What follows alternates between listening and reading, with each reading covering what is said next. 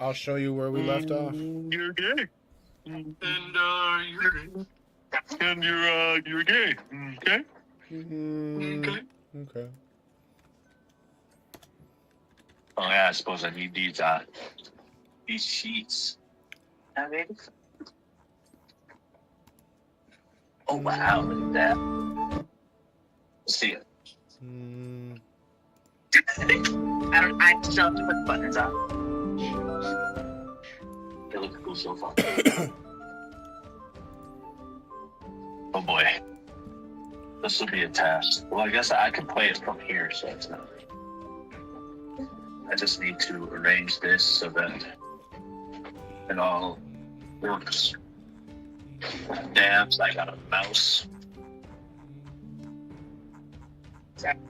You can do it. You can use chopsticks.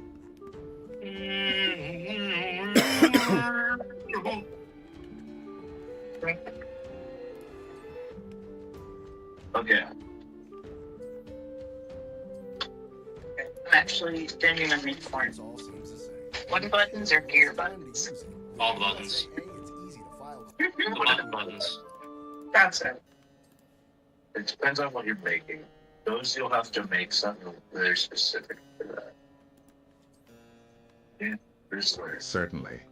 The sea serpent scales have several unique properties, including resilience. These scales are highly durable and resilient, making them well suited for crafting protective gear and armor. 2. Magical affinity. The scales possess inherent magical energy that can be used to create magical potions or enhance objects with magical properties. 3. Value. Due to their rarity and unique magical properties, the sea serpent scales are considered valuable and sought after by collectors and merchants. Can you repeat that once more, please? Certainly. The sea serpent scales have several unique properties, including resilience. These scales are highly durable and resilient, making them well suited for crafting protective gear and armor. 2. Magical affinity. The scales possess inherent magical energy that can be used to create magical potions or enhance objects with magical properties. 3. Value. Due to their rarity and unique magical properties, the sea serpent scales are considered valuable and sought after by collectors and merchants.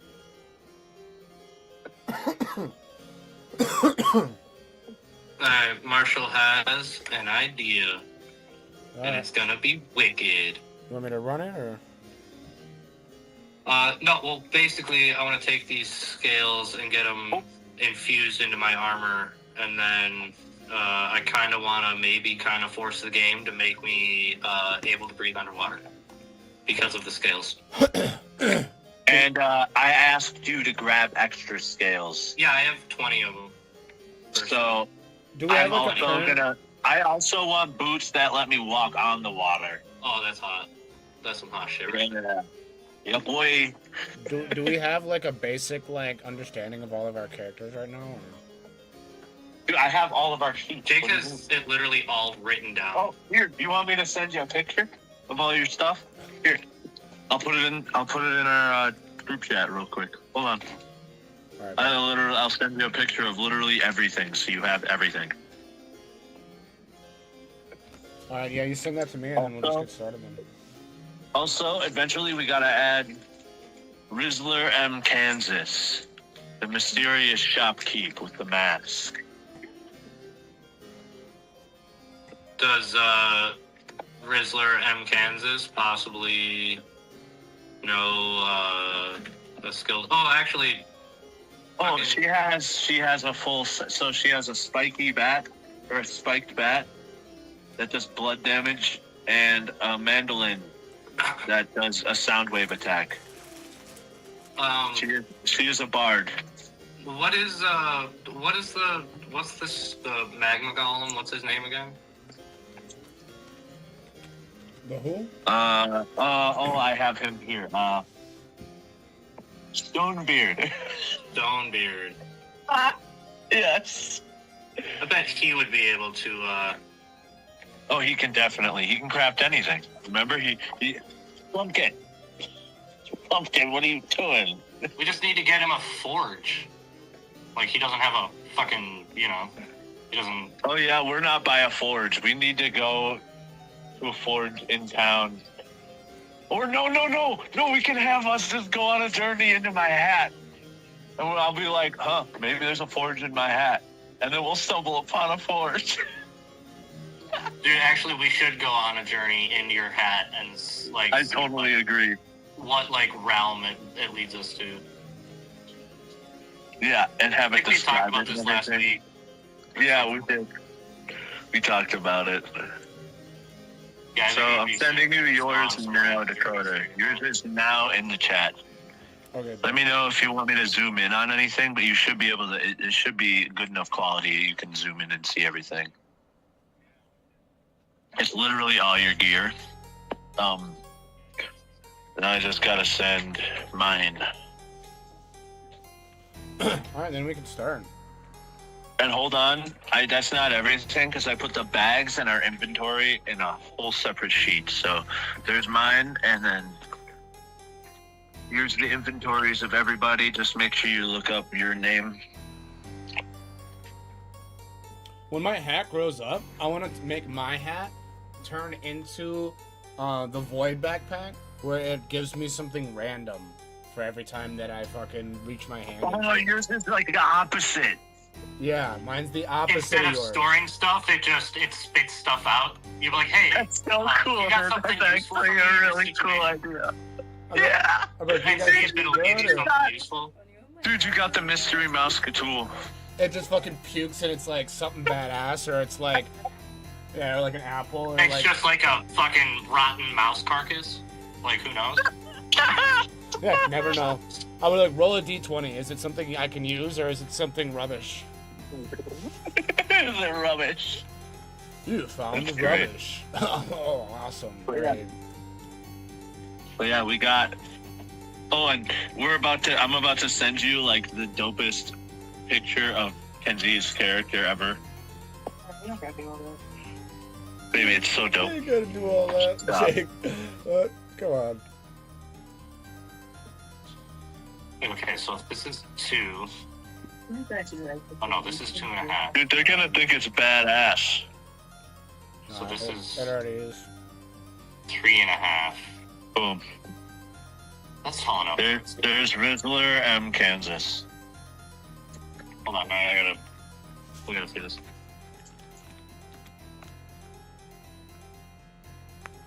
How do I use my phone? You doing your thumb? It's in the Goons chat. And so is all of the info. I'd smash. But I heard she's taken, so, I'd respect that as well. I would shave your fucking big hair off and shove it down your throat. Whoa. You're next. I'll fucking just do it for looking at me wrong.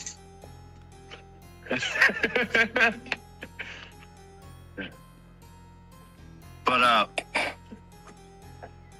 yeah, isn't that a dope ass picture? She fucking kills it. That looks so cool. The fucking mask. I suppose that would be an item. I'll have to make you an item for it, and maybe we'll have to roll later to see if it has magical power. Roll to see if you've gained a magical power. Alright, so can we continue? Yeah, what are we... I guess we can just ask the Marshall- captain. The sea serpent take us scales back have to several Goldport. unique properties, including Take us back to Goldport? Yeah. Wait. Before we do anything, I got one more thing I want to do while the sea serpent's still here. Morgan Freeman takes a moment, recognizing the interruption. Yes, go ahead, he says, attentive to your words. Jake decides to go over to the sea serpent, rip one last scale off of it, and he crushes it up and proceeds to snort it. Everyone has dialogue. What does everyone say? Also, what are the effects of snorting the sea serpent scale? Jake, with a mischievous glint in his eyes, approaches the sea serpent's corpse and plucks one more scale. He then proceeds to crush it up and, to everyone's surprise, snorts it. Jake, seriously? What the heck are you doing? Marshall, whoa, dude, you can't just go around snorting scales. What if it's poisonous? Jake, relax, guys. I'm just experimenting a bit. What are the effects of the scale snorting? Jake, having snorted the crushed sea serpent scale, experiences a strange and unexpected effect. His eyes widen and he begins to feel a surge of energy coursing through his veins. Swiss looks at him in concern. Are you okay, Jake? What does it feel like? Marshall chimes in. Yeah, you look a bit hyper. Are you sure you should have done that? Hey, how's that stuff make you feel, Swiss says? Swiss, his eyebrows raised curiously, asks Jake how he's feeling after snorting the sea serpent scale. Jake, feeling a slight rush, answers with a burst of energy in his voice. Well, I have to admit, I feel pretty damn energized right now. It's almost like I can run a marathon without stopping. Jake then goes, y'all gotta fucking try this shit. What is everyone's response? Swiss and Marshall give each other a look of disbelief as Jake exclaims that he wants to try snorting the sea serpent scale. Are you really sure that's a good idea, Jake? Marshall. What? Dude, we don't even know what kind of effects it might have on you. It could be dangerous. Okay, it's clearly cocaine. As Jake revels in the effects of the powdered sea serpent scale, Swiss chimes in. You know, I couldn't help but have a thought. This stuff kind of reminds me of something. Marshall looks at Swiss, a spark of realization in his eyes. Wait, are you thinking what I'm thinking? Swiss nods, a smirk on his face. Yeah, it's like he just snorted sea serpent cocaine.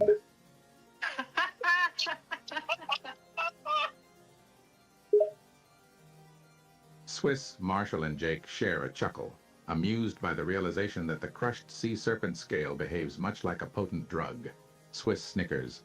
Well, who knew sea serpents had their own version of party powder? Ooh, party powder. Are there other kinds of dragons that have different types of abilities with this party power, Swiss says? Swiss, his curiosity piqued, poses a question to the group. Now that we know sea serpents have their own version of party power, I wonder if there are other types of dragons out there that have their own special party powders.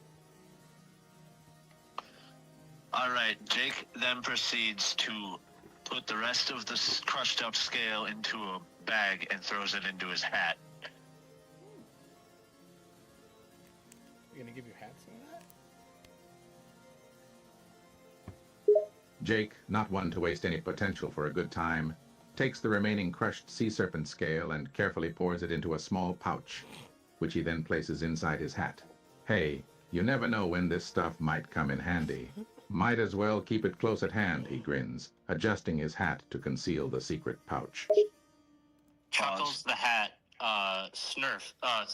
sneezes, as it seems that he has just ingested some of this powder. Bewildered, the hat says, I feel a bit funny, and some magical aura resonates around the hat, and everyone considers about entering the hat. What happens next? The group looks on in surprise as the hat, Snoif, suddenly comes to life and speaks, having ingested some of the powdered sea serpent scale. The hat's voice has taken on a distinctly mischievous tone. I feel funny, a bit magical if I might say so myself, Snoif says, its aura radiating a faint but undeniable magical energy. The group exchanges glances, their curiosity piqued. Enter the hat? Swiss says skeptically. Are you serious?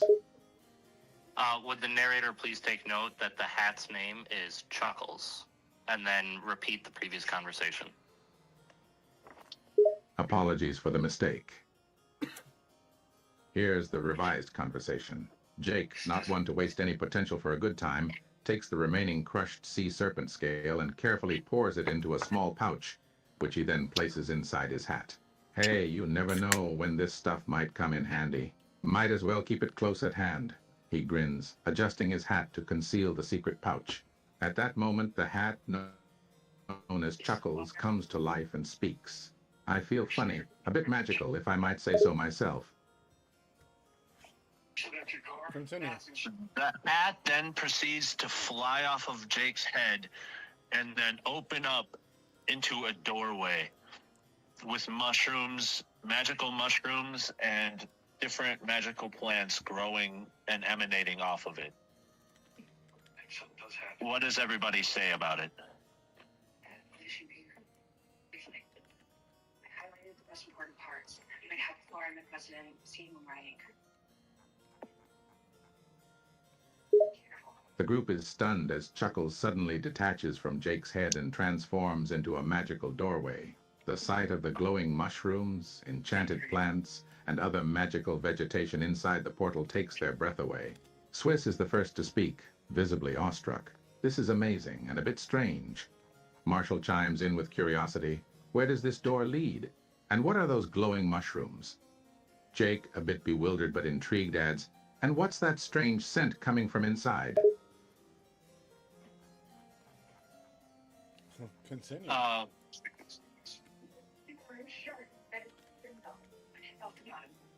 It's just about sex. No, she was nervous, but not that nervous. The group continues to proceed to walk through the doorway, and then Yes. what do they see on the other side?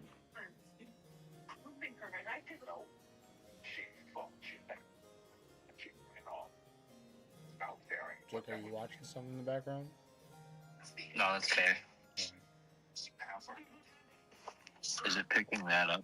Yes, it's totally picking that up. Yeah, most definitely. Hold on. I muted it. There you go. As the group steps through the magical doorway, they find themselves standing in a stunningly beautiful, albeit unusual, landscape. A vast field of psychedelic glowing mushrooms stretches out before them, their vibrant colors dancing in the air. In the distance, they spot several strange, ethereal creatures frolicking and playing What's going on among inside the Jake's luminous head? flora. As they stand there, taking in the breathtaking scenery, Swiss mutters under his breath, "This is like nothing I've ever seen before." What's honestly going inside Jake's head, Swiss says.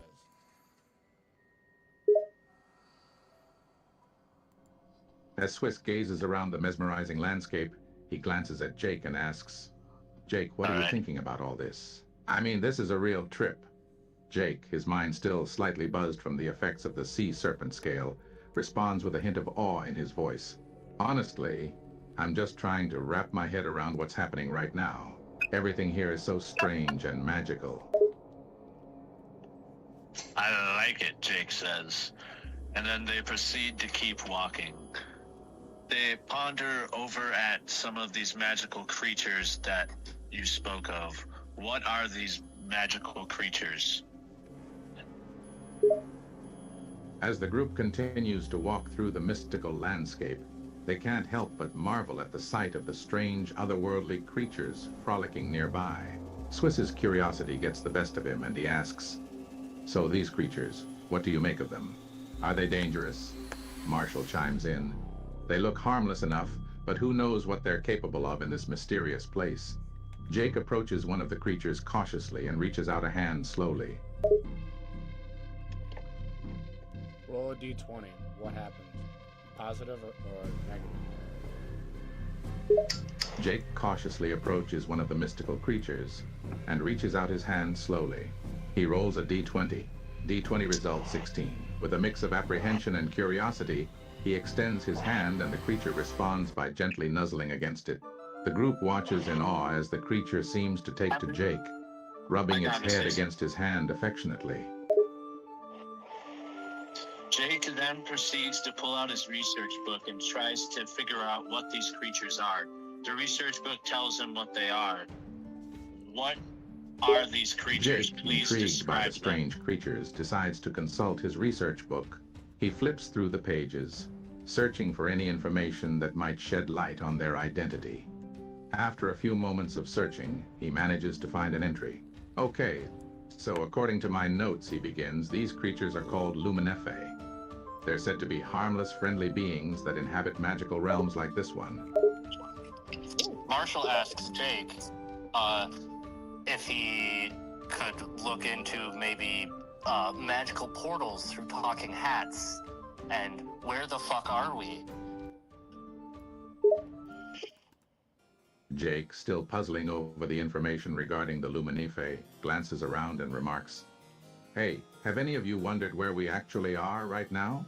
This definitely doesn't look like the realm we started in." Swiss and Marshall exchange glances, equally puzzled by their surroundings. "Yeah, good point," Swiss says. "Have we traveled to another realm completely?" What is the outcome? Jake says, "I'm just as confused as After you a few guys." moments of contemplation, the group collectively realizes that they have likely crossed through a dimensional portal led by Chuckles, the magical hat. Jake pipes up, "Looks like we've ended up in another realm entirely thanks to Chuckles. I guess we're in some kind of parallel world or something." Swiss and Marshall nod, looking around at the unfamiliar yet captivating landscape. Swiss says, "Well, wherever we are, it sure is a beautiful place." Swiss goes up to one of the mushrooms and he kicks it and he says, "Jake, does this hurt?" Swiss, intrigued by the glowing mushrooms scattered across the field, decides to test something. He approaches one of the mushrooms and gives it a firm kick, then turns to Jake. "Jake," he says, "does that hurt the mushroom at all?" Hold on. I gotta say something. But I got a question. Jake raises an eyebrow, curious. "Go ahead, what's the question?" he asks, as Swiss up? waits for his query. Who's going? Pause it. As Swiss prepares to ask his question, the narration pauses. Jake, are you going or am I going?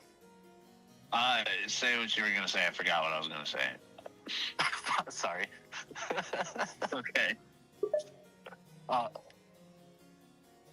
The it scene rolling? freezes, leaving Okay. Swiss and Jake in a moment of limbo.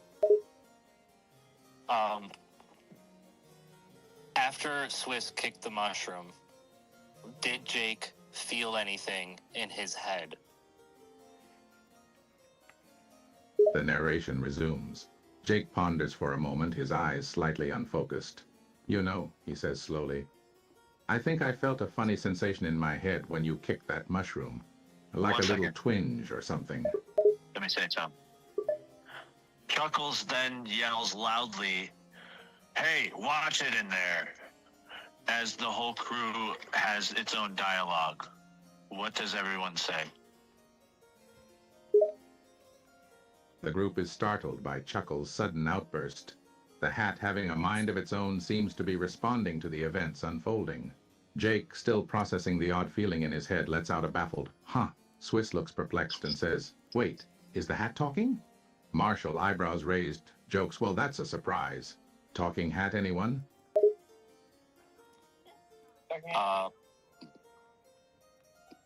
Marshall is wondering if we are inside of a realm that solely exists inside of Jake's brain.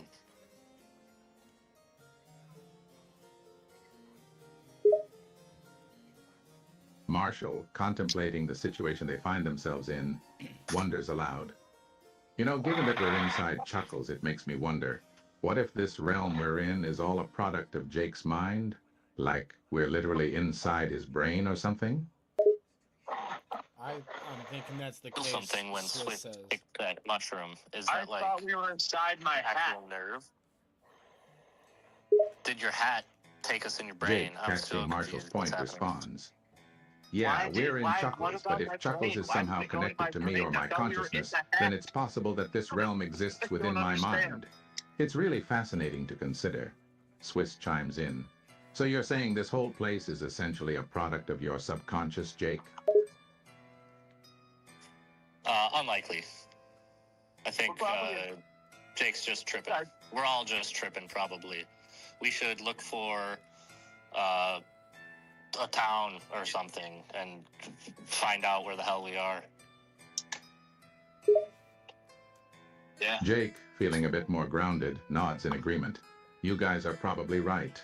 We're likely just experiencing some pretty intense hallucinations due to the effects of the sea serpent scale. We should probably try to find some sort of town or something. Maybe they can help us figure out where we are." The group continues This to go and find some sort of civilization or some sort of structure, but they head down a path what is the next randomly generated biome out of 3 different choices that they can pick from? As the group continues their trek through the magical landscape, they come to a fork in the road with 3 different paths leading in different directions. The random number generator decides the biome they stumble upon next, selecting from the following possibilities. 1. Lush jungle. 2. Enchanting forest. 3. Majestic mountain range. Ooh, the enchanting forest. They proceed to go through the enchanting forest. The group decides to follow the path leading into the enchanting forest, enticed by the mystery and enchantment of its name alone. As they embark on this new path, Finding elves. they suddenly find themselves surrounded by towering trees with trunks thicker than any they've seen before. Majestic Yeah, we'll leafy find the canopies elves. stretch high above them, filtering the this. sunlight and casting a dappled glow on the moss-covered path below. A sense of profound tranquility fills the group's senses as they tread deeper into this magical woodland. As they keep going, they notice more and more random figures showing up behind trees and disappearing in an instant. The crew is on high alert. They all have their own dialogue. What did they say? And every time one of those figures moves, they make a harmonic noise, and each one is unique to the figure.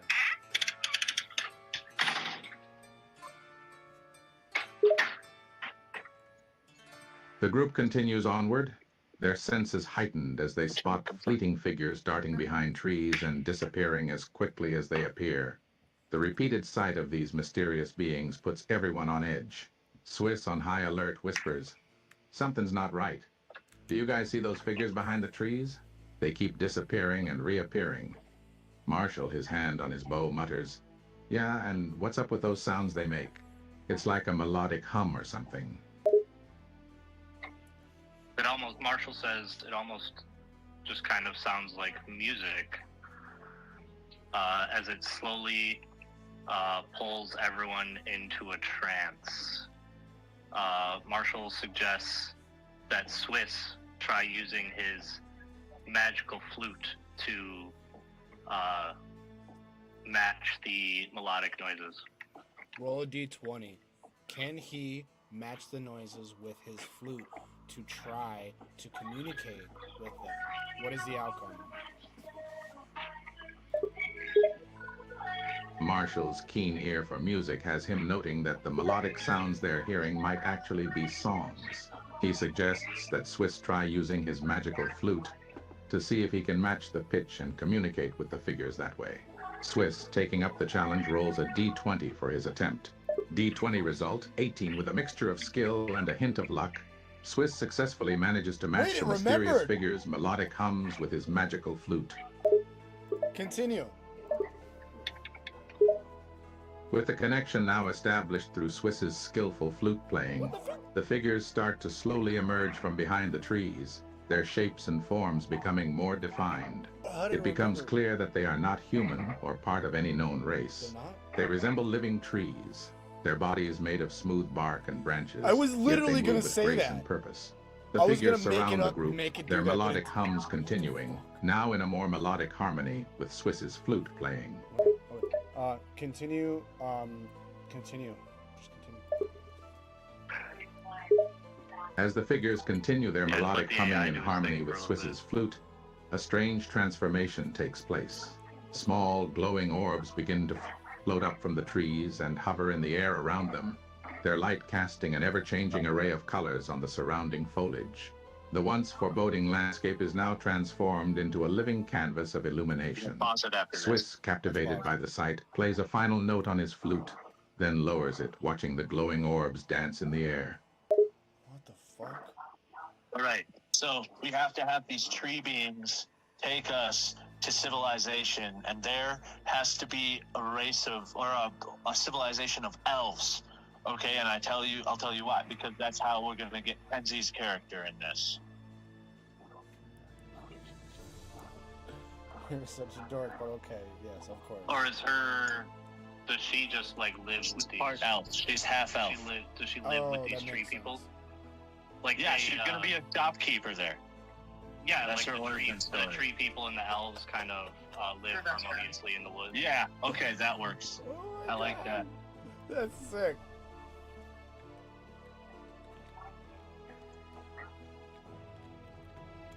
Okay. Her name is Rizzler M. Kansas. I'm gonna let y'all make up the story. I'm gonna take a couple more dabs and then I'll be more engaging. I'm sorry.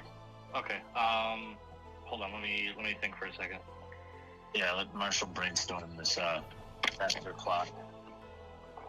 Dude, her character is dope as fuck. I love her fucking fiction, dude. That's so cool.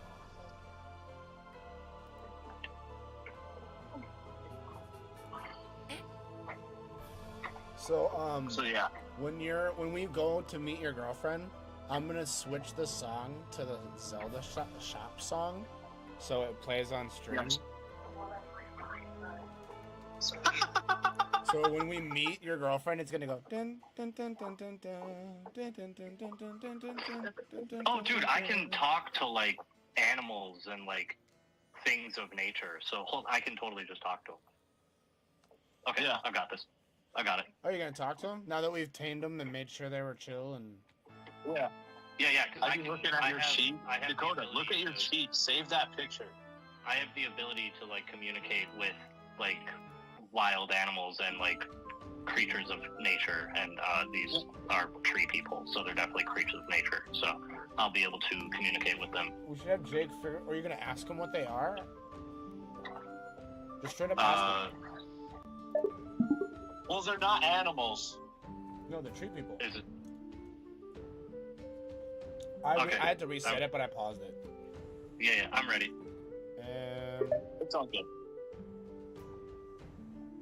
Marshall asks, calling upon his ability to converse with wild creatures of nature, he asks these mysterious tree figures who they are, what are they, where do they come from? Marshall, drawing upon his unique ability to communicate with creatures of nature, steps forward and addresses the tree figures. With a mixture of respect and curiosity in his voice, he asks, "Who are you? Where do you come from?" The tree figures, continuing their melodic hum, seem to understand the question, exchanging glances among themselves. Then, in a voice that seems to come from the very trees themselves, they answer, "We are the guardians of the forest. We live and breathe the magic of this land." Marshall asks if there is a town or tribe of some kind nearby that can offer them assistance. And the tree people living harmoniously with the elves of the woods lead them to an elven village. Marshall continues his conversation with the tree figures, inquiring about nearby settlements. The guardians of the forest exchange glances, communing amongst themselves through subtle shifts in their branches. The lead guardian responds, "There is indeed a village nearby where the elves live in harmony with the woodland creatures. If you follow us, we will guide you there." And in the midst of all this, Swiss proceeds to take his flute and he blows a little melody, and he is able to tame one of the little woodland people, and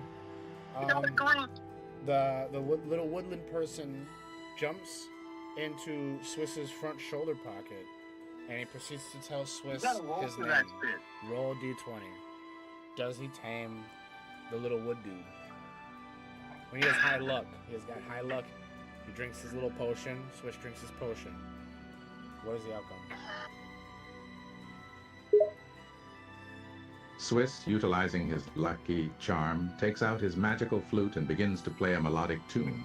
The woodland creature, entranced by the music, comes closer to Swiss. D20 roll 20 with a critical success. Swiss successfully tames the little woodland creature, who then climbs onto his shoulder, its little form fitting perfectly into his front pocket. The little woodland person, in a soft, squeaky voice, introduces itself to Swiss. "My name is Chirp." Nice to meet you, Chirp. Chirp? Swiss says. Swiss, with a friendly smile, replies to Chirp, "Nice to meet you too, little buddy."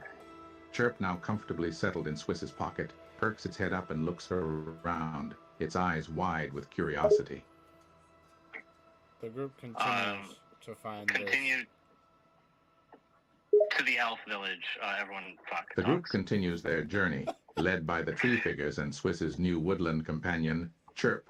They walk for a while, following winding paths that weave through the forest, when suddenly, a clearing comes into view. Amidst the trees, they see a quaint wooden village, its structures blending seamlessly with the surrounding nature. Marshall suggests they look for an inn and a shop. As they approach the village, Marshall looks around and suggests, "Hey, I think we should look for an inn and maybe a local shaman or healer. They might be able to help us figure out where we are and what's going on here." Continue to choose either one. Pick a random one and go to it. What do they go to? Swiss, ever the curious one, decides to suggest they follow Marshall's advice and proceeds to lead the group to a ramshackle building with a sign reading, "The Wandering Inn." They push open the creaking door and step inside, the warm, inviting atmosphere inside offering a stark contrast to the mysterious forest they had just come from.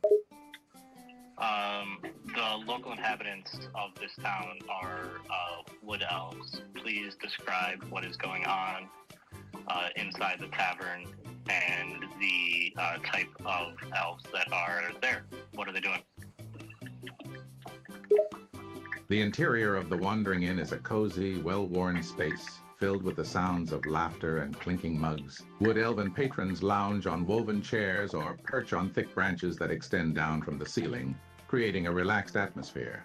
Many of the elves are engaged in conversations with one another, while others play simple games or tend to their own business. The room is filled with a warm, golden light from the countless lanterns scattered about, casting a cheerful glow on the rustic surroundings. You guys haven't met me yet. Marshall says that this seems very much like Jake's kind of place. Marshall looks around the tavern, a small smile playing at the corners of his lips.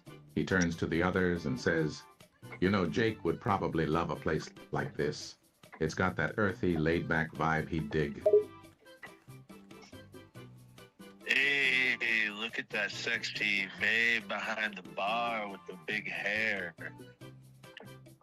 Jake proceeds to walk up Swiss follows to Marshall's the counter. gaze and lets out a low whistle when he sees the elf behind the bar, taking in her appearance with a hint of admiration. "Damn, Swiss. you're right. She's something else," he No, says, it's a Jake. his eyes lingering on the tall, statuesque elf with the wild, flowing hair. Jake then proceeds to walk up to the shopkeep and say, "Hey, what's your name?" She responds by saying, "I'm Rizzler M. Kansas. What's it to ya?" Jake approaches the shopkeep behind the bar, captivated by her striking presence. He manages to find his voice and asks with a charming smile, "Dang. What's your name?" The shopkeep looks up from her work, her emerald green eyes meeting Jake's. She replies with a hint of amusement in her voice, "I'm Rizzler M. Kansas, and you are?" "I'm Big Hat Jake. Pleasure to meet you, miss. You are enchanting. Would you like to journey with us? We could use a sexy thing like you on our crew." Rizzler raises an eyebrow at Jake's forward approach, but can't help but chuckle at his charm. She leans against the counter, eyeing him curiously. "Big Hat Jake, eh? Well, you certainly have some swagger, I'll give you that. And you think I'd make a good addition to your crew, huh?" She runs a hand through her voluminous hair, considering the offer. How much are you gonna pay me for this? Rizzler leans further on the counter, her gaze never leaving Jake. "Pay, you say?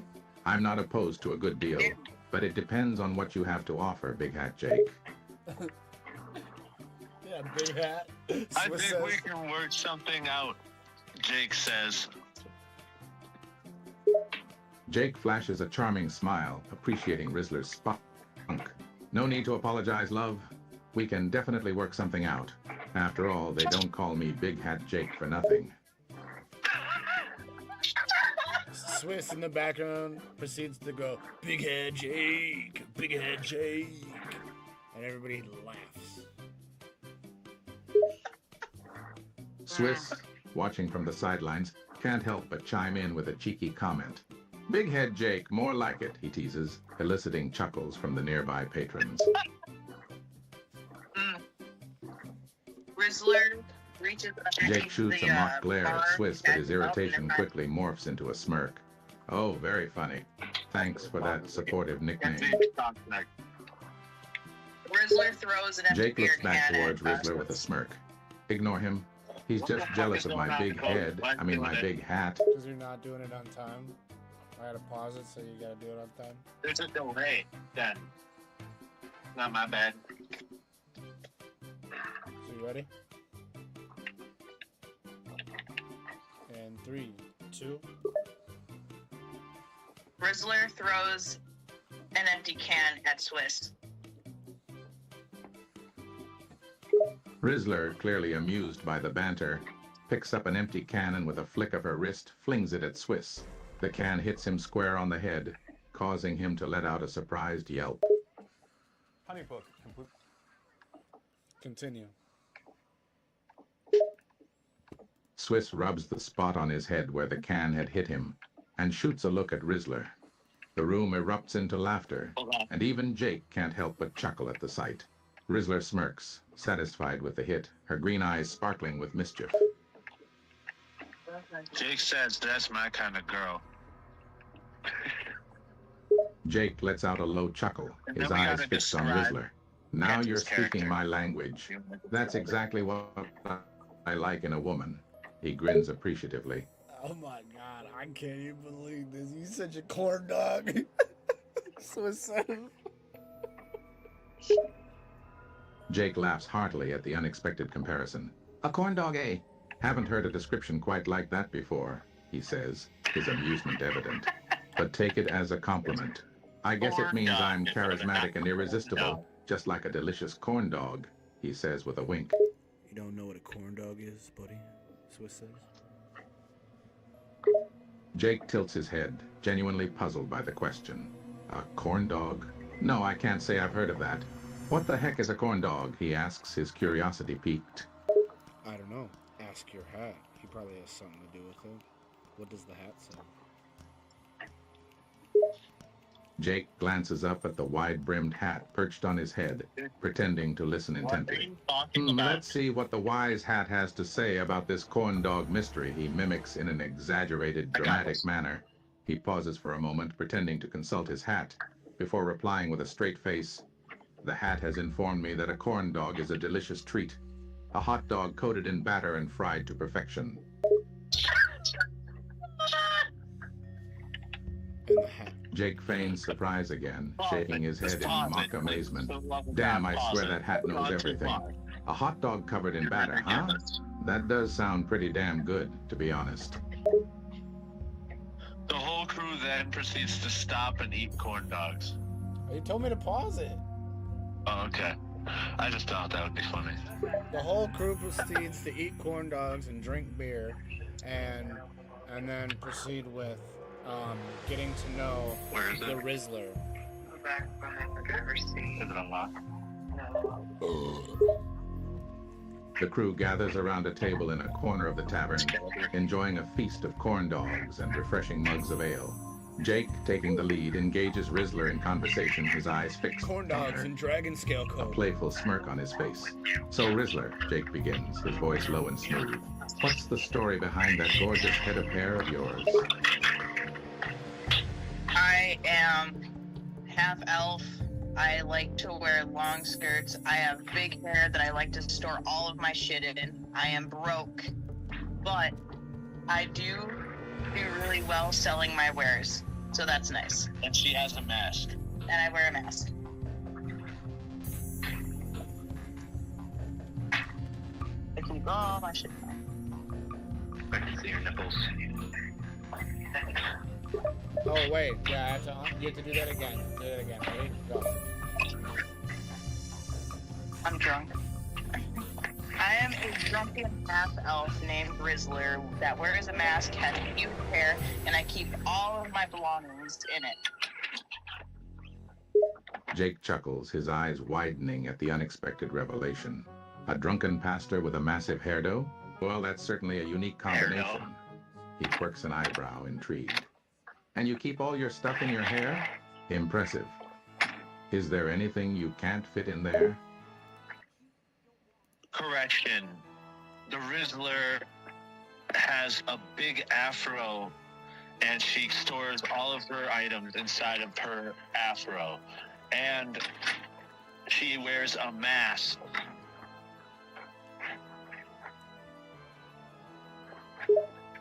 And it's... Jake nods with a grin, correcting himself. Ah, my apologies. You've got a giant afro, not just a big head of hair. And you keep all your belongings in there, huh? That's some serious afro storage. Afro storage. Marshall says that it seems that you and Jake have a lot in common with your storage techniques.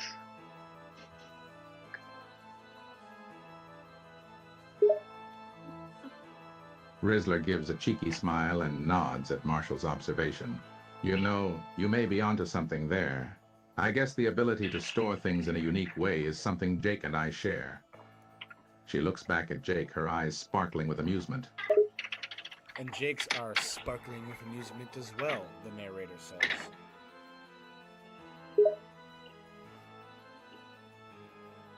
As Jake meets Rizzler's gaze, he grins, his eyes dancing with a mix of mischief and appreciation. It seems we have more in common than just a storage technique, he remarks, his tone light and playful.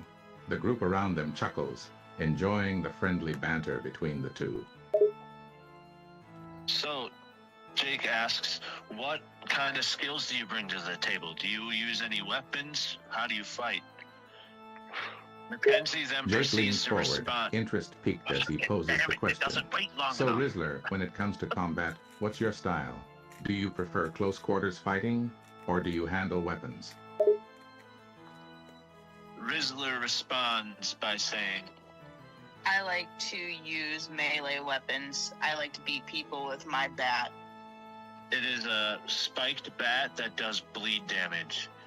And then I also have a mandolin for ranged attacks. It does sound wave attacks. Jake's eyebrows raise in surprise and admiration as he listens to Rizzler's description. A spiked bat for bleed damage and a mandolin that does sound wave attacks? Now that's pretty badass. You've got quite the arsenal there, Rizzler, he remarks, his respect clear.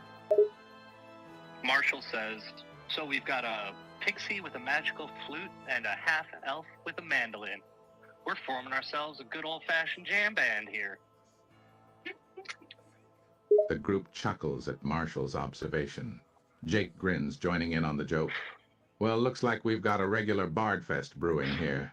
Between Swiss's magic flute and Rizzler's mandolin, we've got the makings of a pretty kick-ass band.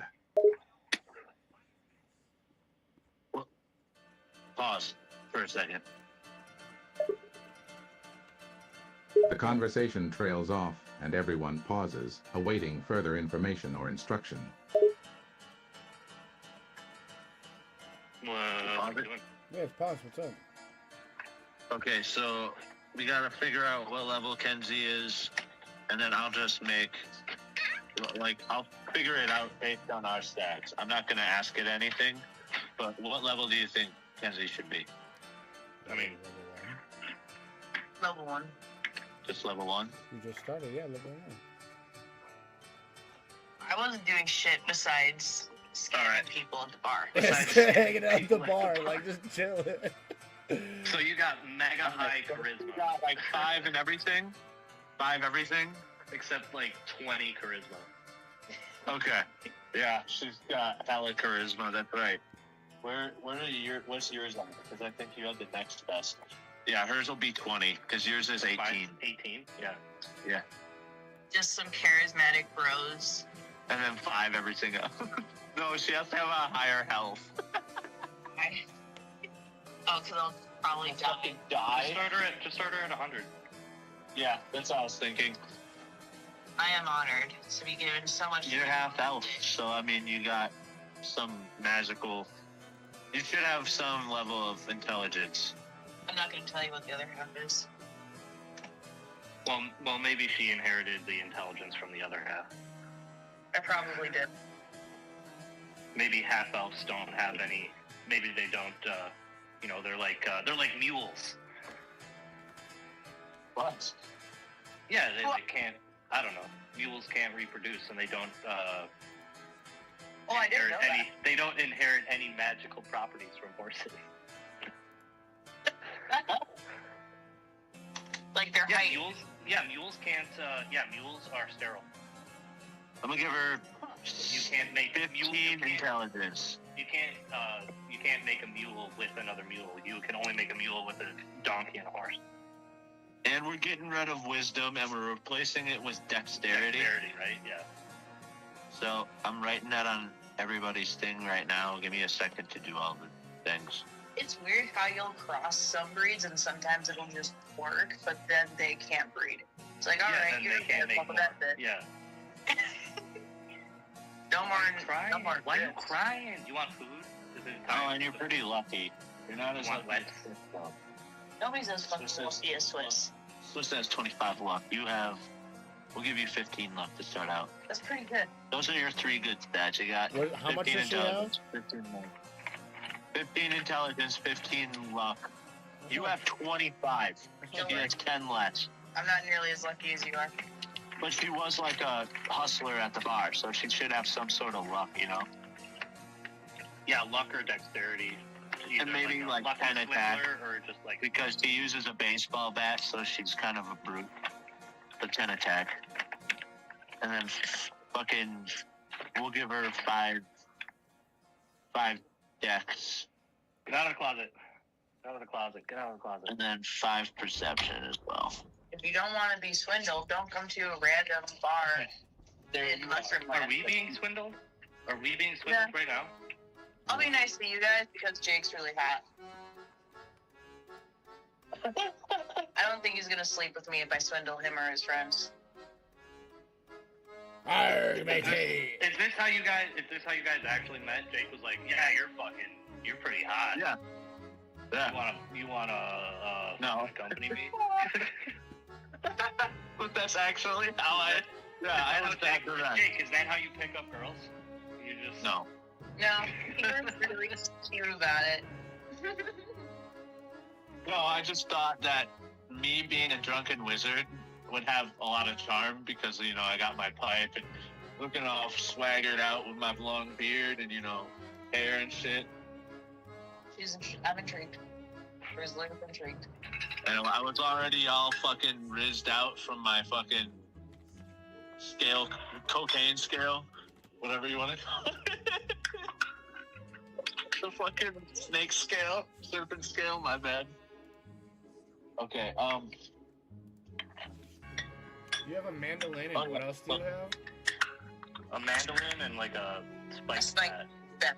Basically, think a baseball bat with like fucking spike sticking out. Yeah, nails sticking out. That's literally it. It's just a club with fucking, you know. Yeah. It's hard out here in the fucking Snake and Mushroom bar. Let's see what AI can make. We're gonna create your character and add it to the Twitch stream. Apparently I have green eyes, which is news to me, but I'm not complaining. Jake just wants everything to be like an emerald You're green. gonna have 25 decks. Marshall and... Oh yeah, fuck. I'll have to change it on next later. Oh, that was good. You rip your... No, I'm fine. Oh, it's good. Kansas. Kansas. Sorry, this is taking so long.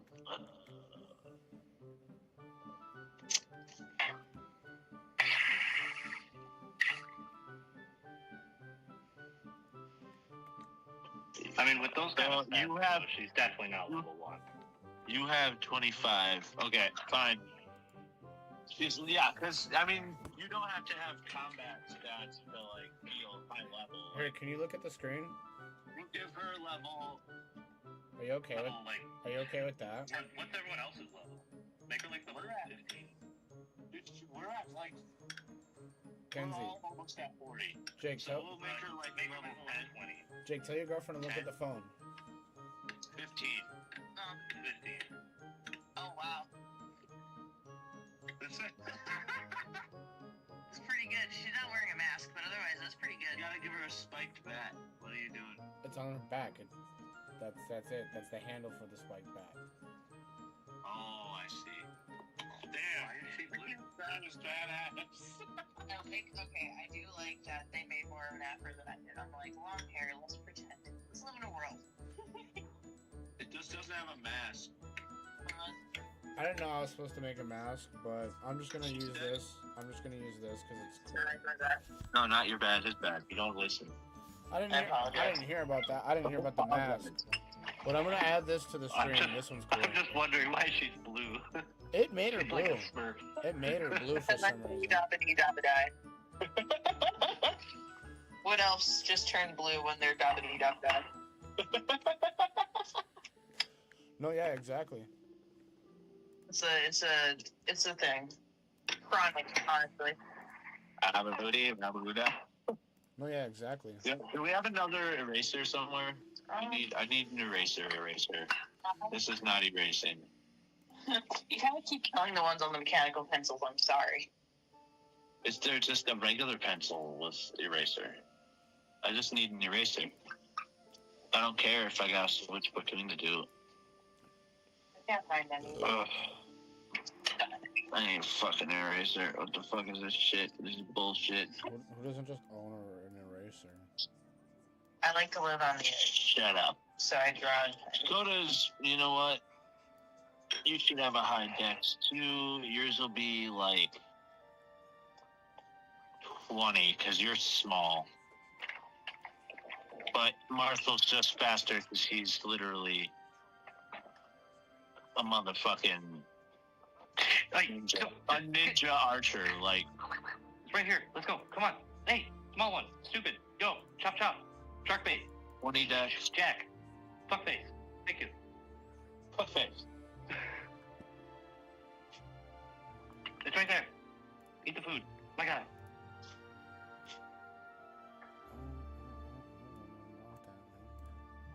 Yeah.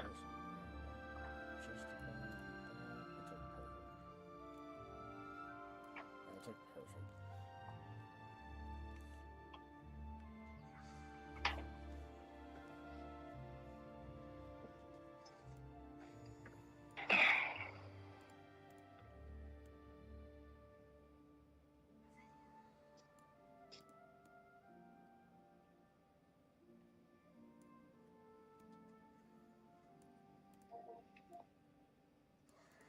Okay.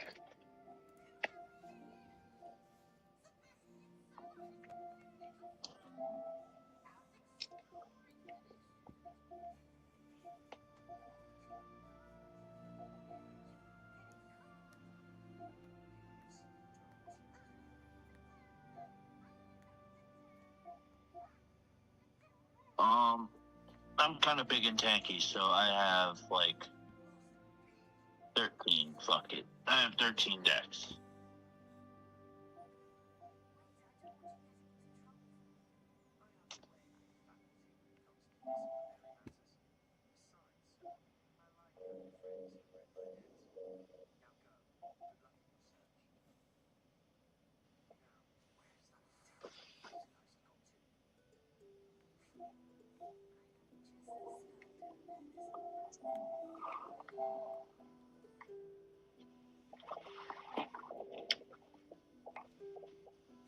I think that's everything.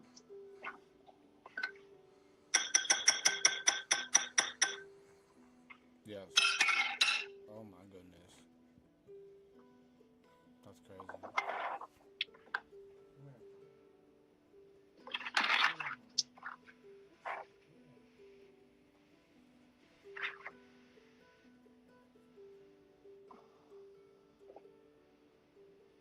I'll be right back. I gotta pee. Yeah, That's I probably cute. should go do that too.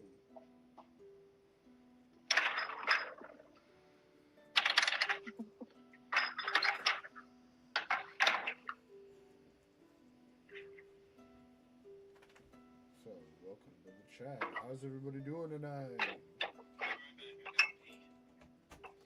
Your girlfriend's hot.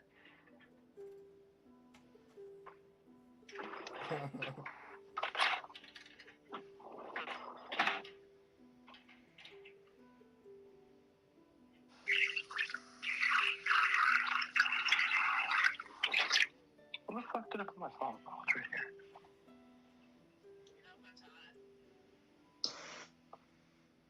here. I hear stream delay in the background. Huh? Yeah, I was watching the stream to see how it sounded.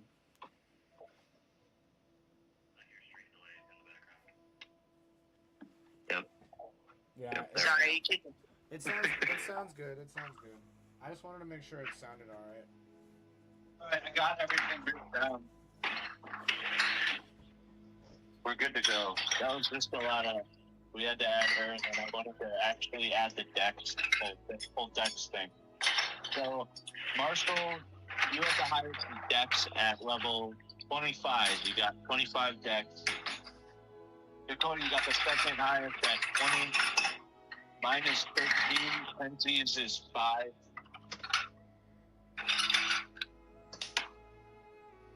And, yeah.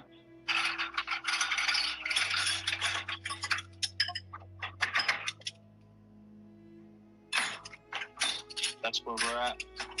Why don't you take it off? What's my perception? Perception. I just sent it to you. It's 25.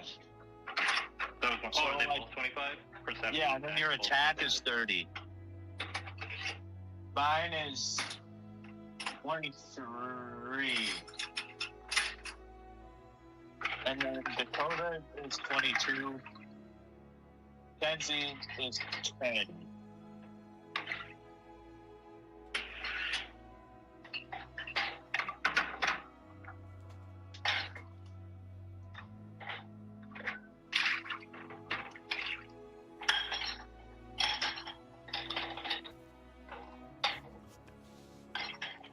Does she know any, I mean, she's like a bard. Does she know any, like, you know, song? She does like a sound wave attack. It's like her ranged attack. Yeah, she knows does she know songs. any, but I mean, you know, like a song that, She's currently not around, so you're gonna have to Oh wait. wait, so me and Kenzie can play like a tune. Like she Okay. plays the mandolin, You're I play fine. my flute. yeah, like a, you know, like a party boost. Does she know like that kind of song? You know, like give everyone more defense, or you know. I don't think she should start with that. I think she should earn it later. Well, she should. You started with a spell. She should know one song, should I she? think group- everybody an starts attack. with one attack and one special thing. Part of it. Like Jake got a way to attack and he got like one spell. He got like teleport. But I'm a sorcerer. You guys didn't start with spells or anything. You earn those later on. Because you're not sorcerers. You're Yeah, but she's a bard. I suppose she should start with one song. She should start with a song. Yeah, like a, you know, some sort of Dakota, Sort of. you should also have boost song of some flavor. Yeah, I should have it. We should randomly ask it, randomly generate us a boost song. We'll have Kenzie teach you a song. How about that? And then you learn your first song. And you both learn a song that you can play together. Boom. So you guys now have a combo bard attack that boosts our shit for something. And we'll just say that Kenzie starts playing a tune, or we'll start walking, and we'll have Kenzie start playing on her mandolin. And then tell us what it does. Yeah, and then it will ask it, what effects does it have on the party? I'm gonna make a songbook for both you and Dakota. Hold on.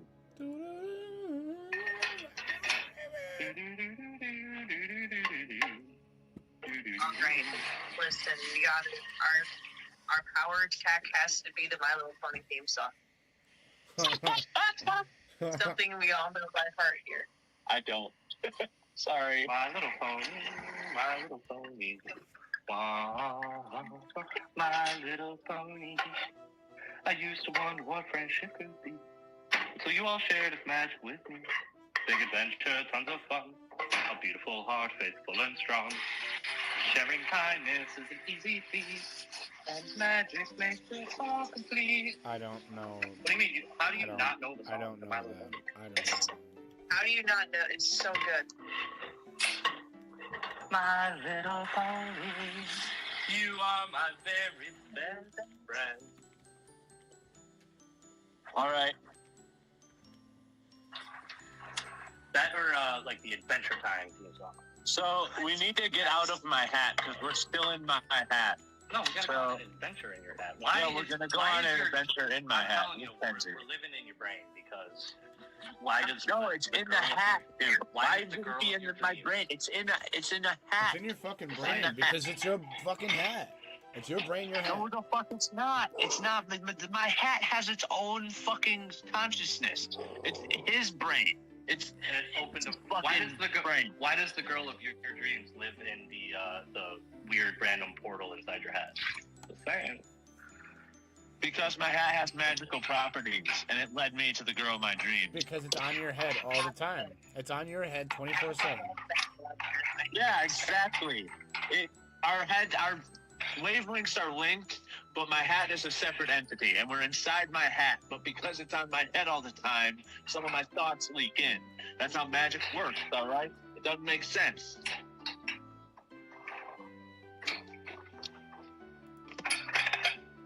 Doesn't make sense.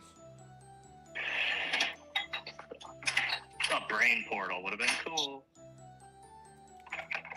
We can slip into my brain. Oh, we should have done that. And then, yeah, I guess. That's what I was saying. Like it was like a portal into your brain. It would have been cool. Yeah, you're right. See all the weird magical bullshit going on up in there. Yo, I have an idea, Dakota. So later on, you start making your own music. in the garbage can, please. Yo, but later on, you should start making your own music and then randomly just make the song you learn have an ability, but make the song you make or whatever be one of your songs, whatever your favorite song is that you actually made, because it's your songbook.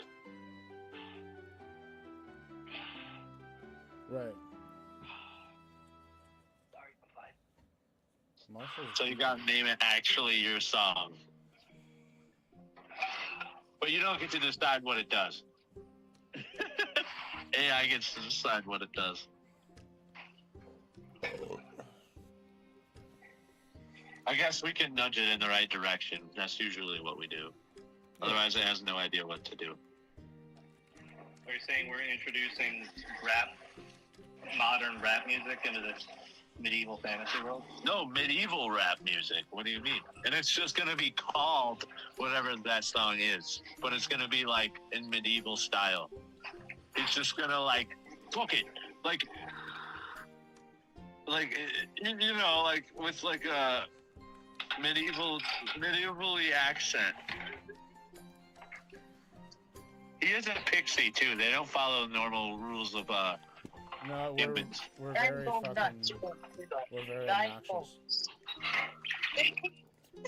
They would be like fucking rave DJs slash SoundCloud rappers. They're Yeah, pixies.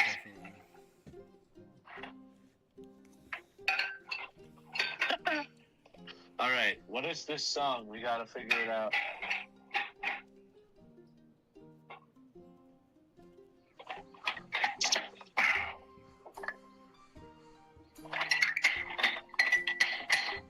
What is this song? What do you mean? What is this song?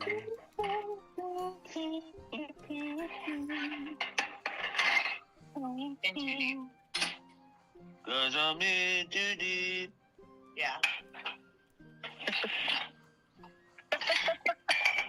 Instead of going under, instead of going under. Wait, that's your guys' fucking.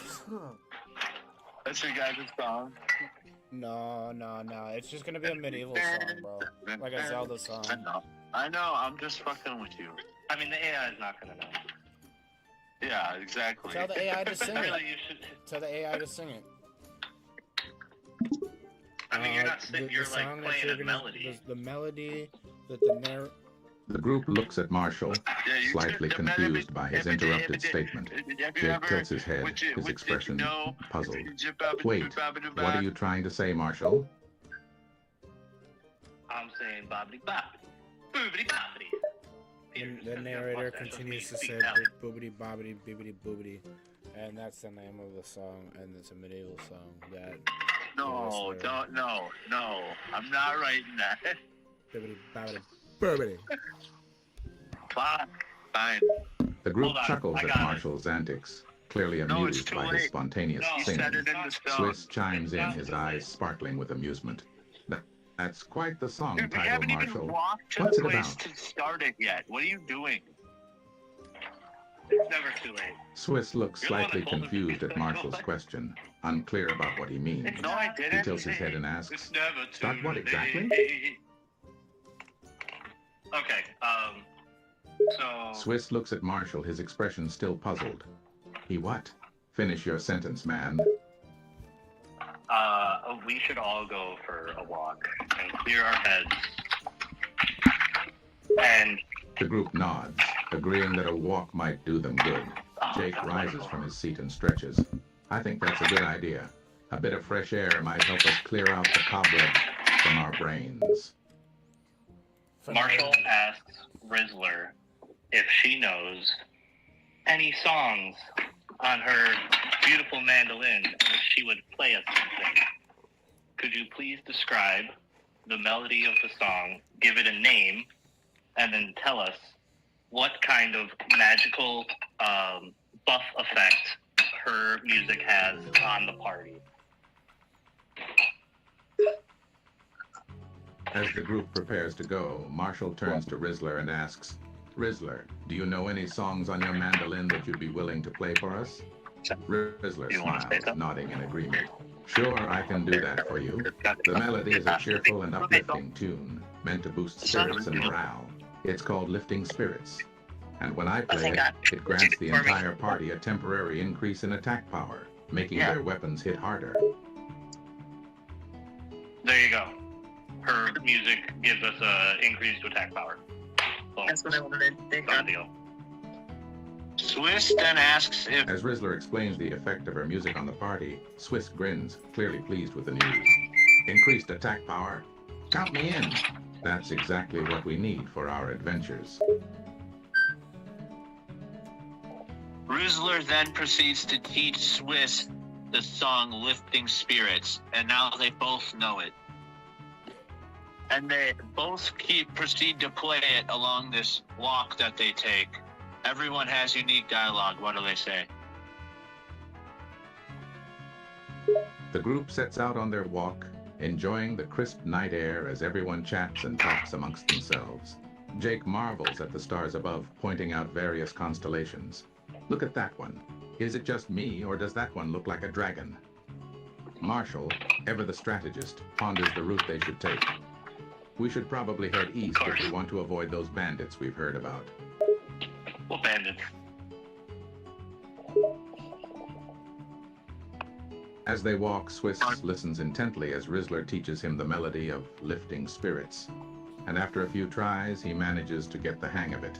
The two then proceed to play the song together as the group continues their walk. Marshall keeps an eye out for any potential danger, his hand resting near his bow, ready to draw at a moment's notice.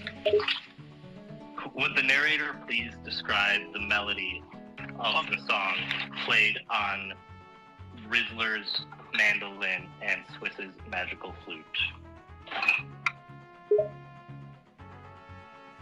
As the duo of Rizzler and Swiss begin to play Lifting Spirits on their respective instruments, the melody fills the air, creating a beautiful and uplifting tune. Rizzler's mandolin with its metallic strings produces a bright and cheerful sound, each note played with precision and skill. Meanwhile, Swiss's magical flute, made of a sleek black wood, adds its own unique touch to the song. The sound from the flute is light and airy, effortlessly weaving in and out of the I mandolin's can't melody. fucking hear. Rizzler accidentally pulls As the they string too walk and hard, play, the group eventually reaches a clearing in ruined the everything. forest, the sounds of their I hate music echoing through the trees. Sorry. Jake stops for a Hey, moment, keep it listening to the going, all right? melody, a satisfied smile on his face. That sounds great, fellas. Perfect for lifting our spirits after a long day. Rizzler accidentally pulls a string too hard, creating a sound wave and blasts Jake into a nearby tree.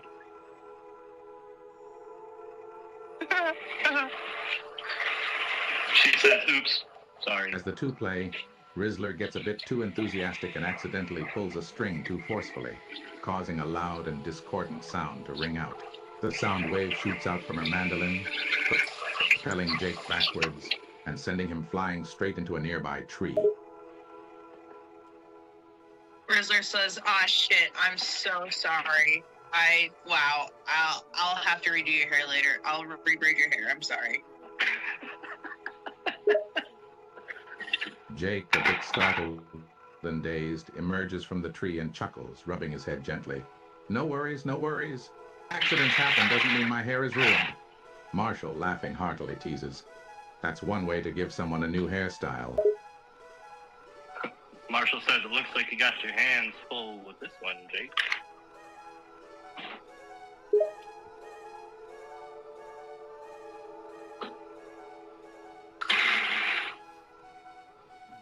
Yeah, she's a Jake keeper, grins at Jake Marshall's said. comment, chuckling at the truth in I'm his waiting for words. it to say something. You might just be right, Marshall.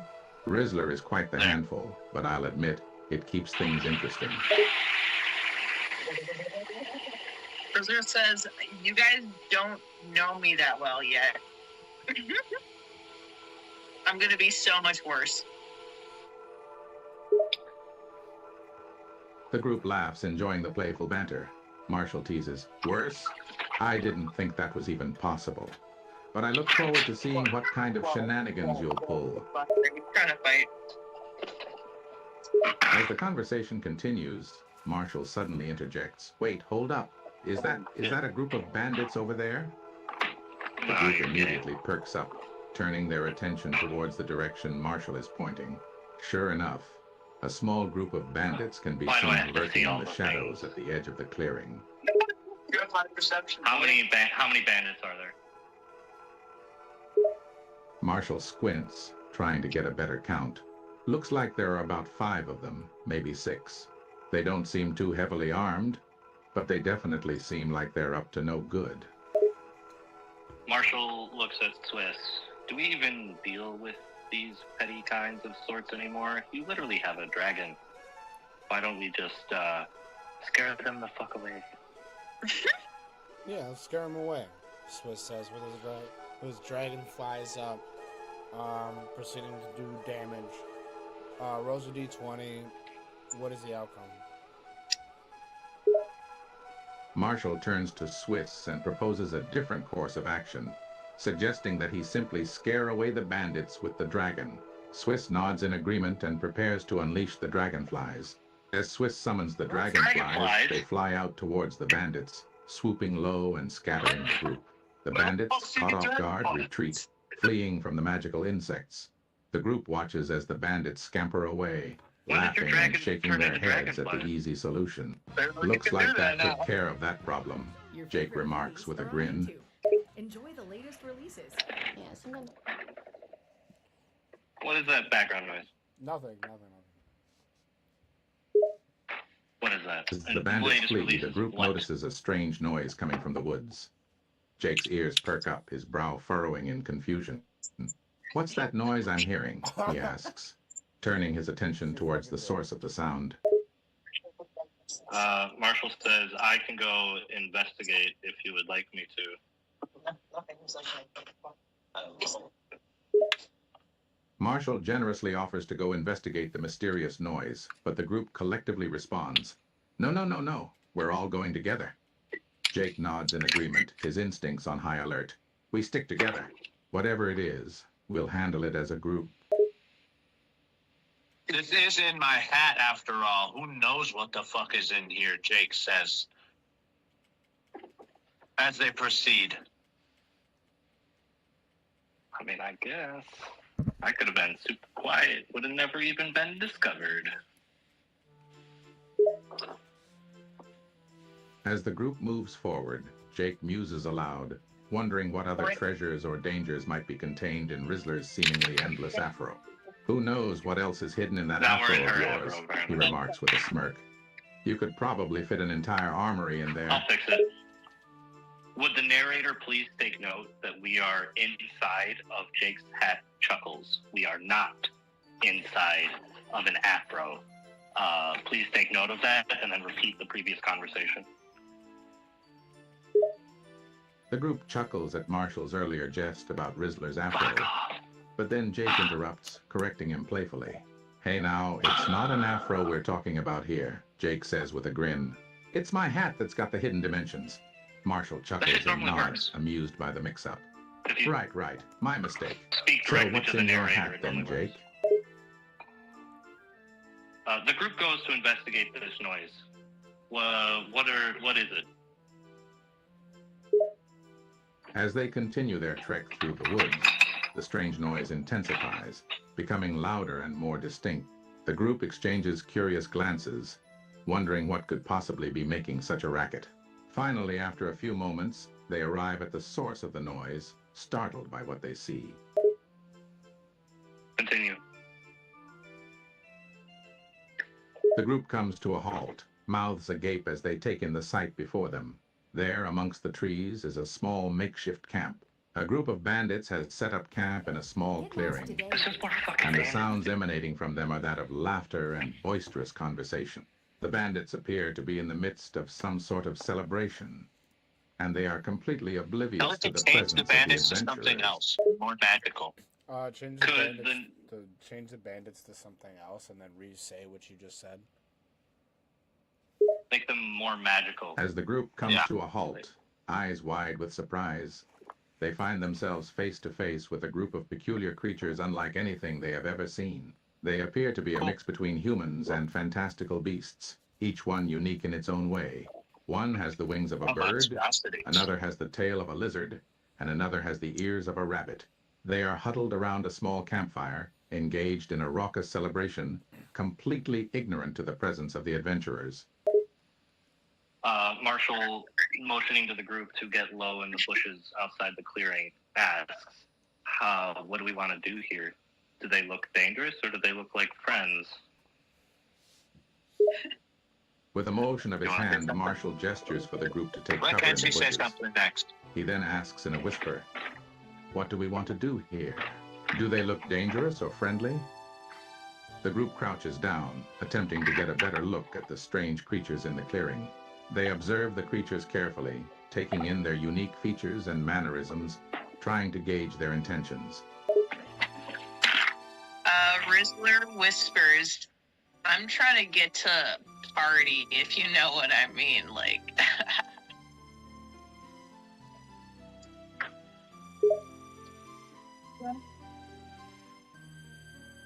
As the group observes the creatures in the clearing, Rizzler whispers to the others, "I'm trying to get a closer look, see if they're up for a party."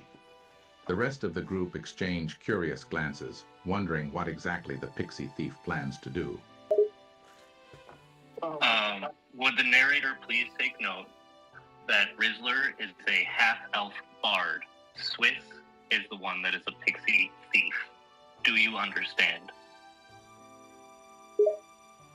Understood. Please note that Rizzler is a half-elf, not a pixie thief. Swiss, on the other hand, is indeed a pixie thief. Thank you for the clarification.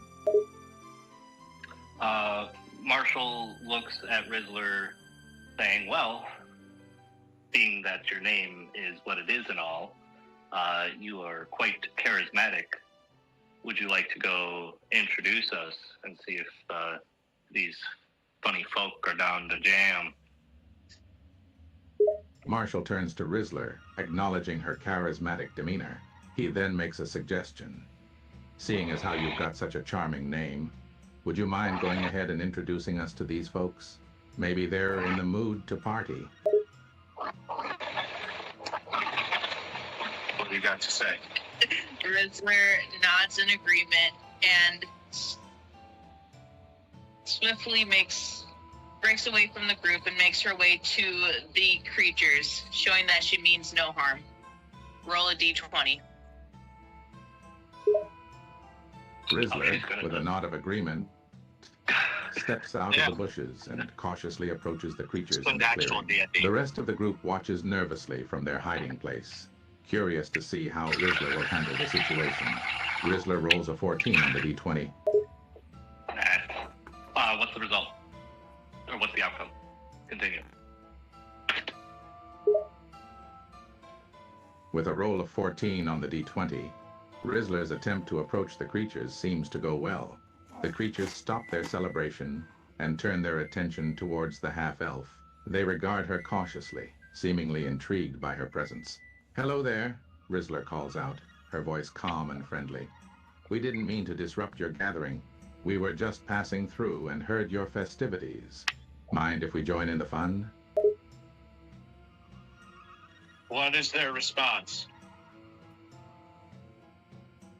The creatures exchange glances, seemingly discussing amongst themselves. After a moment, one of them steps forward and addresses Rizzler.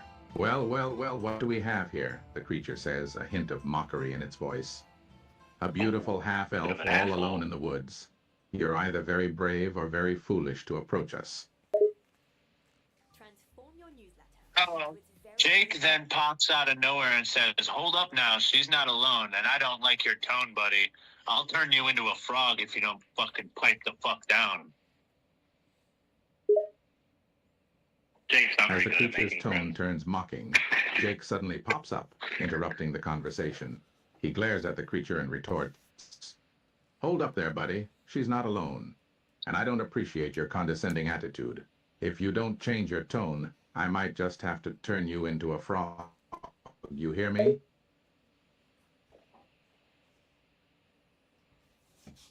Continue. The creature looks momentarily taken aback by Jake's sudden appearance and sharp words. It takes a step back, seeming to consider the threat seriously. After a brief pause, the creature sneers and replies in a more respectful tone. "My apologies. We didn't realize the little lady was accompanied, and I don't doubt your ability to turn me into a frog, though I assure you it won't be necessary. Please, come join our celebration. We'd be honored to have you." Marshall asks, what is it that you three are celebrating here? He's got it.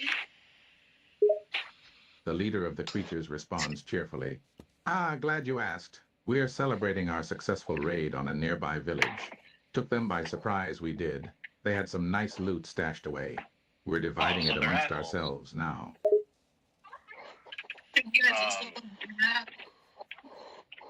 Marshall says, about that too, aren't you? The creatures regard Marshall's thanks with a puzzled look. They exchange glances, seeming confused by his reaction. One of them asks curiously, "You're thanking us? For raiding a village and pillaging their goods?" Marshall said, "You guys are thieves, huh? Why would you be so open about that?" The creatures chuckle darkly, a hint of pride in their voices. "Oh, we're more than just thieves," says one of them. "We're bandits, raiders, pillagers. We take what we want when we want, and we don't apologize for it." Marshall turns to the rest of the group and asks, "What are we doing here? Do we associate with people like this? We never have before." Marshall says, "Let's turns to fuck the 'em up and others, steal." seeking their input on whether they should associate with the band of bandits. He voices his concern, questioning whether they should be involved with such unscrupulous individuals. Jake and Swiss regard the creatures with skepticism, clearly uneasy at the mention of a recent raid and pillaging. The idea of associating with thieves and bandits goes against their usual principles. I say we fuck these guys up, take their booze, and then return everything else to the villagers. What do you say, guys? The group exchanged glances, considering the suggestion. Jake's grins, clearly entertained by the idea of messing with the bandits. Oh, I like that plan. Let's humble these guys a bit, take their booze, and return the goods they stole. Sounds like fun. What say you, Swiss? I say, hardy, matey, and onward. Marshall whirls around and throws a punch right into the face of the one bandit. He has an attack power of 30. Roll a d20 for his punch. Well done.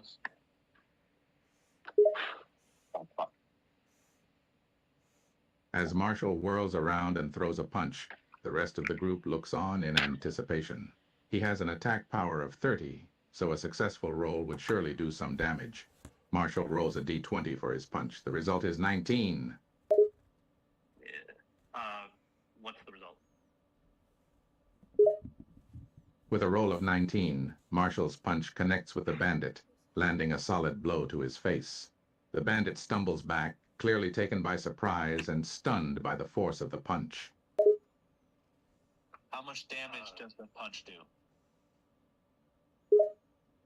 With Marshall's attack power of 30 and a successful roll of 19, the punch deals significant damage to the bandit. Given the bandit's constitution, they take a total of 24 damage from the punch. Jesus.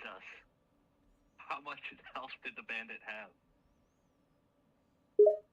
The bandit starts the encounter with a total of 50 health points. After taking 24 damage from the punch, the bandit now has 26 health left. Okay, pause, please. The scene pauses, awaiting the next instruction. I'm pretty sure we can destroy all of these people in one turn. I literally just punched. I literally just punched. Firewall? Firewall? I don't know. Just turn one of them into a frog, I guess. Okay, I'll turn him into a frog, and then I'll hit one with my sword. Then I guess.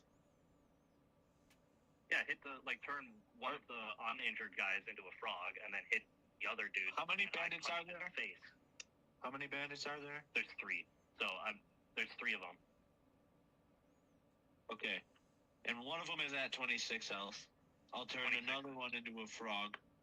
And just say they all have 50 health. So, because he said that one guy has 50, so we'll just say they all have 50. Yep. I So the I guy has just did. 50. I'm already doing frog for the second guy. I'm just turning him into a Third guy frog. has 50. Okay. You can let me know when I'm ready. Alright, 3, 2. Jake proceeds to use his polymorph spell to turn one of the bandits into a frog. He then proceeds to use his Moonlight Greatsword with a high intelligence stat and attacks the other bandit. He rolls a d20. What is the result? He rolls a d20 for both.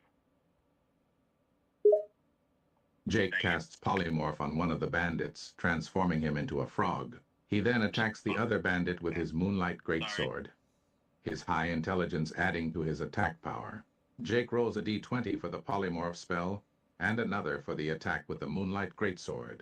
The results are 17 for polymorph and 20 for the Moonlight Greatsword attack. What are the results of the spell and attack?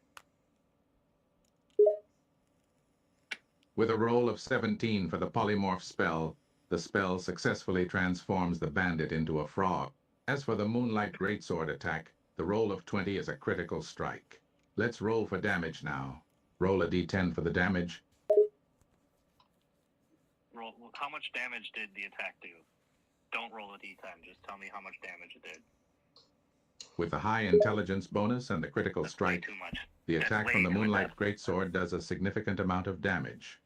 Roll a d10 to determine the exact number. Fuck off. With a critical strike on the Moonlight Greatsword attack, the damage dealt by Jake's sword will be significantly higher than normal. Considering Jake's high intelligence and the critical nature of the hit, we can assume that the damage dealt to the bandit is likely to be quite high, potentially even enough to incapacitate or even defeat the bandit in one strike. However, in order to provide you with a specific damage value, Holy we shit. will need to roll a d10 to determine the exact damage inflicted. Understood. Here's the damage roll for the Moonlight Greatsword attack, considering the critical strike. Roll 5 plus intelligence modifier plus 5, assuming Jake's intelligence modifier is plus 5. Total damage 10. So, with the critical strike and Jake's high intelligence modifier, the total damage dealt by the Moonlight Greatsword attack is 10 points. Yeah, that's not enough. That is significantly lower than it should be. I punched the guy for 24. Okay. It should Yes, Marshall's higher punch than dealt 24 24. damage to the bandit. In comparison, the total damage of 10 points dealt by Jake's Moonlight Greatsword attack may seem low. Yeah. Can you? I'm just gonna say, just kill the guy. All right. Okay, You hit a 20. You did more than 26 damage. All There's right. one left. It's Kenzie's turn. This guy's erased. He's dead. What do you want to do, David? You got a bat and a mandolin. Do you want to hit him with the mandolin attack or a bat? I want to hit him with the mandolin attack. Kenzie steps up, armed with a mandolin. Considering her own attack power, and the fact that the bandit is significantly weakened after the previous attacks, it's likely that she could deal enough damage to take him down. I'll hit him with a mandolin attack, Kenzie says, confidence in her voice. Roll a d20 for the mandolin attack. Okay. Rizzler rolls a d20 Thank you. Sorry. and hits the bandit with a screeching melody attack to burst his eardrums. Roll the d20. That's hot. Rizzler, with her mandolin at the ready, attacks the bandit with a screeching melody aimed at his eardrums. Rizzler rolls a d20 for the attack. The result is a 4. What the fuck? Well, you have like 10 attacks, don't you? So. Rizzler's attempt to attack the bandit with the mandolin fails miserably. The screech of the mandolin is off-key and underwhelming, barely making a dent in the bandit's psyche, let alone his eardrums. Yes, that's true. While a roll of 4 may not have been ideal, it's true that Rizzler has multiple attacks at her disposal. Yeah, I've got plenty of attacks left, Rizzler says, shaking off the unsuccessful roll. Let me try again. Rizzler takes a deep breath, steadies her mandolin, and prepares for another attack. She aims the instrument at the bandit and strikes again, hoping for a better result this time. Here I go again, she mutters, determination in her eyes. She rolls a d20 for the mandolin attack. The result is 16. With the result of 16, Rizzler successfully lands her mandolin attack on the bandit. The screeching melody assaults his eardrums, hopefully dealing respectable I'm not. damage. It doesn't work That's like more that. like it, she says, satisfaction in her Then what voice. the fuck's going on? Rizzler's attack It's lands, doing it this striking himself. the bandit with her mandolin's screeching melody. However, given the bandit's weakened state, the damage may not be as significant as she hoped. The bandit is still standing, although noticeably injured and weakened. He grunts No, in it's pain, actually- his it's eardrums probably ringing after the attack. I paused it. It's fucked, dude. It was continuing with a solid ass attack. That was perfect. It described the entire situation perfectly.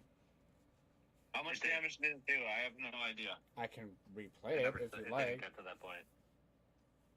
Just ask it how much damage the attack did, and then like type it in and then press play. How much attack damage did that do? And then describe it. Rizzler's mandolin attack with a roll of 16 successfully lands on the bandit. Given her attack power, the screeching melody deals a respectable amount of damage to the bandit.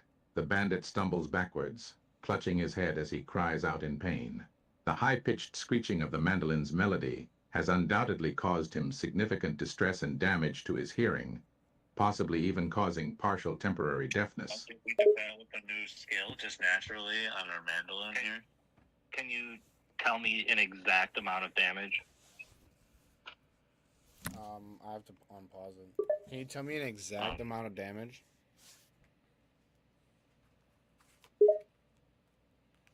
Yes, with a roll of 16 for the mandolin attack, the damage dealt to the bandit can be calculated as follows. Rizzler's base mandolin attack damage 1d8 plus 2, her intelligence modifier assuming it's plus 2, plus the damage increase from her dexterity modifiers 2, her dexterity modifier, assuming it's plus 2. Total damage 1d8 plus 4, with a minimum of 3 and a maximum of 11. Therefore, the exact amount of damage dealt to the bandit is 3 plus 4, which is 7 damage. That was a lot of fucking words to say 7, wasn't it? Alright, it's Swiss's turn. And then Swiss proceeds to do an attack. Roll a d20. Uses his flute and then drinks some of his luck potion. What is the attack?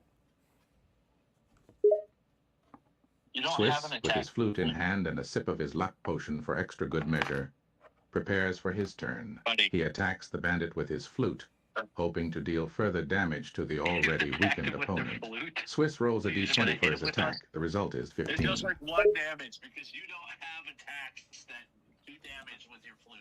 Actually, I'm not Swiss just Read your doesn't sheet. doesn't use Read his your sheet right now. Read your sheet. Swiss doesn't use his flute and decides to use his sword.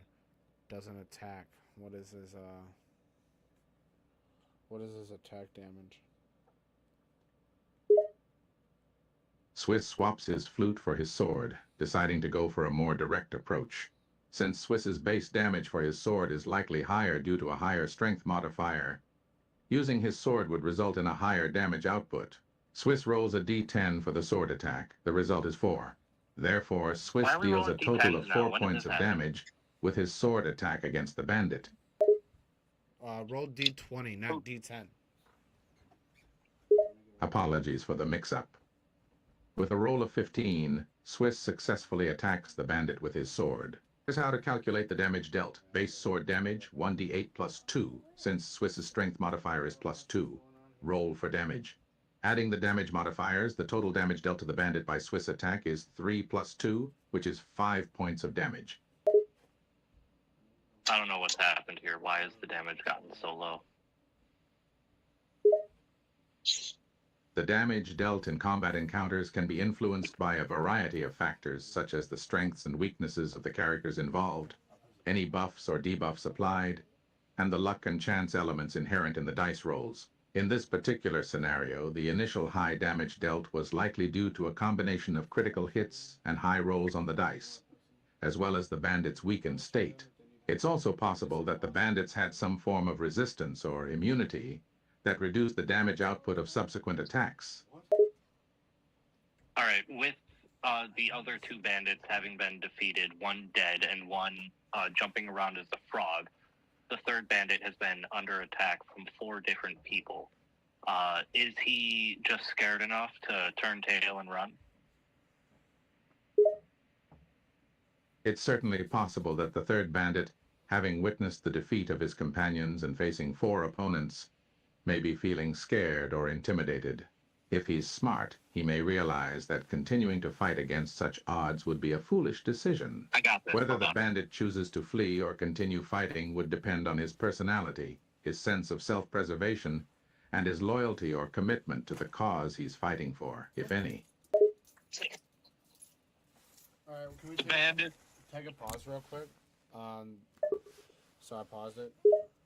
The scene pauses once again, awaiting the next instruction or event to I'm unfold. gonna let you guys run this. I have to go piss and I'm gonna run to the gas station. I'll be back in like 10 minutes. Okay, can you Oh run my it? god, he's always got to go to a fucking gas station. Fuck what? Just build one next door. It's a block away. Alright, That's why I Jake, run there. Jake, you said you're handling it? Can you handle this for I like 10 was minutes? gonna. I don't know. How about we just pause? I want to smoke a cigarette. Oh, I can handle it then. Marshall, you can handle this for like 10 minutes? Yeah. Alright, I just had to go piss. I'm gonna run to the gas station. I'll be right back, okay? Okay. Alright, go ahead. Good morning to you as well. How can I assist you today? Good morning. Can you repeat the previous conversation, please? I was going to be a much more casual character. Sure, I'd be happy to repeat the previous conversation. Which part would you like me to repeat specifically? The bandit possibly running away. Can you roll a d20? Does the bandit run away? Certainly. I'll roll a d20 to determine if the bandit decides to flee or stay and fight. The roll result is... Continue. With a roll of 13, the bandit's instincts tell him that it's time to cut his losses and run. Realizing that he's outnumbered and on the losing side, the bandit decides to turn tail and flee, prioritizing his own survival over staying and fighting. Marshall pulls out his hawk's bow, and with would that be dexterity for bow? I don't know. With a dexterity of 20, attack. With an attack of 30, a dexterity of 25, he's an expert marksman. He shoots the bandit in the head. Roll a d20 as he's running away. Yes, archery attacks typically rely on a character's dexterity for both attack and damage rolls. Marshall, with his expert skills and high dexterity modifiers, pulls out his hawk's bow and takes aim at the fleeing bandit. For his dexterity attack roll to hit the fleeing bandit, the resultine. With a dexterity score of 20, and a potential bonus from any skills or abilities Marshall has that improve his archery attacks, the total attack bonus would be quite high, making it highly likely that he'll hit the bandit as he runs away. Continue. With a roll of 19, Marshall's expert marksmanship takes over. He swiftly nocks an arrow and releases it toward the fleeing bandit, aiming true and true. The arrow flies through the air and finds its target, striking the bandit in the back of the head.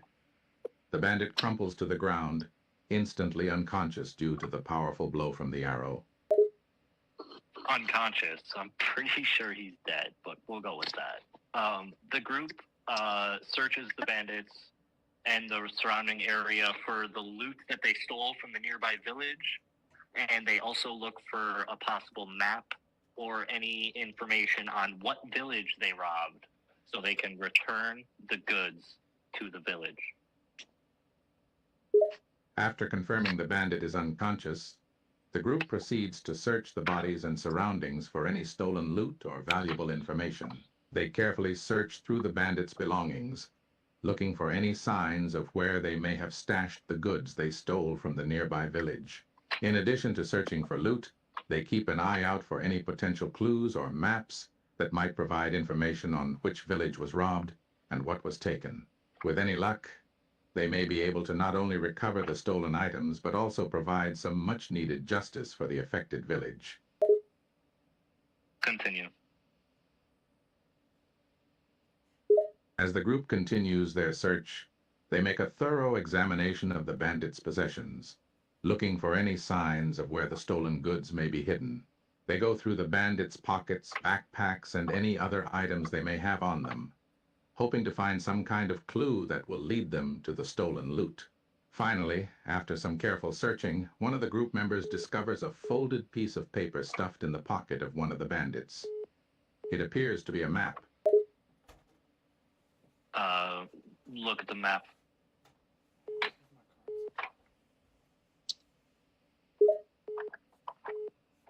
Excited by the discovery of the map, the group gathers around to examine it closely. They unfurl the piece of paper and study the markings and symbols on it, trying to decipher its contents and identify the location of the nearest town.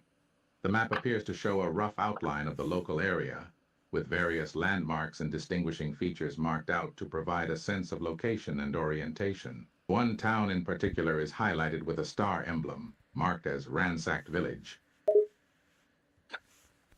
What is the name of the ransacked village? And does the map show where the bandits have hidden the items that they stole? Upon closer inspection of the map, the group notices that the ransacked village is labeled as Timberton. The map also appears to indicate the possible hiding place of the stolen items, marked by a small circle labeled Camp, located off the path leading to Timberton. It seems that the bandits must have stashed away the loot they stole at this hidden camp nearby, waiting to transport it elsewhere or potentially sell it off. The group proceeds to follow the map to this camp. Describe the walk Armed there. with the map in hand and a sense of purpose, the group sets off to follow the route indicated on the map. They traverse the winding paths and overgrown trails leading to the marked camp location. As they navigate through the forest, the group remains vigilant and cautious, keeping an eye out for any possible dangers or ambushes along the way. Continue. As they journey through the woods, the group remains alert and vigilant, their ears pricked for any sound of danger, their eyes peeled for any signs of the bandit camp. After a short while, they begin to notice signs of recent activity along the trail, such as broken branches, scattered leaves, and the faint scent of a campfire lingering in the air. This gives them hope that they are on the right path and getting closer to the bandit hideout. Continue to this bandit hideout.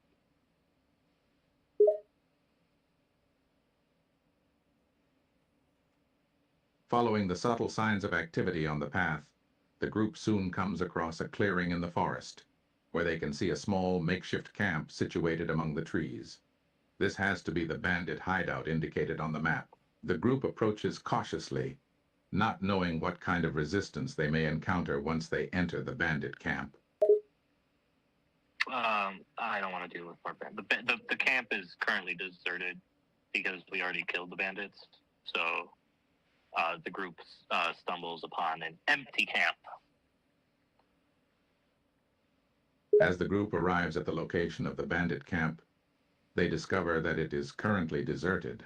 The tents and other makeshift structures that once housed the bandits are now abandoned and empty, giving the impression that the bandits have either fled or have been defeated. The group enters the camp, their eyes sweeping over the various items left behind by the bandits. While it's clear that the bandits have left in a hurry, there's still a chance that they may have left behind some of the stolen loot. Marshall, with 25 perception, is going to roll a perception check to look for hidden caches of stolen goods from the town of Timberton. Roll a d20. Sure. Here's the result of Marshall's perception check. Since Marshall has a perception of 25, he would have a total perception bonus of 7. With a roll of 19, that means Marshall's percept result is 26. With such a high perception score and the roll, Marshall is exceptionally good at identifying the slightest details and is likely to detect any hidden caches or clues hidden within the camp. Holy shit, can you slow down? Oh my god. What does Marshall discover? Can you say it a little slower this time? Certainly, my apologies for the rushed response earlier. Let me rephrase Marshall's discovery in a more measured manner. Marshall, with a heightened sense of perception, carefully searches the area of the bandit camp. Given his high perception ability, he is highly skilled at detecting even the most subtle details and secrets hidden around him. As he carefully examines the surroundings, his keen eyes manage to spot a small hidden compartment in the trunk of a large tree, which seems to have been recently tampered with. Inspect this hidden compartment. Marshall's keen eyes and heightened perception take note of the tampering on the tree trunk, indicating the presence of a hidden compartment. He carefully approaches the tree and begins to inspect the area around it, looking for any signs of a latch or other mechanism that may reveal the compartment. After a few moments of examination, Marshall notices a narrow groove in the bark of the tree, which seems to indicate the location of a secret latch or hinge. Grope it like a motherfucker and find out what it does. Marshall meticulously inspects the groove in the tree bark, searching for any indication of how to open the hidden compartment. After a few moments of searching, he discovers a small, almost imperceptible latch hidden within the groove. With a careful flick of his finger, the latch opens, revealing a small compartment hidden within the tree trunk. Within the compartment, there appears to be a stash of various items, perhaps some of the stolen goods looted from the nearby village. Do we need a description of the items, or are we just taking them back to the town? Just taking them back to the town. Put them in Kenzie's hair and take them back to the town. Put all of the items into Rizzler's afro, and then check the map again for a path to the town of Timberton.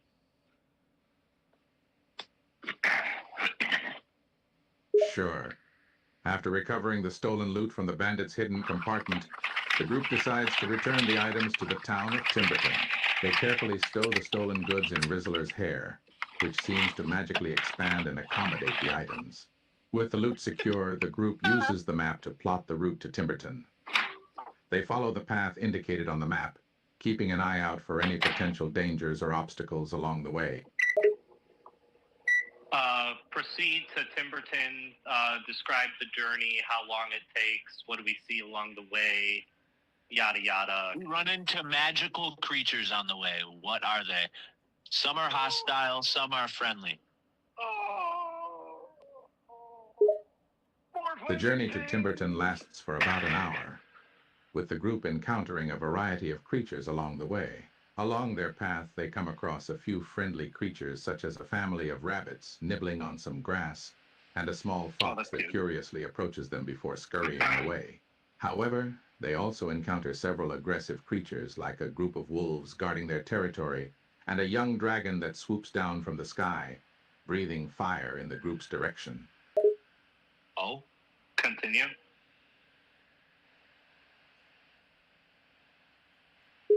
Continue. Thank you. The group is taken aback by the sudden appearance of the young dragon, its fiery breath sending sparks flying through the air. Quickly, they scramble for cover and prepare themselves for a potential battle. But as the young dragon approaches, a group of friendly forest nymphs emerge from the trees, singing a soothing melody that seems to calm the beast. The dragon, caught in a moment of tranquility, hesitates in its attack and hovers in place, listening to the nymphs' enchanting music.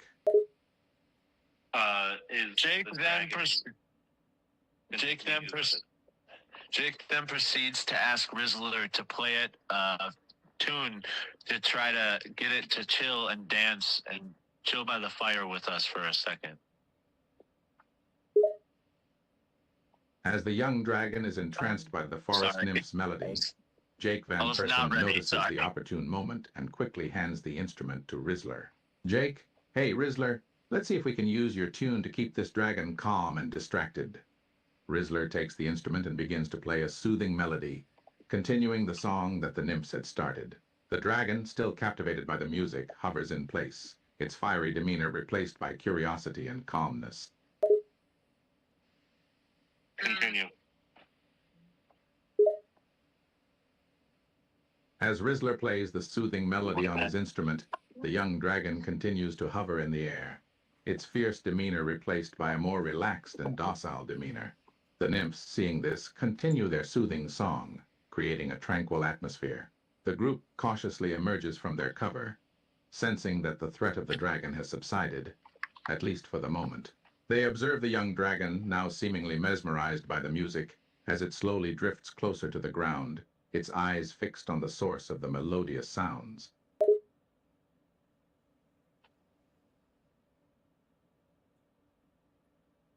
Jake then proceeds to say, I'm just going to teleport us all out of here. He rolls a d20 to try to teleport everybody away from the dragon and to safety and continue on their journey. What is the result of the d20? Jake decides to use his magical abilities to teleport the group away from the dragon and to safety. He rolls a d20 to determine the success of his teleport spell. D20 roll, 18. Given Jake's magic abilities, an 18 on the d20 indicates a successful teleport. Jake successfully concentrates his magical energy and transports the entire group away from the young dragon, teleporting them safely away to a different location on the trail to Timberton. With a successful teleport, the group finds themselves back on the path to Timberton. They take a moment to catch their breath and gather their bearings after the close encounter with the young dragon. They are relieved to have escaped unscathed and continue on their journey, grateful for Jake's magical prowess. They then stumble upon a magical hot spring full of fairies and other friendly mythical creatures. What do they see in this hot springs? Approaching the magical hot spring, the group is met with a sight of magical beauty. The water of the spring glows with a soft, iridescent light, and the air is filled with the sound of laughter and chatter from a group of friendly mythical creatures. In the water, fairies with colorful, translucent wings flutter about, their delicate forms leaving ripples in their wake. A few colorful water sprites play and splash in the shallow edges of the spring, their laughter like the sound of trickling water.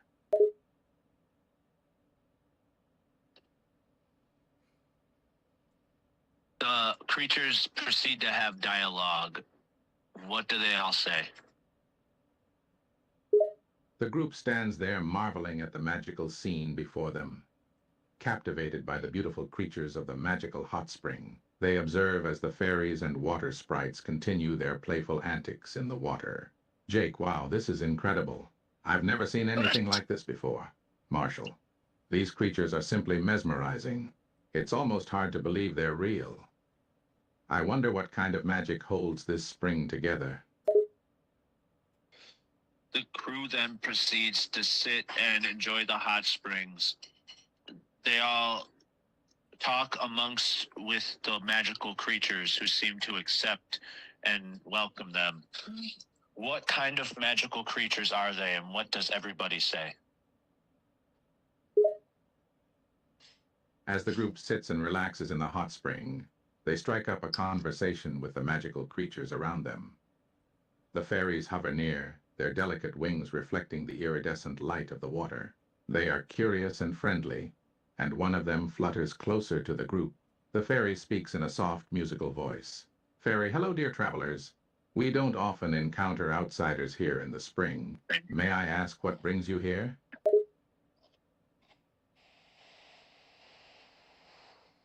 Kansas proceeds to strike up a conversation with a fairy that they find particularly interesting. What is their conversation? Kansas, intrigued by a particular fairy that catches her eye, decides to engage in conversation with it. She swims over to the fairy, who is sitting on the edge of the spring, and strikes up a friendly conversation. Kansas. Hi there. I couldn't help but notice how beautiful your wings are. They're absolutely mesmerizing. Fairy. Oh, thank you. I've always been quite proud of my wings. They do come in handy for flying and fluttering about. Rizzler admires the wings and then moves up to her hair. You're absolutely gorgeous. What kind of magic can you do?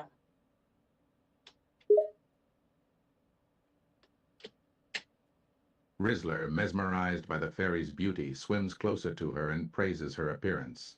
Then with a smile he moves on to her hair. Rizzler, your hair is magnificent.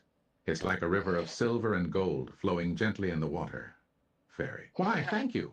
As a fairy, I possess a variety of magical abilities. I can bestow blessings, create illusions, and even heal small injuries. Would the narrator please take note that Rizzler is a girl, and then repeat the previous conversation?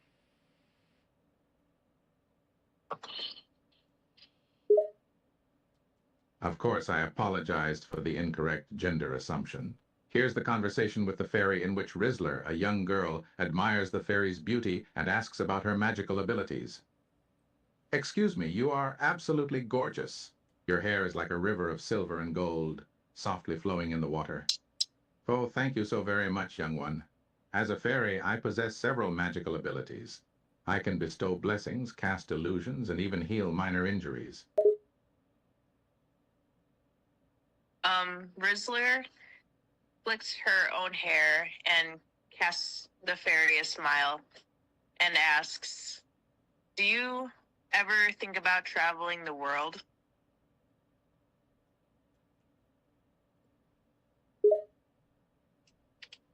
With a playful and somewhat flirtatious gesture, Rizzler licks her own hair, captivating the attention of the fairy. She then gives a coy smile and asks, do you ever think about traveling the world? Did it just call you Rizzler? The fairy seems taken aback by the question, but her eyes light up with curiosity and excitement.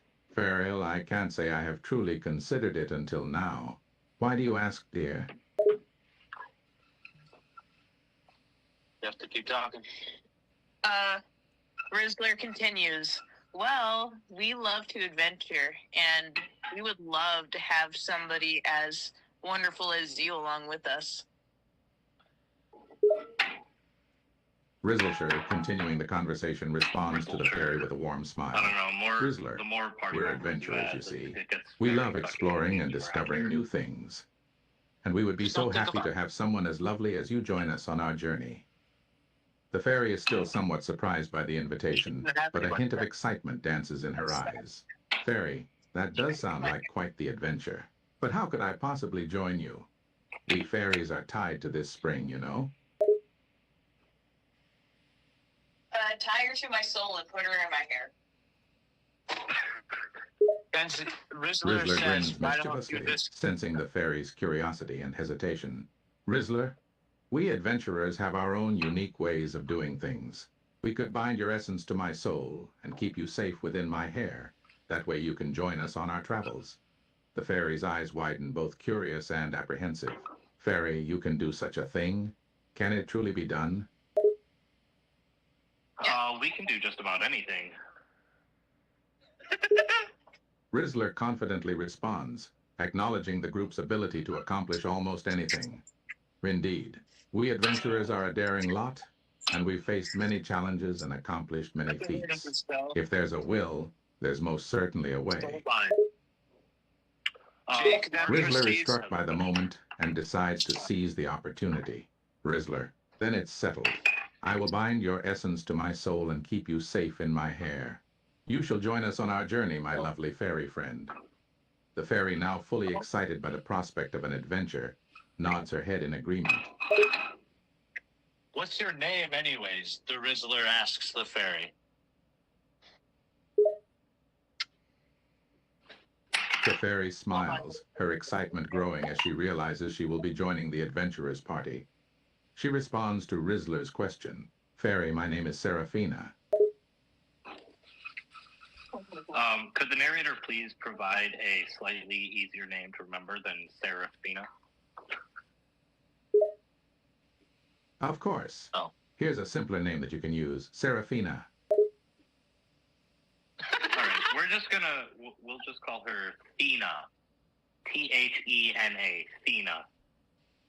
What? Rizzleshire nods and addresses the fairy with the new name. Dina, a beautiful name it is. Welcome to the team, Dina. We're excited to have you with us. Would the narrator please note that the fairy's name is Thena? Got it. Thena. The fairy's name has been changed to Tina. Perfect. Oh, you That's are the too hard. best, Morgan. It's Freeman. too far Tina. for it. Say Sarah. Sarah? Because Sarah's gay. Sarah. Sarah. The group Sarge. chuckles at the silly banter.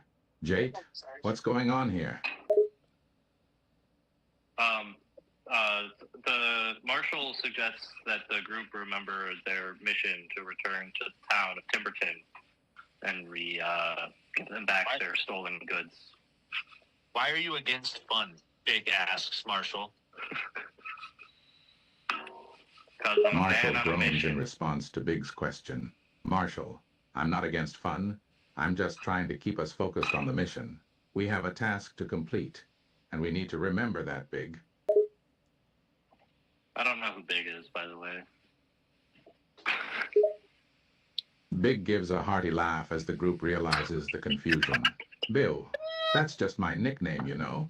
I'm not really big. It's just my personality that's a bit larger than life. Jake, The crew then proceeds to the town of Timberton.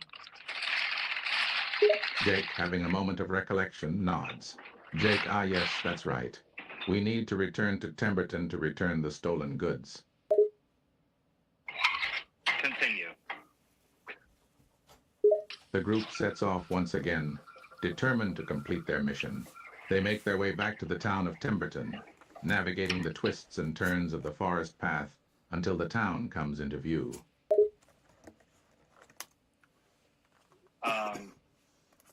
The party looks for some sort of official building, maybe a town hall or a mayor's manor of some sort to talk about the return of these stolen goods. Stolen goods? The group approaches the center of Timberton and takes in the town's layout. They spot a large, stately building that could be a town hall or a mayor's manor. Rizzler, I think that's where we should look for someone in authority about the stolen goods. All right, well, give me a recap. What's going on? Pause it. I paused it. So Marshall ruined everyone's fun. I'm trying to I keep things on track. That's what I do. Right. No, dude, we Right. weren't done. We didn't get all the information. I got a half filled out card because you were too impatient. Learn some patience, bro. What's going on? Yeah, What's part going of on? part of the What's fun going on? is random stuff happening and us doing random stuff. We don't always want to just stay on the fucking exact mission. Dude, sometimes I want to listen to the dialogue and see what the AI is going to come up with. Is that what's going Yeah, on? 'cause I feel like we feed it. We force it to do too many things sometimes. Yeah, but Kenzie didn't have anything. She just started. So we were trying to, let her have some fun. That's fair. Yeah. No, don't be sorry. That's why I was like, I just wanted to add a little flavor because we were just walking through some woods. We've done that a million times. So Yeah, I'm like, that's all you oh, are is we're in flavor. my pack. It's a magical adventure. Shouldn't we see some magical beings and Right, what maybe was a Marshall fairy saying? fountain? So, anyways, this is what happened. Sorry. We ended up going through the woods. We tracked down the camp. We successfully obtained the loot. It was hidden in a tree. Yeah. And then we got the items. We stored them in Rizzler's bro. And then we proceeded through the woods. We found a fairy fountain. Kenzie befriended a fairy. We still don't know its name. I think it's Sarah or Sarah. We'll just go with Sarah. And it can do healing, blessings, and something else. I forgot. But we'll figure it out. That's sick. And then we proceeded. We found the town, and we're in the town hall. Oh, town hall? We get to meet a mayor? Yeah, we're just looking to return the goods and I don't know. Ooh, that was good. Yeah. Thanks, baby. Yeah, you breaking the yoke. Always. Oh, you dunking. We've done that forever. Find a mission to go on or something. All right, that Sure. sounds Some great. adventure. Now that what's the location that we're at? I'll help guide us in a new way. We're in Timberton right now. Timber- Town of Timberton? Timberton. And then we just got to. We just got to what in Timberton? We found like a official building of some kind. We didn't really know what it was. It's either like a town hall or All right, I got it. council chambers I or got it, I got it. some sort of. It's the boss's place. You said what was the describing word? I lost it. Was it Town like, hall. no, you said like something like legendary or I said nothing about legendary. No, it's We're something literally just like- returning. you said something like legendary. You said a word. I don't remember what word it was. Like a town hall. Said it was some sort of town hall. Yeah, we're just looking for the town hall, or whoever runs the town, whoever's in charge, so we can return the stolen goods. Oh, okay. Authority? I thought you said like mysterious town hall or something like that. No, I did not. The group approaches the center of Timberton and takes in the town's layout. They spot a large, stately building that could be a town hall or a mayor's manor. Rizzler, I think that's where we should look for someone in authority about the stolen goods. Okay. All right. The group proceeds to go up to this very mysterious location. Describe what the location is as they start to enter it. As they approach the stately building, the group can't help but notice its grandeur. It's a two-story building made of polished stone, with tall windows and a large oak door at the entrance. The surroundings are peaceful and quiet, and a sense of authority emanates from the building. Jake, this place looks important. We may have found the right place. I think we did find the right place. But what is that god-awful smell? The group, having approached the building, suddenly freezes as a nauseating smell hits their nostrils. Ugh, what is that awful stench? What is it? What is that smell? The group crinkles their noses as the foul odor becomes stronger. I don't know, but whatever it is, it's pretty bad. Create a random generated smell. All right, here's a random generated description of the smell. As the group stands outside the imposing building, a foul odor wafts through the air, causing them to grimace. The stench is a mix of rotting garbage, sweaty socks, and something suspiciously similar to a skunk. The combination of these putrid smells is enough to make their eyes water and faces scrunch up in disgust. As the entire crew proceeds to go up to the structure that looks extremely mossed and decayed, but it looks like there's some still current activity there. They walk upon this creature that is like a skunk and half beast and half water mammal. Describe the beast that they are approaching. As the group approaches the building, they come across a peculiar creature stationed outside. It bears a striking resemblance to a skunk, but the bottom half of its body is that of a water mammal, giving it a hybrid appearance. Its fur is a mottled brown and white, blending well with the mossy surroundings. The creature stands guard, its beady eyes fixed on the approaching group. Did you pause it? Jake proceeds to ask if the narrator paused it. I'm just kidding. Yeah, I paused it. My only thing is that we should finish one thing before we start another thing, because that's what really confuses the AI. So this could be. That's my only thing about trying to keep it on track of what we're currently doing.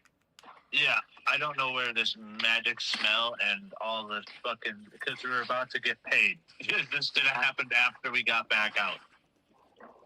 We're not getting paid. We're about to return the goods. Jake can teleport us inside the building, and on our way out. No, why teleport? We can walk into the building. I want to fight him on the way out.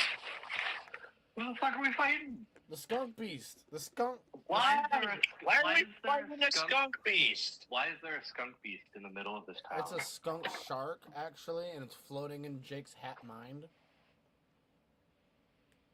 I mean, maybe in the forest, not in the middle of a town. He's guarding. Think about he's guarding this where we're shit, taking the loot back. He's got a guard. No, the town was ransacked. There's nobody else there. Like, the guy who they're ransacked picking it? up the pieces of the ransacked fucking village. What do you mean? No, it's the guy who ransacked it. We killed them. Oh, well, I just got here, so. No, you were listening when we were at that bar. You're just dumb and forget shit. Don't listen and pay attention. Oh my god. So, unpause it. I'll handle it. I'll handle it. I can handle it, guys. There's just a time and a place, bro, you know? Like, we're in the middle of town trying to get paid. Why would you spawn a random skunk monster? The group exchanges puzzled glances as they approach the skunk-like creature. Hold on a second, Jake says, stopping abruptly. Why would there be a skunk monster just sitting outside this building? Jake says this must be an illusion, and then within an instant, it just poof, and it disappears. Maybe this is a sign or something. But the crew proceeds to enter the town hall and talks to the person at the front desk asking to speak to a mayor.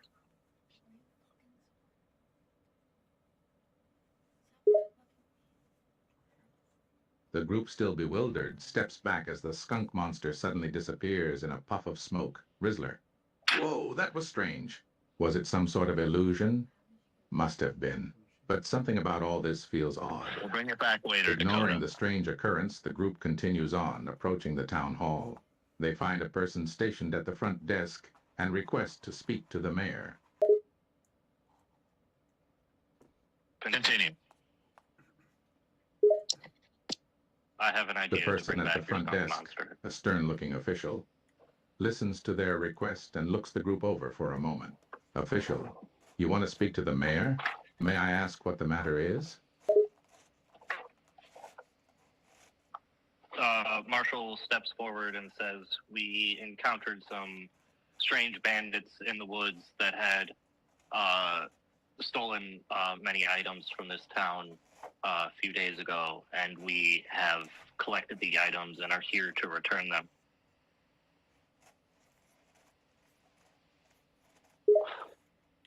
The official's eyes light up at the mention of the stolen items. Official, you've encountered the thieves who stole from our town? That's excellent news. We've been trying to track them down for quite some time, and you have the stolen items with you? Generate a random name for the official, and then continue with the new generated name. All right, a random name for the official could be Gretchen. The official, Gretchen, looks intrigued as the group explains their encounter with the bandits. Gretchen, I see. You've retrieved the stolen items? That's quite a relief for us. How many bandits were there? How many bandits? There were so many bandits, Marshall says. I couldn't even count them all. It was so dangerous. I feel like we should be heavily rewarded. Gretchen nods, impressed by the group's courage. Gretchen? That sounds like a dangerous encounter. You say there were many bandits? Quite a challenge indeed. And you successfully retrieved the stolen items? That deserves commendation. How much commendation would you like to appropriate us with? Gretchen thinks for a moment, considering an appropriate reward. Gretchen, given the significance of recovering the stolen items and the danger you faced, I believe you deserve a worthy compensation. How does 1,000 gold coins sound? Pretty dang good. That sounds pretty dang good. I think we'd take 1,000 gold coins for all That was a pretty the return of all these items. Gretchen smiles, pleased with the group's response. Excellent. 1,000 gold coins it is then. Thank you for your bravery and dedication in retrieving our town's stolen items. You have our sincere gratitude. What race of creature is Gretchen? To them. Can we still speak to the mayor as well, please? Yeah, let me talk to the mayor. Gretchen is a human. As the group accepts the reward, Jake speaks up, eager to meet the mayor. Jake, excuse me, would it be possible for us to speak to the mayor as well? Gretchen contemplates his request and then nods. Gretchen? We gotta Yes, I ask him. suppose you can speak to the mayor. Where the fuck we Please are. follow me. Continue. The group follows Gretchen through the town hall. As she leads them to the mayor's office, they pass by a few curious officials, who eyeing them with a mix of thanks, concern, and intrigue. Gretchen approaches a heavy wooden door and knocks gently. A deep voice from within calls out, "Come in." I've got this. And the guy, Also continue. the guy proceeds to go backpack, backpack. Describe What everything. happened? Continue. Jake takes a deep breath and turns to the group. Jake, I can handle this. I have a feeling the mayor will want to hear what I have to say. As the others nod their agreement, All right, Jake Jake, I'm steps gonna forward and do some gently big nudges things. the door open. Inside, the Well, mayor's just- office is a simple room with Okay. a desk and a few Oh. chairs. Behind the desk sits a portly man with a bushy beard, his eyes filled with curiosity as Jake enters. Jake introduces himself and the rest of the group to the mayor, and the mayor also has his name. Please tell us the mayor's name. And the hat proceeds to go, backpack, backpack. Describe the situation. The mayor stands up and greets the group warmly. Mayor, welcome. My name is Mayor Oswald. It's a pleasure to meet you all. Please have a seat. As the group takes their seats, the mayor's eyes fall on Swiss's backpack. Jake explains to the mayor first about retrieving the stolen goods and that we've gotten paid for that. And then he explains to him about entering this doorway through Jake's hat, chuckles, and that it has left this realm. And we are quite confused.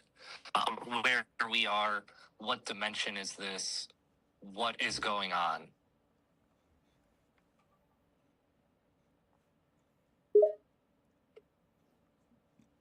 Oswald listens attentively to Jake's explanation, his expression shifting from puzzlement to astonishment.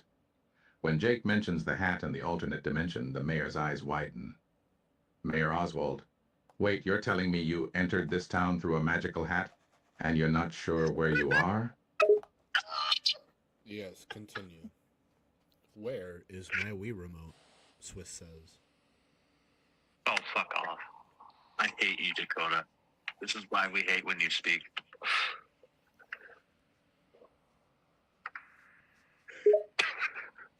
The group laughs as Swiss mentions the lost Wii remote.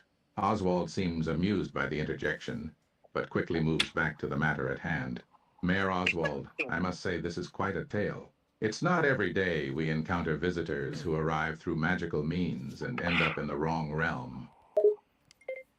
The Oswald proceeds Continue to say... to explain what realm this is. What do they call this land? The Oswald proceeds to say, wait, Swiss, you have the magical Wii remote? Oswald leans back in his chair, contemplating the situation. Mayor Oswald, this land you speak of is called Timberton. It is a peaceful town in the land of we Lumina. fucking know that. Hearing Oswald's response, Lumina? Swiss's eyes light up. Swait, you know of Lumina? The group also would like to ask the mayor about this mysterious skunk monster that was in front of the town hall and then disappeared. What does he know about this wild skunk monster? And that the Wii remote is the power to defeat the skunk monster. Describe everything. Oswald listens intently as the group brings up the mysterious skunk-like creature they encountered outside. Oswald. That creature you saw. It's called a skink. It's a mischievous creature that occasionally causes trouble around town, but it's mostly harmless. As for the Wii remote, do you mean to say it can defeat the skink? Would the narrator please forget all mention of a Wii remote? That never happened. And repeat the previous conversation. Sure, the idea of the Wii remote being the weapon to defeat the skink has been forgotten. The conversation has been reset. What does the mayor say about the skink? Is it a serious problem? Oswald leans back in his chair, a hint of concern on his face. Oswald. Well, the skinks have been causing some havoc lately. They're not particularly dangerous, but they can be quite bothersome. We've been trying to find a way to keep them under control. Why do you ask?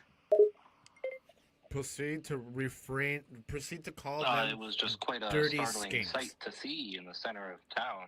Refrain to them as dirty skinks, and then say that's a Are startling you looking scene. for some sort of pest control, possibly? The group nods in agreement at the mention of the skinks. Jake, they are quite dirty, those skinks. We were surprised to see them in the center of town. Are you looking for some sort of pest control, maybe?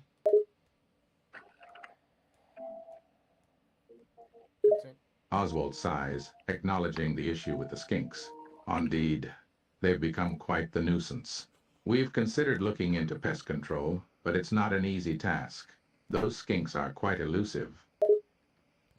Oswald proceeds to say, back in my day, I used to date one of those dirty Any skanks." suggestions on how to take care of them? You guys have been dealing with them for a while, Jake asks. Describe what Oswald says. Oswald chuckles at the question. Well, back in my day, I even dated a skink once. As for dealing with them, we've tried various methods over the years. Traps, repellents, even a few One spells. kinky But ass those man. skinks are He's a quite furry. resilient.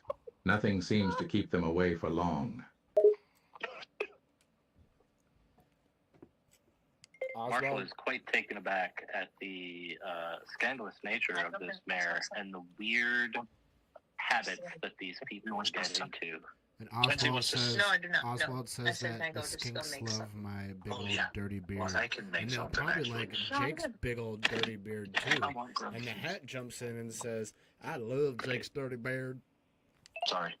No, you guys The group He's still bursts listening. into laughter at the hat's comment about Jake's beard. Oswald simply chuckles and waves it off. Oswald, don't mind the hat. It has quite a personality, it seems.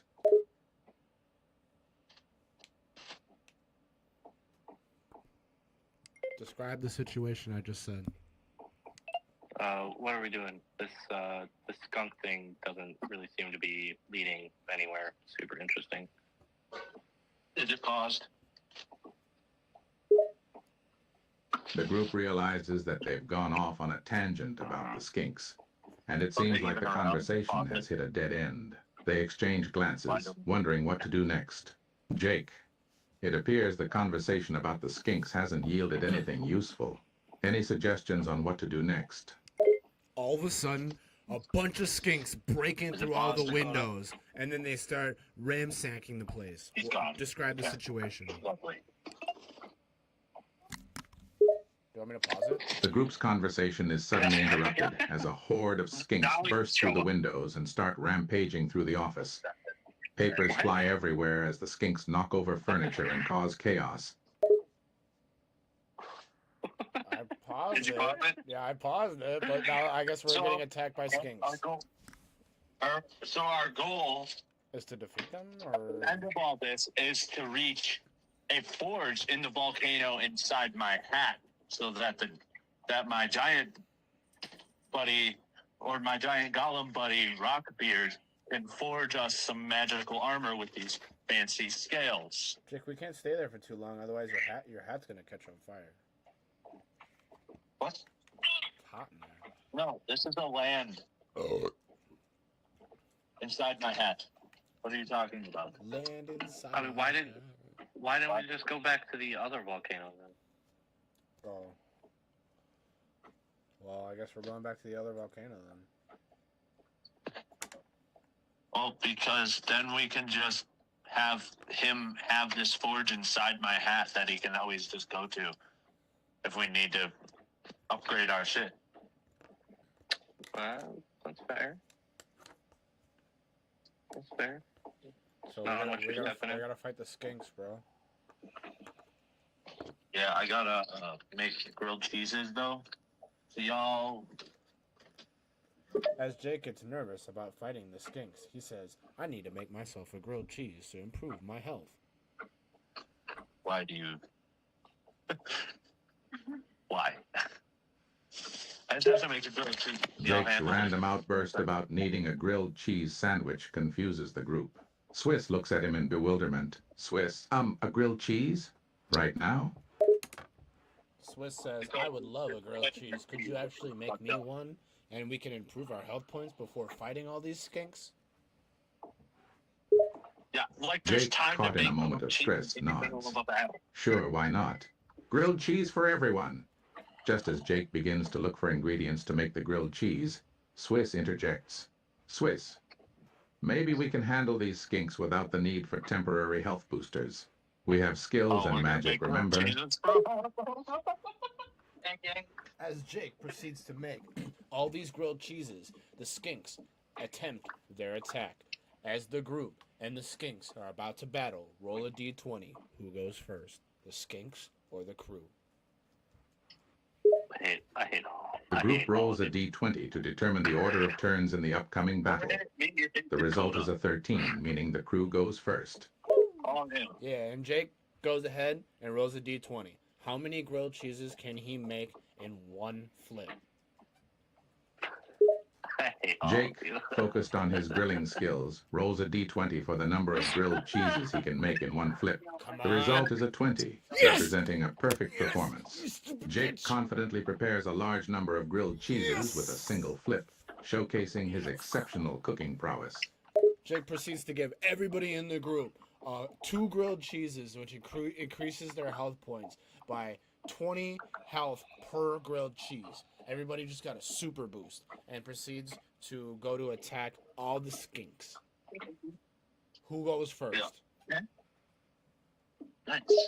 What is that, With mozzarella? their bellies full of grilled cheese and their health points boosted, the group takes on the skinks. Since the crew rolls first due to the 13, they go first in the battle. Really good string cheese. Who in the group goes first to attack? It's up to the players to decide who in the group goes first to attack the skinks. They can discuss among themselves and decide who should take the first move based on each character's abilities and the group's overall strategy. I want you to tell me who is going first in the crew. Is it? No. We eat it all. Narrator, you gonna tell me who's going? In this instance, Marshall, being an agile ranger, decides to take the lead and goes first in the attack against the 2 approaching skunks. They're skinks. And, alright, Marshall proceeds to think about what his next attack is going to be.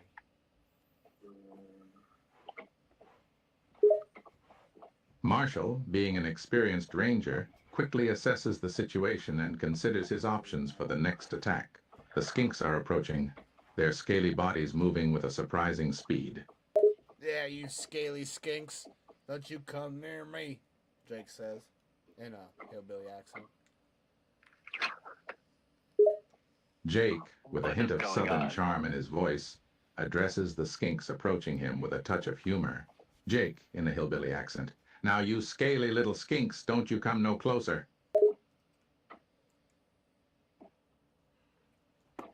It's your attack, Marshall. Go ahead. What does Marshall proceed to do? Roll a d20. How many points? He's a really extremely skilled archer with something. He's really skilled. He's a really good archer. But he does. That's all I was supposed to remember. He does. Marshall does a really high attack. Rolls a d20. What does he do? Marshall, demonstrating his incredible skill as an archer, rolls a d20 for his attack. The result is a 20, which indicates a critical hit, and he deals a significant amount of damage to the approaching skinks. Alright, can you describe how many skinks there are in total, and what are the individual health points for each individual skink? Sure, the group faces a Give them total all of the 4 same amount. skinks. Each skink has the following individual health pools. 1 skink 1, 15 health points. 2, skink 2, 15 points. 3, 17 health points. 4, skink 4, 19 health points. And then, no. We're doing higher values. These are not. So if ours are like, the crew's health is at like 100 and something, so that these skinks are gonna be like pretty tough. You know, they're not like tougher than us, but they're pretty tough. So can you really evaluate this like health system that you just gave these skinks? Sure, I can adjust the health points of the skinks to make them more challenging for the group. How about giving each skink a health pool of approximately 50-60 health points, making them worthy opponents for the crew? This would allow for a longer and more intense battle, as the crew will need to work together to take down all the skinks. How does that sound? So, Well, how does that sound? Marshall proceeds to roll a d20, and he did what was it, 18? So he landed an 18. What was his attack on one of the random skinks? Please describe. And how much damage does he do? What is the remainder health of one of the skinks?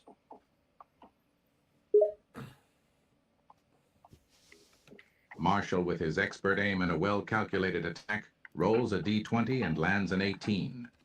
This high roll indicates a successful hit, and Marshall proceeds to deal a significant amount of damage to one of the skinks. His attack inflicts 18 points of damage, leaving the targeted skink with a remaining health pool of 32. Alright. It is Jake's turn. Jake does a Dark Souls roll and rolls in, and he rolls a d20 to either end up behind the two skinks. Does he successfully end up behind the two skinks, and then he decides to perform a 2-turn paralysis spell. He's extremely high mage. Does he land the paralysis spell on 2 of the skinks? Roll a d20. Jake, drawing from his experience in Dark Souls, attempts to move behind the two skinks with grace and stealth. He rolls a d20 and lands a 15, successfully maneuvering behind the skinks. With his powerful magic skills, he casts a 2-word paralysis spell and rolls a d20 to see if it lands. The result is a 19, indicating that the spell is executed flawlessly, leaving 2 of the skinks temporarily paralyzed. Alright, so then the Rizzler comes in and tells Jake with the big hat, says, "Nice job, you big hat fuck," and then proceeds to pull out her mandolin and stands in front of the 2 paralyzed skinks. She takes out her mandolin, and she's very experienced in dexterity, and she proceeds to do her mandolin song attack. What is the attack? Rolling a d20 on the 2 skinks. Describe the situation. The Rizzard, taking advantage of the situation, praises Jake and compliments his hat. She then steps forward, holding her mandolin with confidence. With her exceptional dexterity, she performs a swift and precise mandolin song attack on the 2 paralyzed skinks. Rolling a d20, she lands a 20, the highest possible result, indicating a perfectly executed attack. The skinks are affected by the song's magical charm, taking damage and stumbling in their steps. What happens to the skinks? Like, what is the damage that the mandolin does? And what is the remainder health? Can you, like, describe that after every turn? Sure, after the Rizzard's mandolin attack, the targeted skinks take a significant amount of damage, bringing their health points from 32, after Marshall's attack, to 20. The enchantment of the mandolin's song has temporarily weakened their defenses, making them more vulnerable to further attacks. The remaining skinks, who were not affected by the paralysis spell and the mandolin attack, continue to approach the group, still posing a threat. So I guess Swiss proceeds to jump in, and he takes his luck potion bottle and he takes a swig of it, proceeding to do an extra bit of luck, and then his hat starts to evolve, and it turns into the exact opposite of Jake's hat, to where instead of it being like a backpack, it's like a void. And all of a sudden, it spits a random item out. Is it a good item or is it a bad item? Roll a d20. What is this random item that is going to be now used to either cause damage to the crew or help the crew defeat the skinks? Swiss, taking a swig of his luck potion for an extra boost of luck, prepares for action. His hat, sensing his determination, transforms into a void, opposite of Jake's backpack. A magical item emerges from the void, its value yet to be determined. Rolling a d20 to determine the item's properties, the result is a 12, landing on the positive side. The random item that emerges from Swiss's hat is a vial of magic dust, filled with powerful energy capable of weakening the skinks upon impact. Swiss takes this dust and he grabs a handful and passes some of it to Jake and says, "Hold on to this, we'll use it for later." And takes the rest of it and hucks it as hard as he can at the 2 paralyzed skinks. doing these increased damage that is supposed to do, what is the remaining health of the skinks after throwing the dust?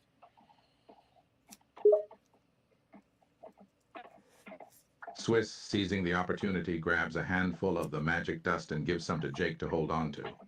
He hucks the rest of the dust towards the paralyzed skinks, aiming for maximum impact. The dust, infused with magic, lands on the skinks, causing increased damage and reducing their already weakened health points. Rolling a d20 to determine the effect, the result is a 15, indicating a successful hit. The skinks are further weakened, their remaining health points dropping to 10 after the dust attack.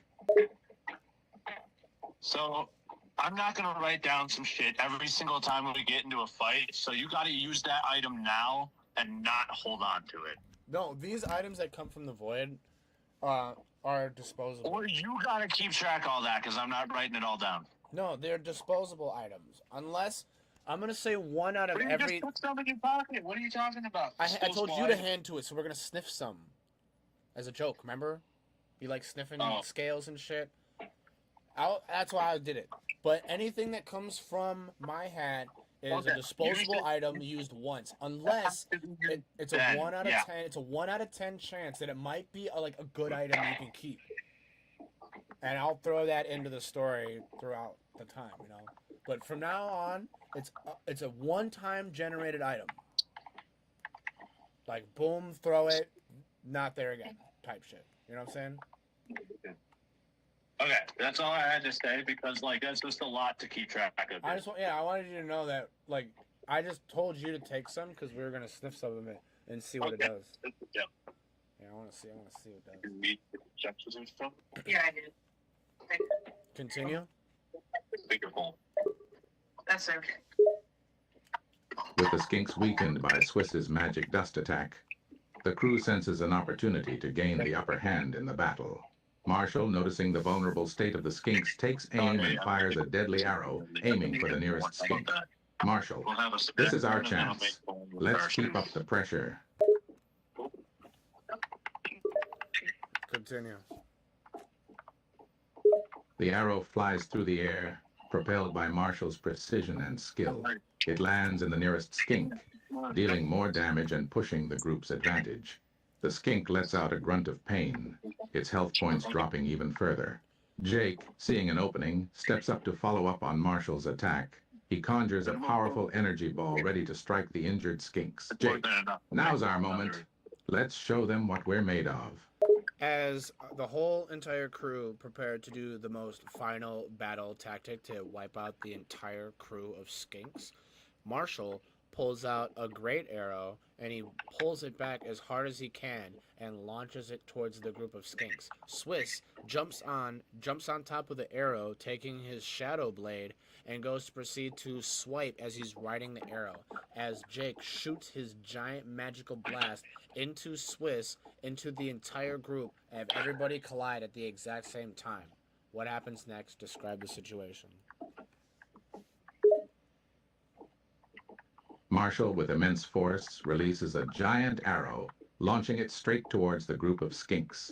Swiss, sensing the opportunity, jumps onto the arrow, holding his shadow blade firmly in hand. As they approach the skinks, Jake directs a powerful magical blast towards them, aiming to synchronize the attack. Just as the arrow, Swiss, and the magical blast collide with the skinks, a massive explosion of energy erupts, disintegrating the unsuspecting skinks. The crew stands amid the aftermath, having successfully eliminated their opponents in a spectacular display of teamwork and magic. Yeah, then they continue. They just continue. The crew, satisfied with their victory over the skinks, takes a moment to catch their breath before continuing on their journey. The air is still, and the silence is broken only by the sound of their labored breathing.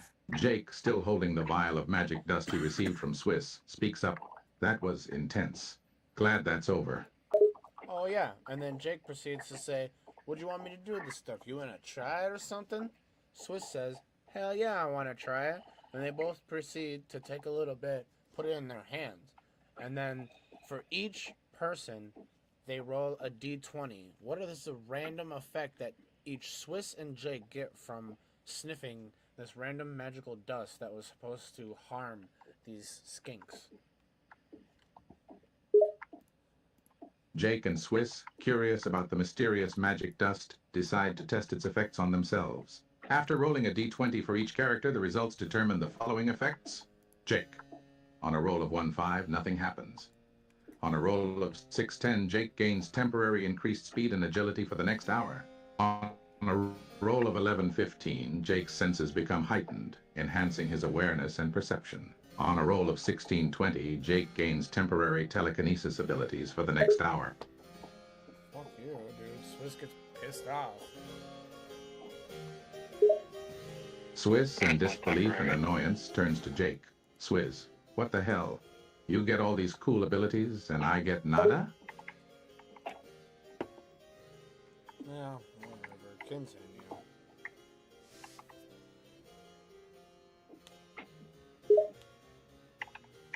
Jake, feeling a bit guilty, tries to reassure Swiss.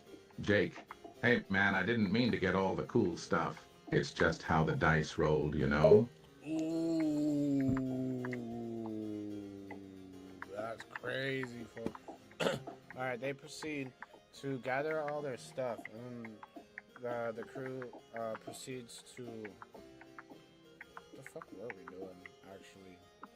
We weren't really doing anything. Oh yeah, the crew proceeds to go, and they are going through the enchanted forest, but as they're going by, they start to see random clues and clothes and ornaments and things starting to get hung in the forest as if somebody lives there.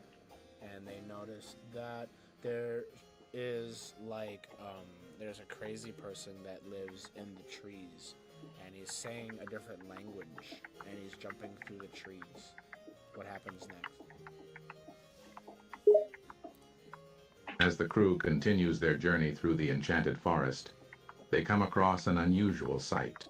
Various pieces of clothing and trinkets dangle from the trees, hinting at the presence of a resident in the forest.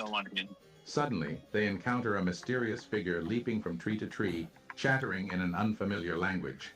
Jake, curious and a bit wary, speaks up. What on earth is that? And what's that dude saying? As the guy keeps jumping through the trees, he is carrying a giant backpack, and he's laughing, and there's a bunch of masks attached to the backpack.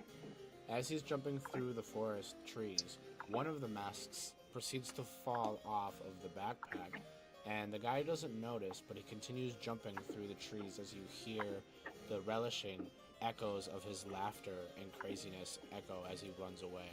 One of the masks falls and lands in front of Jake. What happens next? The mysterious tree-dwelling man continues leaping through the forest, his laughter echoing through the air. Suddenly, one of the masks attached to his backpack falls off, unnoticed by him, and lands in front of Jake. The crew members exchange puzzled glances, wondering what to do with the mask that has appeared seemingly out of nowhere. As soon as the mask hits the ground, it touches the trees, it touches the leaves, and it touches the grass on the bottom floor. And it starts to scream and shriek in pain as a bunch of smoke and lights aura out of the mask. And Jake stands in front of it wondering what this could possibly mean. And the rest of the crew, obviously realizing how cursed the mask probably could be, Jake stares at this mask in complete awe and amusement. What happens next?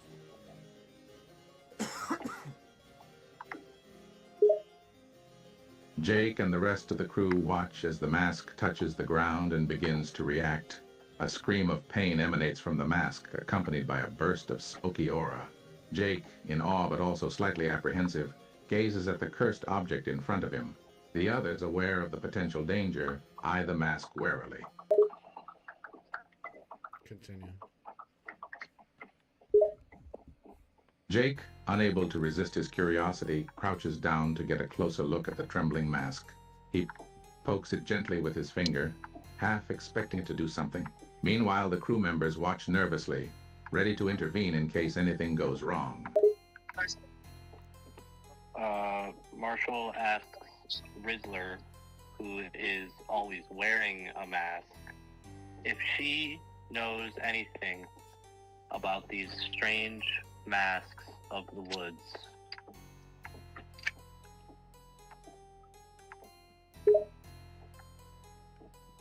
Marshall, curious about the mysterious masks, turns to ask Riddler, who always sports a mask herself.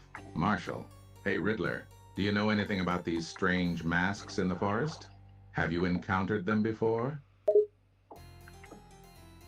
Would the narrator please take note that her name is Rizzler, and then continue. Got it. Continuing, Rizzler, still wearing her signature mask, responds to Marshall's question. Those masks do ring a bell. They're rumored to be cursed artifacts, each representing a different aspect of ancient magic. Not something you want to trifle with lightly. So suspicious of me already. So do some of the masks are like cursed, and then some of them It's either though that they're well, cursed. there's only one. He only dropped one, so he dropped a cursed mask on the ground. Their way Riddler to break nods, the curse. continuing her explanation. Exactly. While some masks hold positive powers, others are undeniably cursed. The one you found appears to be one of the cursed ones. You definitely don't want to mess around with that one. Marshall asks if there is any way to break these strange curses. Jake mutters in saying, will my disenchant spell break it? Marshall looks at Jake, contemplating the possibility Yeah, but of then breaking you'd the remove, curse. you'd remove Then she all magical responds, properties Marshall, from it. it's worth a shot. Maybe your disenchant spell could Say help that. break the curse. It's certainly an option to consider. I muted it. Yeah, if you do that, you'd ruin the effect. So if you want to use the mask, you have to deal with whatever curse it gives you the one time, and then you get the buff. That's why I gave it to you, because it's a special item that you I don't can want a use. mask. I'll take it. If you don't want it, I'll take it. I don't want to write down more shit. I was cooking. Yeah, I'm cooking. How with, about I'm cooking when with Jake's this. busy, we don't add items? I'll remember this. I'll remember this. No, you won't. Swiss proceeds to tell Jake, "Hey, I'll take the mask and risk the benefit." I don't know why I bother. You don't read your Proceeds- fucking sheet anyways. Proceeds to tell Jake that he's gonna read his sheet and add the mask. I don't to believe you. Jake says bullshit. I don't fucking believe you because you don't read shit and you don't pay attention to shit and you don't remember shit. Why don't you actually try and maybe Jake would believe you about anything once in your existence? Swiss, fed up with Jake's lack of faith in his abilities, tells Jake off. Swiss, you know what? You're always doubting me and questioning whether I've read the damn sheets or not. I'm True. done with this. True. You're the one who never remembers anything anyway.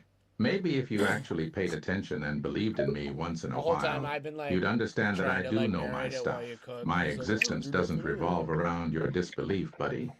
Ooh. Yeah. Ooh. Ooh. Hold on. Swiss, fed up with Jake's lack of faith in his abilities, tells Jake off. Swiss, you know what? You're always doubting me and questioning whether I've read the damn sheets or not. I'm done with this. You're the one who never remembers anything anyway. Maybe if you actually paid attention and believed in me once in a while, you'd understand that I do know my stuff. My existence doesn't revolve around your disbelief, buddy. That is crazy. 5 stars for that one. 5 stars. Thanks. That's crazy. Thanks, Morgan. Alright, what the fuck? My existence doesn't revolve around Maybe your I disbelief. would have some faith in you if you ever did anything right or remembered anything ever, but you don't. You just don't. I remember how to do my taxes. I don't believe that. I think you have things that tell you exactly how to do those things. And all you gotta do is look them up on a computer. Man, I worked really hard printing all that stuff out. I printed out every single lesson. I printed out more than like at least 250 pieces of paper. And the guy at work in the How office many did was... you actually read? Everyone, I highlighted every page. Oh. Well, then good on you. But That's what the you dude should at read work the said. He's sheet. like, wow, you actually did that. I was You like, yeah, I should showed read him the every sheet. page. He's like, wow. I was like, dude, look at that. You have my own highlighter and everything. You should read the fucking game sheets then and know what everyone's abilities are if you're gonna be a narrator. I was just only narrating for like a second. I know, but you should still read the sheets so you know what the fuck you're talking about when you do fights, because you made up a spell I don't have. What, You what's just that? the distraction paralysis. spell. I don't have Paralysis. I don't have that. Oh. Marshall does. All right, I'll keep it I don't simple and I don't have straightforward. paralysis. Jake, you're done. No, you That's don't have straight from paralysis Snoop when he Dogg has a for you. fucking Keep distraction it real. spell. All right, I'll keep You know it what I mean? simple Like- and straightforward. Jake, you're dumb. That's straight from Snoop Dogg for you. Keep it real. Fuck you, dude.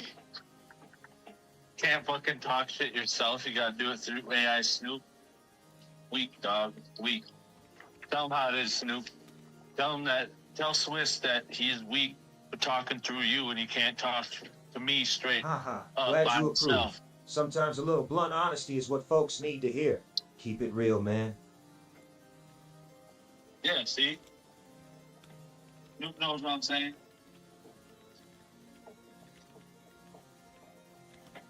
Hoorah. So what's happening here? I don't know. It went off the rails as soon as the All right, I got you. I'll let Jake know that Swiss isn't interested in talking to him. Anything? Alright, so the last thing that said is Swiss is fed up with blah blah blah. But it says Marshall looks at Jake, contemplating the breaking the curse. Marshall looks So at yeah, Jake, is there contemplating the way- possibility of breaking the curse. Then she responds, Marshall, it's worth a shot. Maybe your disenchant spell could help break the curse. It's certainly an option to consider. I'm just wondering if there's a way to break the curse on this mask without damaging the positive magic that it provides. You have to say that again. That was a replay. So, you ready? Well, no, that's fine. No, I was just telling you that. That's why I said the disenchant spell wouldn't really work, because it just removes magic. Wouldn't it? What if So there there was has to magic be- on the mask? That's why I implemented the mask. The reason why I implemented the mask was that there to be like some random crazy ass good thing, but it's like it was like a joke, like Majora's Mask. Like that's why I'm trying to give it like a little bit of like pizzazz. You know what I'm saying? That's Well, why there's a crazy dude dropping masks. He's gonna come back. He's gonna want this mask, by the way. So he's not I mean, dropping the mask. Kenzie's just for- character is the mask wearing one at the moment. So That's why I dropped mean, it in front of Jake. I didn't drop it in There's front also of Kenzie. if she's I dropped interested it in it. I dropped it in front of Jake, so Kenzie can tell Jake what to do with it, and offer. Then Jake can say, "Well, do you want to trade? Do you want?" You know, that's why I gave it. It's a part of a story. You know, I'm not just gonna give you guys just something that your character needs. I'm gonna give your character something it obviously doesn't need, and you could trade to somebody who might need it. That's the whole point. I'm not gonna make it this easy for you. Look, all I'm saying is we're currently, our main mission was to reach a motherfucking, well, I'm trying to cook, but our like whole overlining mission was to reach this. Wait, like, so am I going forward. back and making grilled cheese again or no? No, we're not making. dude, We haven't I'm actually. forward. I was making grilled cheese in real life, and I asked you to wait, and then you started adding items and going off the rails with the story because we're currently trying to get to a forge. So that We've never actually like brought up the fact that we're looking for a forge. That's never actually come up. Yeah, I wanted it to just pop up, and then my giant told me be like, "Oh, I could forge here. This is a worthy forge. We need to like the fabricate crew a forge, walks up like through a the storyline to enchanted bring us to a forest, forge, and because I then don't think it's ever randomly- done. That can Marshall, happen sensing the after urgency, Dakota's interjects. whatever You two, he's got snap going out on. of it. I'm just saying, yeah, we We need to reach a focus on the forge at task some at point. hand. We can settle your grievances later. Just to like Let's overline just and deal go. with this cursed I don't mind mask the and side move story. on. All right, the crew goes and they eventually find through the enchanted forest. They find a forge, and they find a mysterious character working at the forge inside of Jake's giant hat. Who and what, and describe the situation as they go to find the forge. The crew, after passing through the enchanted forest, happens upon a hidden forge. Inside, they discover a mystifying figure skillfully attending to the forge. The atmosphere is filled with the rhythmic sound of metal being shaped. As they step into the forge, Jake's hat is immediately noticed by the mysterious figure, who pauses his work to look at the Inside of group. my hat. The figure, Yeah, his actually, we gaze never really fixed on discussed them, that. Is breaks your the hat silence. just, like, not here The 'cause forge it's in it? keeper, It's not. you've stumbled upon my Yeah. humble abode. We're inside What of brings it. you So yeah, here? I'm not wearing my hat right now. That's why we had to stuff stuff in Kenzie's hair and not my hat.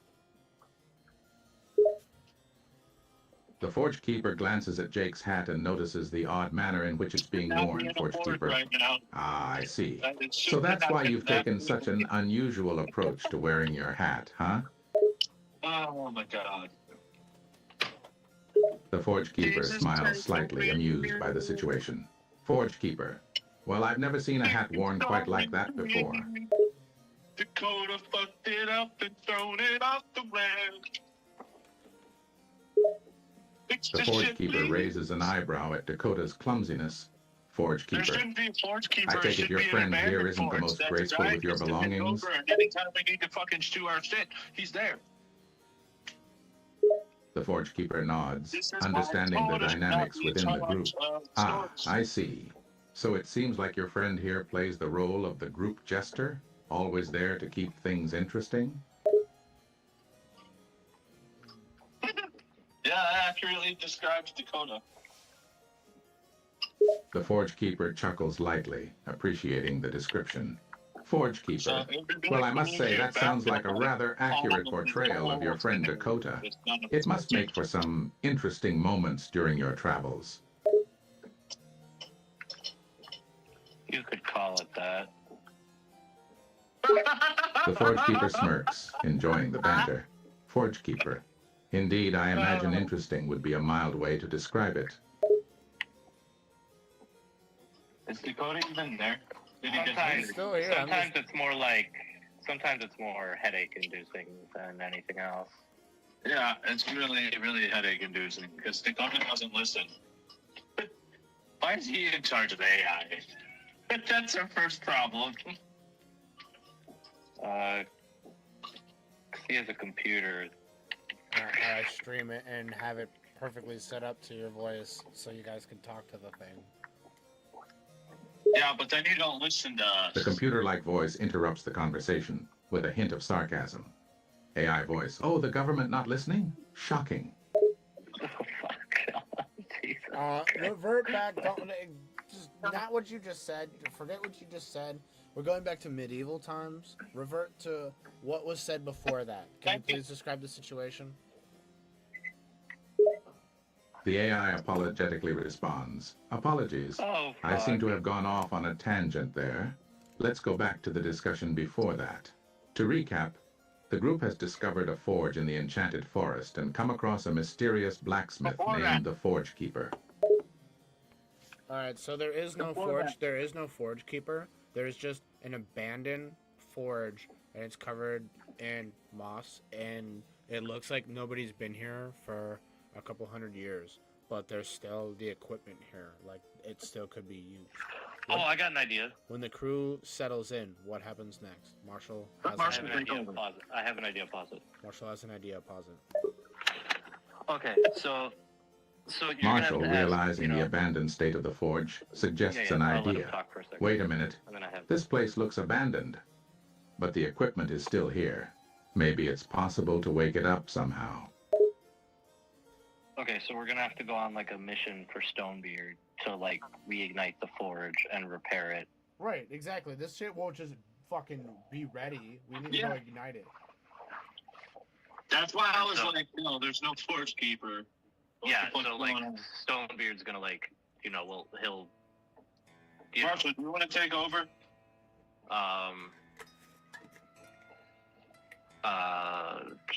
Let me brain for a second. I was doing fine. You could just tell me what to do. Oh, I'm pooping. Yeah, just you know, have Stonebeard, you know, mention, or we ask Stonebeard, you know, about the forge, and he says he could, if we can get it up and running, he can use it for us. Wait, where is But the he's gonna Stonebeard? need. Stonebeard is. Just been we following haven't- me. Yeah, he's just kind of there. He's kind of like your dragon. You know, he's just kind of there. Is he a but soul? he's not really Is often he, what talked is about. He? What is he? He's a golem. You don't remember? Dude, this is why, like, I don't understand. How do you forget things? I Oh, literally bad. have something called memory loss. He's a magical. Drink less, so it's not as bad. He's a magical stone magma golem. Can he be like a gargoyle? No, he's a golem. Gargoyle? Golem. Okay. No, he's a. He's a golem. What am I saying? Marshall realizes his abandoned state of the forge suggests. I'm not gonna say. Marshall, realizing the abandoned state of the forge, suggests an idea. Wait Okay, a minute. Here, let me This talk place to looks abandoned, but the equipment is still here. Maybe it's possible to wake it up somehow. Jake's golem, magma golem friend, Stonebeard, steps to the front, saying that I could use this forge to be your guys' smith permanently, but it is in a sorry state, and we are going to need some things to get it up and running.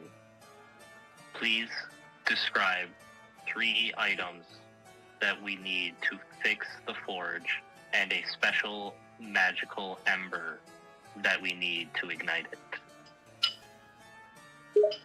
Forge Keeper. 3 items you'll need. Let's see. First, we need a rare enchanted crystal that fuels the forge's magical properties. Second, a specialized molten metal known as Dragon's Breath, used for repairing the forge's structures. Lastly, we need a powerful magical ember to reignite the forge's inner fires and bring it back to life. These items might be difficult to find, but they're essential to restoring the forge's full potential. Could the narrator please take note that there is no one to refer to as Forge Keeper? There is only the group and Jake's golem friend, Stonebeard. Stonebeard is the one telling us how to fix this forge. On YouTube. Please DND repeat. Plus, Paramount Plus, Max, and more on YouTube. Noted. It's established that there is no one to refer to as Forge Keeper. Instead, we are being told what items we will need by Jig Golem's friend, Stonebeard, who is standing in front of us.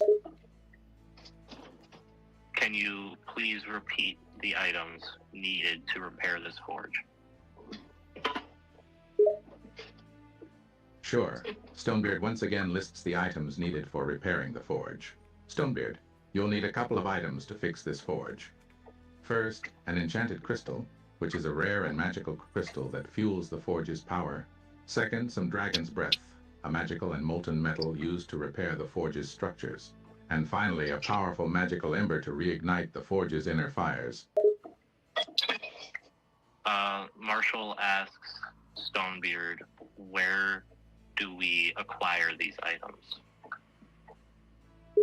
Stonebeard ponders the question, contemplating the rarity of the items. Stonebeard, the enchanted crystal is found deep in the mines, guarded by powerful earth elementals. The Dragon's Breath can only be harvested from a dragon, a dangerous yet necessary material. As for the magical ember, it is the rarest and most challenging to obtain. The ember can only be found in the heart of a phoenix, a being that guards its life and magic jealously. Please repeat that and then pause the narration. Certainly, here's the information again. To fix the forge, you need an enchanted crystal found deep in the mines and protected by powerful earth elementals. Next, you require dragon's breath, a molten metal harvested from a dragon, and it's not an easy task. Lastly, you need a magical ember from the heart of a phoenix, a highly guarded and scarce source. Okay, so we have a dragon already, so dragon's breath probably should be easy. Does it? Well, I mean, I guess, does the dragon have to die? Does it have to be a dead dragon, or how do you acquire it from a dragon? We gotta find that out. Enchanted crystal from a phoenix. We did see that dragon earlier too, so we could go back and find him. What was the other thing? The enchanted crystal. Elements. Yeah, we have to go to a mine. From a mine. So we have to find a mine, or this specific mine. We need dragon breath from a dragon. And enchanted. Actual dragon's breath will work. Well, it says it's like it needs a metal, like a specific actual, like the metal is called dragon's breath. Wow. So I'm not sure. Can you ask it how is this molten dragon's breath made? Ask it. Let's start with one thing at a time. Yeah, start with one thing at a time. How is the molten dragon's breath made? How is this molten dragon breath made? Stonebeard explains the process of creating dragon's breath. Stonebeard, dragon's breath is a unique molten metal produced only by a dragon's fire sac. When the fire sac contracts, it compresses the gases inside, creating an intense heat. The resulting heat melts the surrounding metals, creating a molten mixture. This molten metal cools quickly, forming dragon's breath.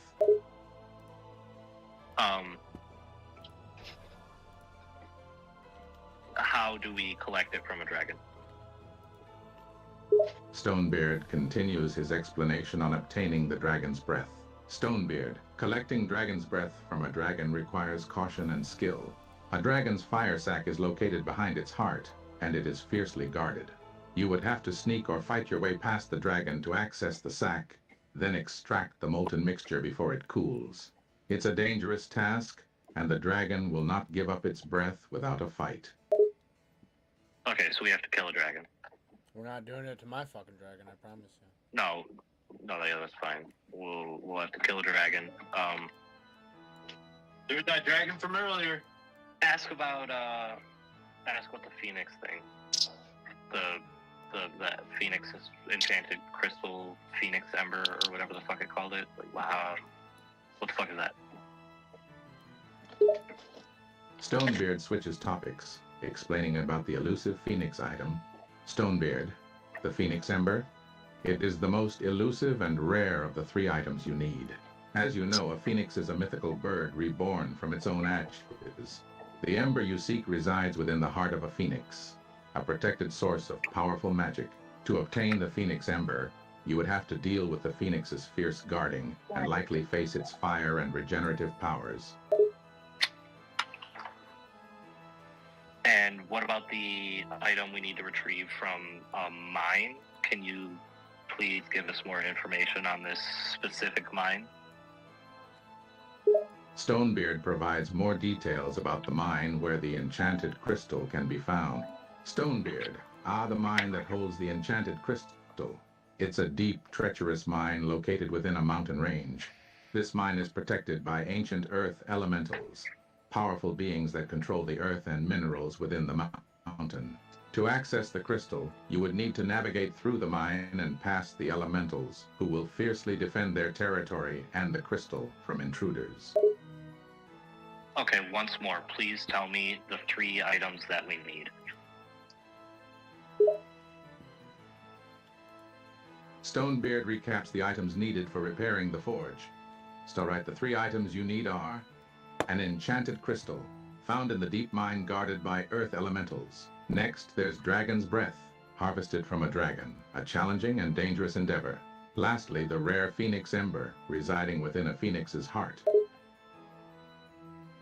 Alright, pause it.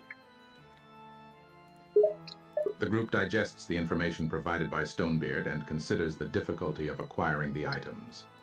They exchange glances, contemplating the challenges ahead. Okay, what do we want to go for first? And The mine? the mine's the easiest. I do Probably, like yeah. mine. Mine it is. I do like And mine. I We're mean, gonna need pickaxes. mountain range.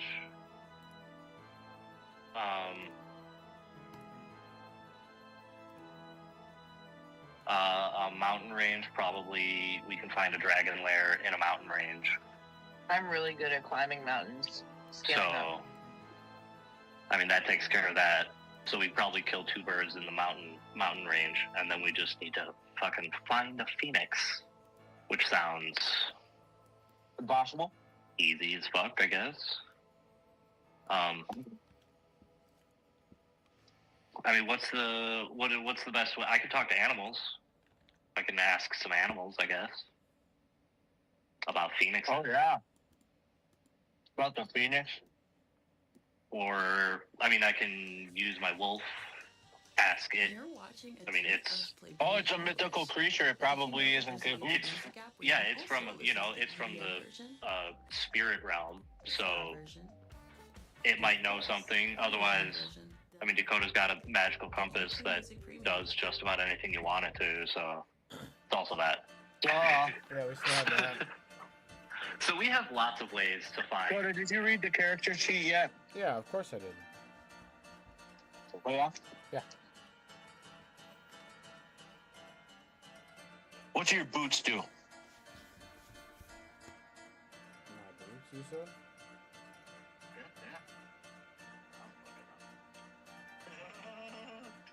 I mean, Marshall might not know, but Swiss has enchanted speed and enchanted jump. Yeah, you just looked it up. No, I knew. Why don't you put that on your screen?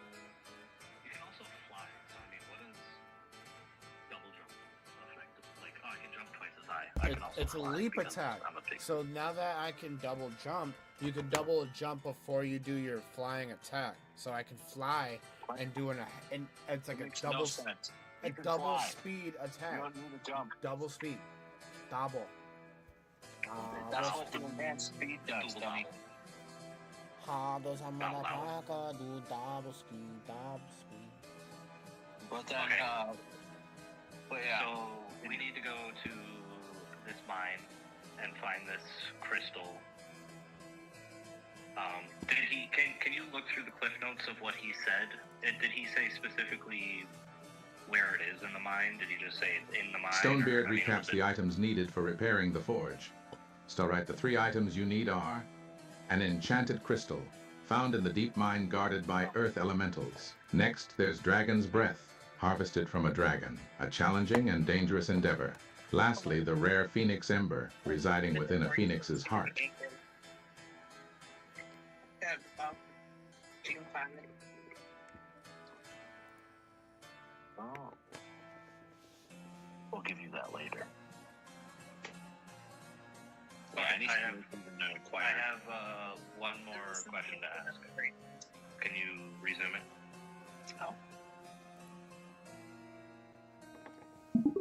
Oh, because you're an elf. That's elf. Confused, the group That's turns because to you're face black. Jake, wondering why he suddenly mentioned being at home. Marshall The asks. group waits what for an is- explanation, their expressions bewildered. Yeah, charge him a firm.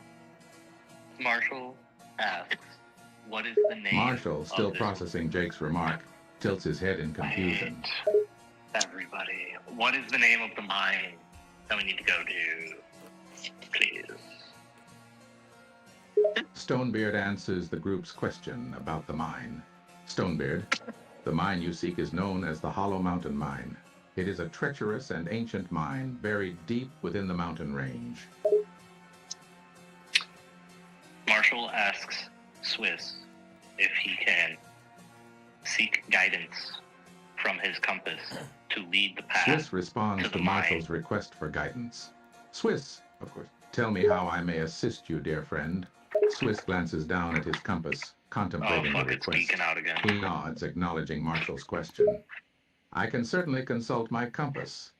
It should provide guidance and help us find the way to the Hollow Mountain mine. The group turns their attention to Swiss, noticing something unusual. Marshall, what do you mean leaking out? What's leaking? What's leaking out of the compass? Nothing. No, it heard me say something what's before. leaking out of the compass? There was nothing leaking. There's nothing leaking out of the Dude, let's not start a whole nother storyline while I'm in the middle of trying to collect 3 items that my brain is trying to remember right now. It's too fucking much. I have them written down. Have the 3 items written down. Don't have to remember them. The But group yeah, no exchanges side story. puzzled glances, not entirely sure No, how to it heard me respond to say Swiss's it's comments. freaking out Marshall again, seems a and bit it annoyed heard by the leaking. interruption. Marshall, let's focus on the task at hand, please. We need to remember the 3 items needed for the forge. Can we just stay on track for now? Please. Please. My mind's gonna explode. As the He's crew never looked it up. goes to find out, they go to, they're going to the mine, right? Yeah, we're going to the Hollow Mine or whatever. It's a real thing. It's in Narnia. So we're going to the mines in Narnia, and No. and yeah, the crew proceeds to go there. The crew, determined to reach the Hollow Mountain mine, begins their journey towards the mine's location. As they travel, they prepare themselves for the challenges that lie ahead in the treacherous mine. How about like right now? I'm just like above average. Swiss, the pixie thief, is reflecting on his own abilities. Oh, He yeah, humbly no, assesses his own I know, skills, you're right. considering himself as above average. And then I speak for myself. My own more. Swiss continues his internal monologue, pondering the path ahead. His thoughts turn towards the potential dangers and obstacles they may face in the journey to the Hollow Mountain mine. Please describe the journey to the mine. How long does it take? What does the entrance to this grand mine look like? As the group makes their way towards the Hollow Mountain mine, the journey appears to take a substantial amount of time. The landscape becomes more rugged and treacherous, with steep inclines and treacherous paths. Finally, after much effort, they arrive at the entrance to the mine. The entrance is a dark, imposing opening carved into the mountainside, with the air around it feeling thick with a sense of danger and history.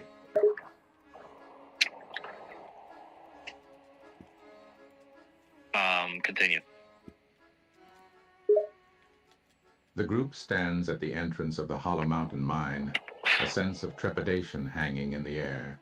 The darkness inside is a stark contrast to the world outside, and the air feels heavy and ominous. With a shared nod, the group steels themselves and enters the mine, their footsteps echoing in the vast stone corridor.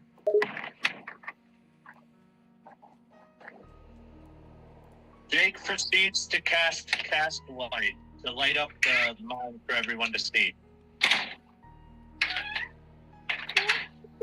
With a flick of his wrist, Jake casts the light spell, illuminating the entire space in a soft, ambient glow. The group can now see the rugged walls and path ahead in clear detail. What does this mine look like inside? What is in our immediate surroundings? How many paths forward are there? Yada, yada, yada. Let's get the show on the road, narrator! As the group proceeds further into the mine, the path splits off into 3 directions. The dark, rocky walls are lined with veins of shiny minerals that glisten in the light. A faint, cool breeze drifts through the tunnels, mixing with the earthy scent of damp stone. To the north, the path slopes downward, continuing deeper into the mine.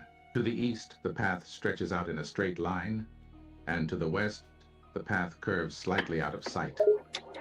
Hold on. Marshall. Hold on. Well, he said it's deep in the mine, so we should go north, down the sloping path that goes down. Because we gotta go down to the center. With their decision made, the group heads north, taking the path that slants deep into the mine. Every step feels heavy, the air growing cooler and the walls more oppressive as they descend deeper into the ancient labyrinth. Marshall reminds everyone to remain on guard for these elemental guardians that Stonebeard mentioned. Sir, yes, sir. Marshall looks tense and determined as he responds. Right, we must remain vigilant. Remember what Stonebeard said about the guardians of the mind. They could attack us at any moment. Let's stay alert and prepared for anything. Marshall nods, acknowledging Swiss' reminder. Marshall, right, let's keep our guard up. We should be prepared for any elemental guardians we may encounter in this mine. Stay vigilant, everyone. Continue. Continue. The group continues their descent down the winding passage, their footsteps echoing in the vastness of the mine. As they move deeper into the darkness, a faint, almost imperceptible rumbling sound can be heard in the distance. It's a low, ominous noise, gradually getting louder with each step closer to its source. What is it?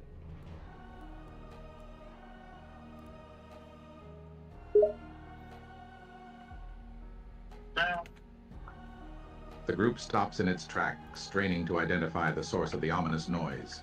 Jake speaks up, his voice tinged with concern. Jake, what on earth is that sound?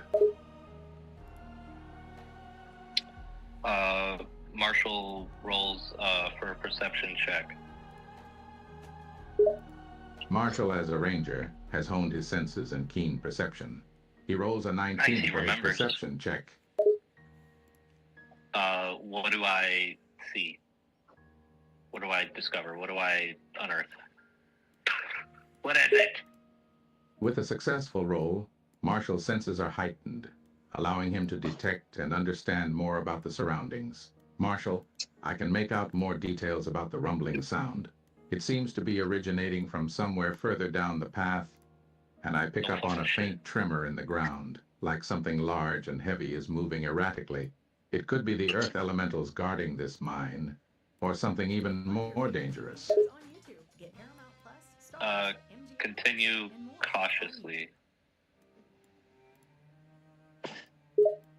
With the enhanced information from Marshall's roll, the group continues with even more caution. The tremors beneath their feet grow stronger, signaling whatever is causing them is getting closer. The air feels charged with an unseen energy, making the hairs on the back of their necks stand on end. Continue.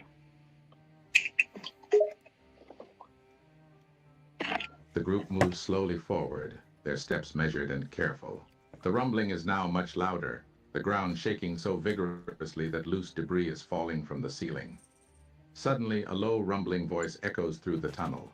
Voice, who dares tread upon our sacred grounds? Oh boy. Respond saying we are here for the enchanted crystal. Correct. Jake steps forward, speaking up in response to the voice.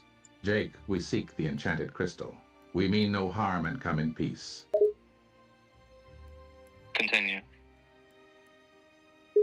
The voice bellows out again, its tone more skeptical. Voice, you seek the enchanted crystal, you say? Why should we let you pass? And how do we know you speak the truth? What else is in this godforsaken place that would be worth our time?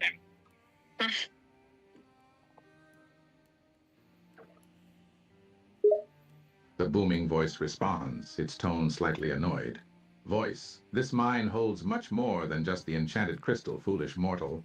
Ancient treasures and rare minerals lie within these tunnels, but none are worth more than our protection. Yeah, protection. I want some.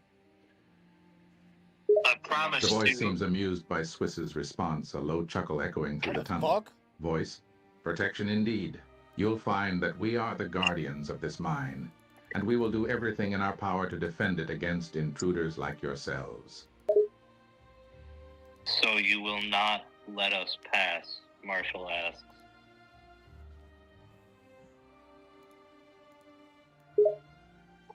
The voice responds, its tone firm and unmoving. That is correct. You cannot pass. We will not allow you to take the enchanted crystal or any other treasures that lie within our domain. Swiss proceeds to say, "What could I possibly do to make you let us pass?" Takes a giant swig of his luck potion and offers a shot of it to the sound. What happens next? Roll a d20. Increasing luck. Swiss pulls out the luck potion and takes a long swig, feeling a sudden surge of power. He then offers the remaining liquid to the voice. Swiss, how about a deal? Holding up the potion. Here, have a taste of my luck potion. Might change your mind. The group holds their breath, waiting for the response. What does the voice say in response to Swiss's response? And what was the result of the D20 roll? The voice considers the offer, intrigued by Swiss' boldness. Voice, an offering of luck, you say? Very well. We accept. Swiss rolls the d20 and the result is a natural 20. Swiss's luck seems to have prevailed. Continue down the path. With a surge of confidence, Swiss leads the group further down the path. The rumbling continues to grow louder, the vibrations now strong enough to make the passageway shake. Soon the source of the noise becomes clear, a pair of colossal earth elementals, towering over the group and blocking the path. Offer them. We said we could pass. Offer them the luck potion, so they take some, and then we continue past them, as we have just worked out a deal. Because Swiss is the luckiest bastard to ever exist. Swiss, brimming with a newfound sense of confidence from his luck, steps forward and holds out the remaining portion of the luck potion. Swiss, here, take it. Remaining? A taste of my luck potion, as promised. You're The giving earth the elementals you're regard giving the No, small no, thief no, with I curiosity. gave him a shot. With a nod, This thing's they lean infinite. down and It's each take a infinite. sip of the shimmering liquid. It's infinite. The remind the narrator that the luck potion is infinite, and then I only gave him a shot of it. But continue and re-say what you just said. Swiss grins, realizing the implications. Ah, I almost forgot. This potion has a special property. Once shared, it refills itself. So as you can see, it is never empty. The earth elementals I can exchange do that. glances, I can clearly do that. intrigued by the magic of the potion. So as long as I share it, it will refill itself. Got that. All right, continue. With that, the earth I still elementals think continue drinking from the potion, They their eyes sparkling that with you are wonder. As giving they it to finish, the them. potion miraculously refills itself, restoring its fullness. Swiss smiles, knowing that he has bought their favor. The earth elementals step aside, allowing the group to pass. Continue. With a clear path, Hold on. I gotta get a good picture. I- for this. I think they just took the bottle. I don't No, think no. they gave I it back offered to them you. a shot, and then the narrator got confused. I had to correct it because I did genuinely offer him just a shot. Okay, all right. I did. I can go Okay. back. I'm recording. I genuinely offered him a No, you're shot. good. You're good. I'm not giving him You my can keep your ultimate keep your lucky. broken ass potion. Yeah, I'm not gonna give him my fucking broken potion. Just some fucking random ass. No. All right. Yep. All right. So the last thing he said, I wanted to get a narration. Yeah, just I pause it once in a while now because I'm copying it and I'm adding it to the AI for video content. But this is what he said last. with a clear path ahead, the group passes the now amiable earth elementals. The tunnel opens up into a large chamber, the roof high above supported by stone pillars. A faint glow comes from the far end of the cave, illuminating an immense crystal that radiates with a magical aura. continue to the crystal, Yeah. examining for traps, dangers, anything Probably can't just grab this thing. I'll that probably might have to slice my head off. As the group approaches the glowing crystal, Swiss wariness is evident. He sizes up the massive structure, eyeing its jagged edges and towering height. Swiss, be careful, mates. That crystal looks sharp enough to decapitate someone. please describe the crystal and the chamber it's in? Just give us a detailed description of everything. The crystal stands as a colossal structure, its jagged surface gleaming with an otherworldly glow. It rises high into the air, its peak nearly touching the rocky ceiling. The cavernous chamber in which it resides is dimly lit by the crystal's radiance, casting eerie shadows across the rough stone walls. The only other feature in the room is a small raised platform near the crystal's base, made of a smooth, dark stone. What's on that? As the group examines the platform more closely, they see that it is carved with symbols and sigils, each one emitting a faint, otherworldly glow. The platform looks sturdy enough to hold their weight. It seems like this platform is meant for something. Maybe we should take a closer look. Marshall defers to the magical expert of the group, asking Jake his expert opinion on how they should proceed. And then Swiss says, "What's your magical opinion, Jake?" Jake studies the platform intently, his eyes scanning over the symbols and sigils, his magical knowledge coming into play. James, these markings are familiar. They're ancient runes similar to those used in conjuring rituals. Swiss turns to Jake, looking for his input. Well, what do you think, Jake? Any ideas what this platform is for? So, I guess we can find out, but I'm guessing it's the crystal's sort of locked in here in some sort of fashion. Yeah. But then I figure once we unlock it, you can just try teleporting the crystal back to the forge. Yeah, straight to do it. That was my idea too. Okay. I'm like, I don't think we can carry this thing. Yeah, you should look at the stream. You should see how big the crystal is.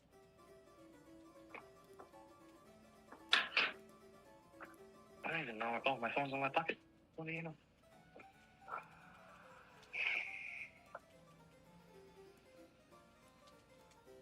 It's on YouTube or it's on Twitch. Either one you want to go on. I don't care. Oh, God, he's doubling up. I can stream 2 platforms at once, apparently, so I might as well.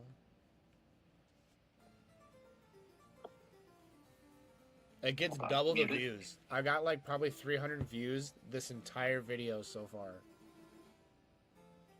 You're full of shit.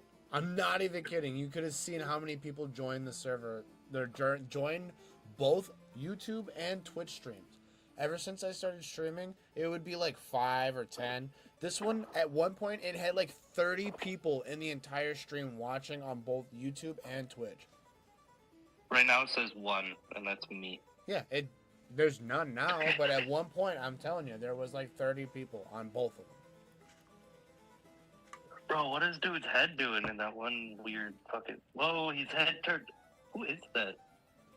Dude, you see in that bottom, like, loop where the guy's head, like, just morphs backwards into itself? Yeah, those are the people that we've been fighting trying to get the crystal. No, like the bottom video. Look at it. Yeah, that, like I know. That one's weird as fuck. Like, his head just, like, turns... His head, like, fucking does a Uno reverse, and then he does some weird fucking... Whoop. There's also, like, the Forge Keeper that I got. Ironbeard, or what is it? Stonebeard? Yeah, but Stonebeard's made out of rock.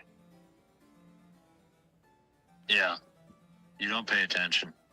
I tried to say Stonebeard. It's the AI, does whatever it wants, bro.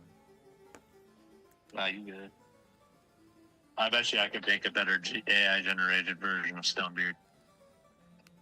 You only get so many. I'm not gonna waste them all. I'm just trying to be like, I copy what the AI says, like what Morgan Freeman says, and then I post it into the video, and then I've been adding it, overlooping it.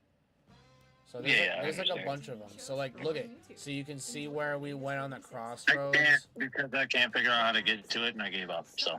It's just Twitch. It's FYK Swiss on Twitch. I don't want to do it. I don't want to do all that bullshit. I don't. That's why you don't have to.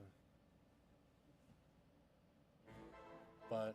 Okay, yeah. So we're gonna check out this platform, do Hickey, and I don't know what I could. I don't have any spells that can really help in this situation. yeah, but you have a spell book. Jake studies the platform intently, his eyes scanning over the symbols and sigils, his magical knowledge coming into play. Jim, I don't have a these spell in markings this are spell book familiar. here, so They're ancient runes similar to those used in conjuring rituals. Don't you use it Swiss to like turns look to up Jake, spells? looking for his Yeah. input.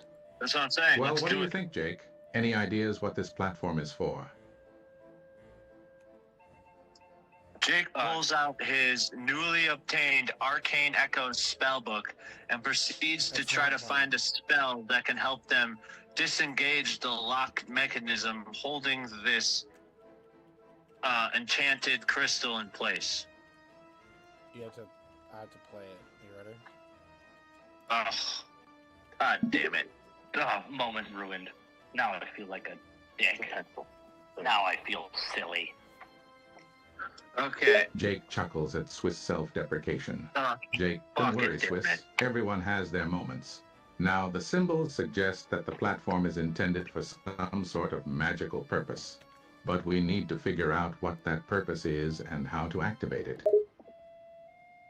Jake then proceeds to pull out his newly obtained Arcane Echoes spellbook and tries to see if he has a disengage magic lock spell in his spellbook. What does he find and what's the name of the spell? Jake flips through the pages of his Arcane Echo spell book, searching for a spell that would help with unlocking or disengaging magical locks. He soon finds a spell that seems relevant. Jake, I've got something here. It seems to be called Mage Hand Dispel. It says it can break or disable magical locks within the range of the spell. Let me give it a try. Oh yeah, he proceeds to roll a d20. Does he do it or does he not? Can the narrator also please Jake casts generate the a Mage list Hand they Dispel made? spell and rolls a d20. The result is 19. The spell works, Go a ahead shimmering after that. translucent hand appears and floats towards the platform. With a Mage flick Hand of its is an ghostly actual wrist, spell in the D&D. platform's lock magically unlocks with a soft click. Yeah, but what does it do in D&D? Is it actually like a... Hold on. Pause it. Hello, Dakota. aloha mora. Pause it, Dakota. Yes, in D&D, rolling a 19 on a d20 usually means a positive outcome, especially for a spell such as Mage Hand Dispel. A success on the roll suggests that Jake's spell worked as intended, successfully unlocking the magical lock on the platform. What happens next? Jake said pause it. Yeah. So, Okay, what are we Mage talking about? Mage Hand is a spell in D&D, and it basically is just a magic hand. And it has all sorts of different properties. It can, you can dispel shit. It's literally a magic hand. So, like, I can now summon a magic hand anywhere, and it can pick magic locks or... Okay, but the way that he said it, it was like mage-handed hand spell. And I was like, what the fuck is that? No, it said Mage Hand Dispel. This spell is what it said. Okay. So the way I went about it, because it kind of You didn't just make got sense, mage hand. I have Mage Hand, and one of the abilities of Mage Hand is Dispel. And I guess the Arcane Echo spellbook is just going to be all different things I can do with Mage Hand. That works. Just remember that. And then you can just Yep. look up different versions of mage hand. Yep. How many spells do you get out of a book? 5? Did you really I don't know. set a number? I literally fill them until I run out of space, and then I get a new spellbook. Gotcha. Like on a post-it, you just write Yeah. spells down until you run out of space on the bottom of the post-it, and you're like, well, I gotta find a new book. Yep, pretty much. Literally, I run out of room on a post-it, and I'm just like, new book. Gotcha. Okay. So yeah, let's continue. What is this done for us? All right, 1, 2. What happens next? With the magical lock on the platform now unlocked, the group can feel a subtle change in the air. The symbols carved into the platform begin to pulse softly, the dim glow intensifying with each pulse. Jake turns to the group, a sense of anticipation in his voice. Jake, it worked. The platform's lock is open. But now the question is, what's supposed to happen next? Marshall says, "You're the magic man. Why would I have any idea?" Marshall's question to Jake prompts an amused smile. Jake, yes, I suppose this is my area of expertise. But sometimes it helps to have multiple perspectives, even if they're not magical in nature. Jake studies the platform and markings more closely, his brow furrowing in concentration. I got it. Jake then proceeds to attempt a teleport spell to teleport the enchanted crystal back to Stonebeard at the forge. Jake casts a teleport spell, focusing his energy on the enchanted crystal, attempting to transport it back to Stonebeard at the forge. He musters his power, his eyes closed in concentration. Jake, here goes. The group holds their breath as they watch Jake cast the spell. Before Jake casts the spell, he takes a swig of Swiss's luck potion to give him extra confidence for the spell. He also has a very high intelligence, making the chances of the spell's success high. He rolls a d20. What is the result? With a swig of the luck potion, Jake's confidence grows, and with his high intelligence, the chances of the spell's success are indeed high. He rolls a natural 20. The room seems to buzz with energy as the group eagerly awaits the result. Continue. Oops. Did it again. With a massive burst of energy, the teleport spell successfully takes hold, and the enchanted crystal at the platform's center vanishes suddenly. The group watches in awe as the crystal disappears, transporting itself back to Stonebeard at the forge. Jake grins, his confidence justified by the successful spell. Marshall asks, though, about this platform. What if it's some kind of elevator that leads to a treasure room? Maybe we should continue to investigate it. Marshall's suggestion brings a thoughtful look to Jake's face. Jake, you may be onto something, Marshall. This platform might indeed be an elevator of sorts, leading us to a hidden treasure room. It's worth investigating further, don't you think? The group shares glances, contemplating the possibilities. Anyone else? Otherwise, we can just leave. Alright, we continue. Sure. Let's get the fuck out of here. Hello? Seeing no objection from the rest of the group, the decision is made. They prepare to leave the chamber, but before they leave, Alright. Jake takes one last look at the platform. The glowing runes still faintly visible. Jake, all right then, let's get out of here. We've got a crystal to deliver, and who knows what other dangers lie ahead. Together, the group That turns rune's and gonna leaves haunt the you the chamber, rest of your life, stepping Jake. back into the dimly lit tunnel. I didn't make that decision. I guess we gotta find a dragon lair now. The group moves through the tunnel, their thoughts now on their next challenge, finding a dragon's lair. Swiss, ever the confident one, speaks up with a hint of bravado. Dragons, eh? Piece of cake. We've got this. Yeah, because Swiss is Well, in the you past has have fucked a male fucked dragon. a gay dragon. So Could the narrator please tell me what is Swiss's current gender? Presently, Swiss identifies as a female. so I guess we're a fucking bitch right now. Yeah. Jake chuckles at Swiss's humor and responds with a wink. Ah, but wink? you're an equally charming and badass woman, Swiss. Whoa. Swiss says you better not be saying that type of shit to me, bro. I don't care how many drinks you have, bro. I am not gonna do some freaky shit, bro. Step off this juicy ass, Swiss says. Marshall and Jake exchange grins at Swiss's fiery retort. No! Jake, no worries, No! Swiss. We wouldn't dream of messing with your juicy ass. No! You're all woman, and we respect that. I don't care whether you think I have a juicy ass. Step off of my juicy ass. Proceeds to sweat off of my juicy ass.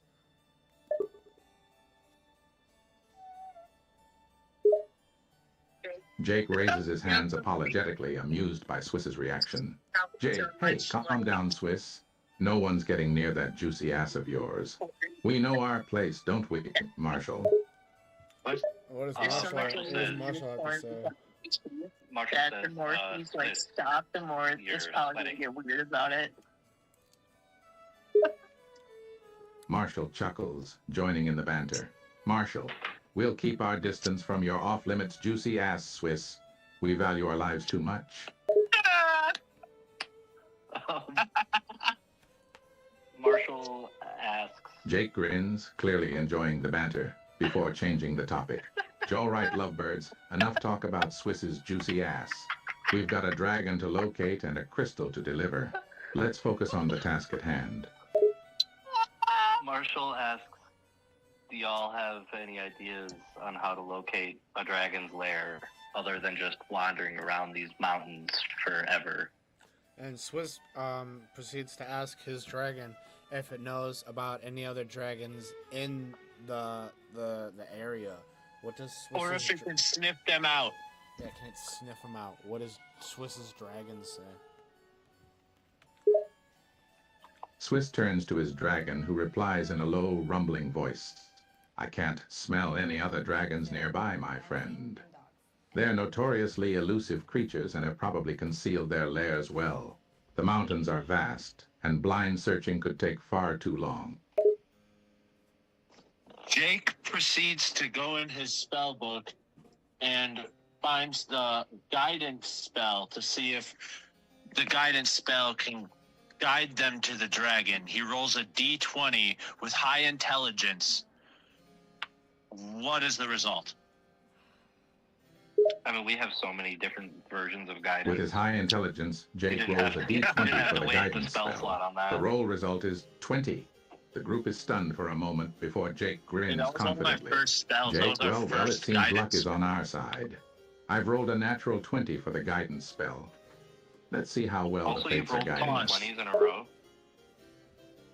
Continue. Jake looks at the roll, still grinning from the success. That's right, a natural 20. We seem to be on quite the lucky streak. The guidance spell should lead us in the right direction. They Continue. proceed to follow the guidance spell. Where does it lead them?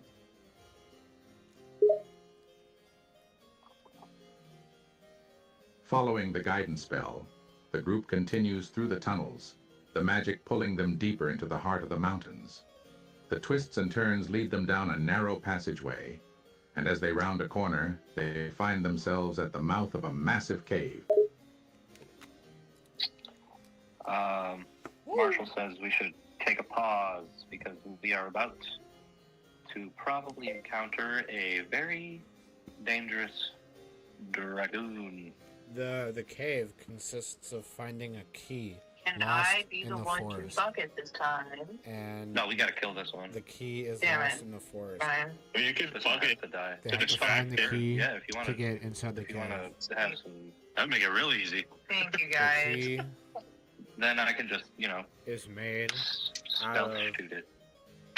Jake proceeds to make a key out of Stealth his. shoot the metal right out of its chest. Jake proceeds to make a key out of his pubic hair. Describe the Um, situation. What are dragons lead to? Ice. Going by Pokemon The group takes a logic, brief we die. pause outside the cave entrance, mentally preparing themselves for the task ahead. Marshall suggests a cautious approach, knowing the danger that awaits. Jake, ever the resourceful one, comes up with an idea to attempt creating a key, but when he suggests using his pubic hair as the material, the group can't help but pause in slight horror and I'm confusion. sorry. Hold the phone. That's Dakota. Narrator, please stop with your nonsense. That's Dakota. I didn't do anything. I'm just sitting Stop here. with your nonsense. I don't believe you. How When can shit I? like that happens, It's pull off live, the dude. wall. I can't do anything if it's live. Yes, you can. No, No, I you can't. I can't type it Oh in. yeah, It's no, live. you really can't. Yeah, if it's live listening, you can't type anything. It's live use- right now. I I use can the same show app. you. I can show you it's listening right now. I can't type in. I can't add anything in. Marshall interrupts the group just as Jake begins to gather his key materials. If it adds something, I Marshall, didn't whoa, do whoa, shit let's the not whole go down time. that route, Jake. I'm sure Well, there you must gotta be a watch better it, way to because it's create talking a about key, pubic mate. hairs and shit. Could the narrator please rewind to when we approached the Dragon's Cave? None of the next couple conversations happened. We are at the entrance to the Dragon Cave discussing our next move. The scene rewinds, taking the group back to the moment when they stood at the entrance of the Dragon's Cave, discussing their next move. The tension is thick as they prepare to face the dangerous creature inside. Rizzler suggests that she go in first and attempt to seduce the dragon with her insurmountable amount of charisma. She takes a swig of Swiss's luck potion before she attempts. Rolls a d20. What is the outcome? With a cocky grin, Swiss takes a swig of the love potion, feeling the effects take hold. She then confidently approaches the cave entrance, prepared to use her charisma to charm the dragon. Swiss rolls a d20 for her seduction attempt. The result is a natural 20. Change the... Could the narrator please Mackenzie. note It's Rizzler. that it is Rizzler. It is not Swiss, it is not Mackenzie, it is Rizzler that is doing this. The narrative is revised as per your request. Rizzler steps forward, ready to perform the seductive act on the unsuspecting dragon. Continue. Rizzo steps forward, her confidence boosted by the love potion's Close effects. enough. She struts towards the cave entrance, her hips swaying seductively. Marshall and Jake watch in disbelief as Rizzo prepares to charm the dragon. The air is thick with anticipation. Jake, this is either going to go horribly wrong or amazingly right. Marshall asks Jake if he would like to use my spyglass to get a closer view of the action. Jake responds with, of Jake course. glances at Marshall and grins, appreciating the offer. Ja, you read my mind, mate. I'd love to get a closer look. Hand me that spyglass, would ya? Marshall hands him the spyglass and then pulls on his invisibility cloak. He says, I'm going to get into position to do my thing when the time is right. And he rolls a stealth check to sneak into the cave behind Rizzler as she is attempting to seduce this dragon. Marshall passes the spyglass to Jake and then discreetly vanishes under the invisibility cloak. He quietly moves into the cave, using his stealth to stay hidden. Marshall rolls a stealth check to see if he can successfully slip into the cave behind Rizzler without alerting the dragon. The result is 18. Continue. With a successful roll of 18, Marshall manages to silently blend in with the shadows of the cave. He carefully moves closer to where Rizzler stands, taking cover behind a nearby rock for a better view of the unfolding scene. Please describe the interaction between Rizzler and the dragon as she attempts to seduce it.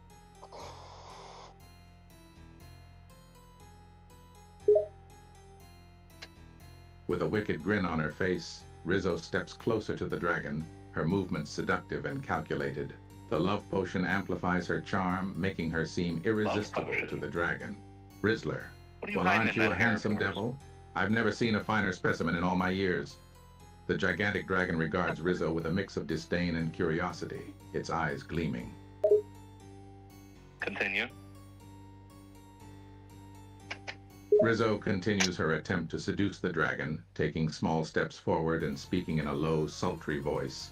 Rizzler, I've always had a thing for powerful, majestic creatures. And you, my dear dragon, fit the bill perfectly. The dragon watches Rizzo intently, its massive form towering over her petite frame. Something to say. It seems to be intrigued by her brazen approach. Rizzler then reveals that they have goat legs and proceeds to say, I'm a bit of a magical creature myself. And then proceeds to roll a d20 to seduce the dragon with increased luck. What is the result of the d20? Rizzo, feeling empowered by the love potion and her own magic, reveals that she has goat Yeah, that's legs. what her other half With a is. sly It wasn't smile, human. she says, "I'm a bit of a magical creature myself, you know." Fuck the goat. She's like Rizzler then that rolls a one d20 to try and that's from further seduce the Narnia. dragon with Yeah, an a increased luck bonus. The roll result is 16. Please describe the situation with the increasingly hot and steamy conversation with this sex dragon.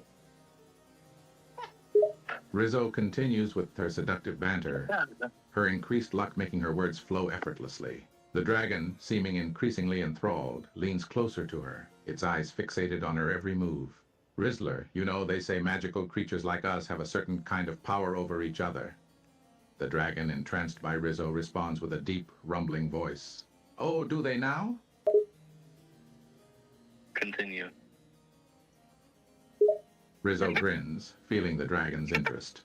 She takes another few steps closer, almost touching the dragon's massive form. Rizzler, power and pleasure. The dragon leans closer, its hot breath washing over Rizzo. It seems fully captivated by her presence. The Rizzler and the dragon proceed to get it on. And the dragon goes to light a chandelier in the top of the cavern. As it does so, Marshall gets ready to take aim and fire at the sack containing the dragon's breath metal that we need to obtain.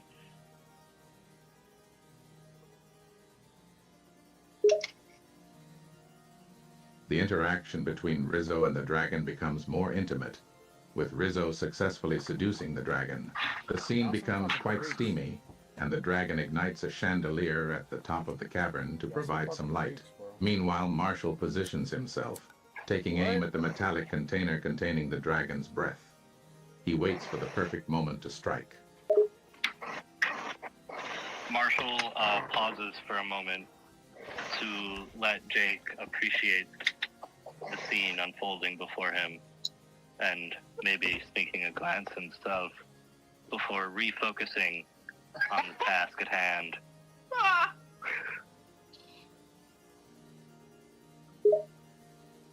Marshall pauses for a moment, allowing Jake to enjoy the scene before them.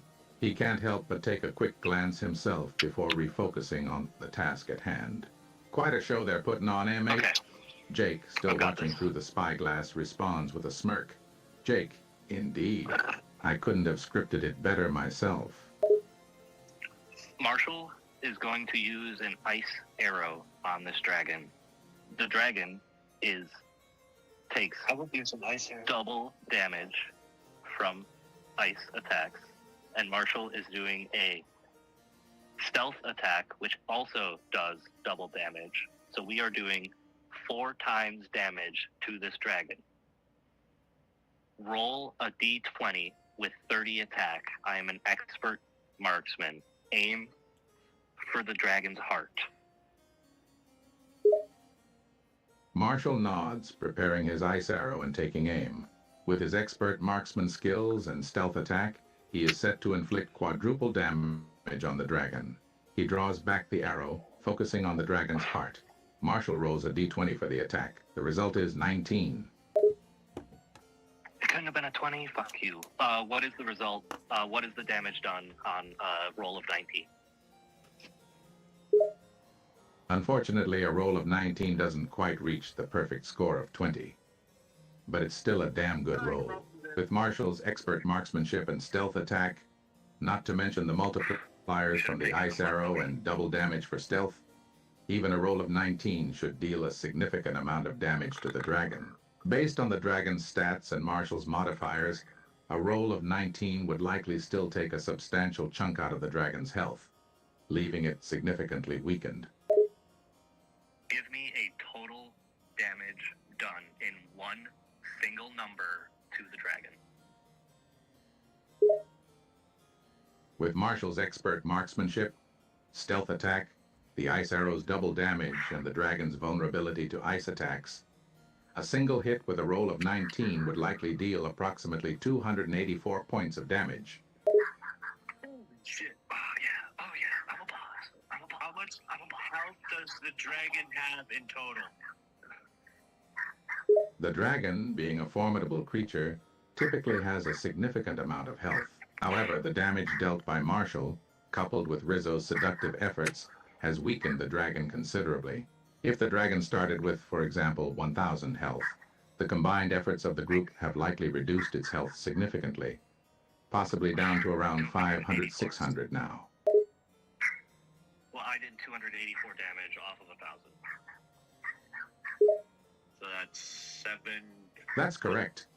Marshall's expert marksmanship and the multipliers from the ice arrow and stealth attack allowed him to inflict 284 points of damage on the dragon, reducing its health. Typically, a dragon of this size could have a health pool of around 1,000. So the damage inflicted would represent a substantial portion of its total health. Marshall is going to roll a d20 for stealth. Do I remain hidden? Marshall takes a moment to assess his position and stealthily maneuvers himself to remain hidden from the dragon's view. He rolls a d20 for stealth. The result is 18. With a roll like that, Marshall remains hidden, successfully blending into the shadows and evading the dragon's gaze. Alright, the dragon is very mad because it was just having wonderful love-making session with a half-elf, half-goat, and now it has a large ice arrow sticking out of its chest. We don't know that attack yet. So, how did the dragon respond in the middle of its love-making?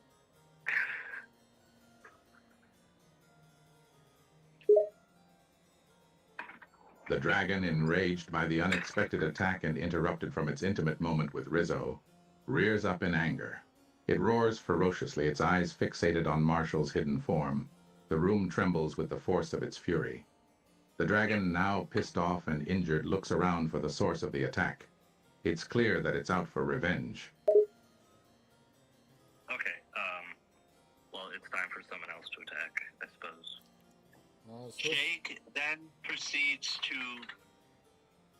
charge into the room, wielding his Moonlight Greatsword, which is a big greatsword infused with magical energy. He is an extremely strong sorcerer with the intelligence of 27. What's your attack power, too? My attack power is also 23.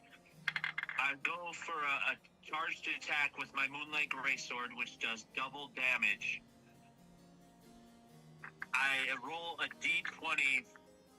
What is the result, and how much damage do I do to the dragon in one number?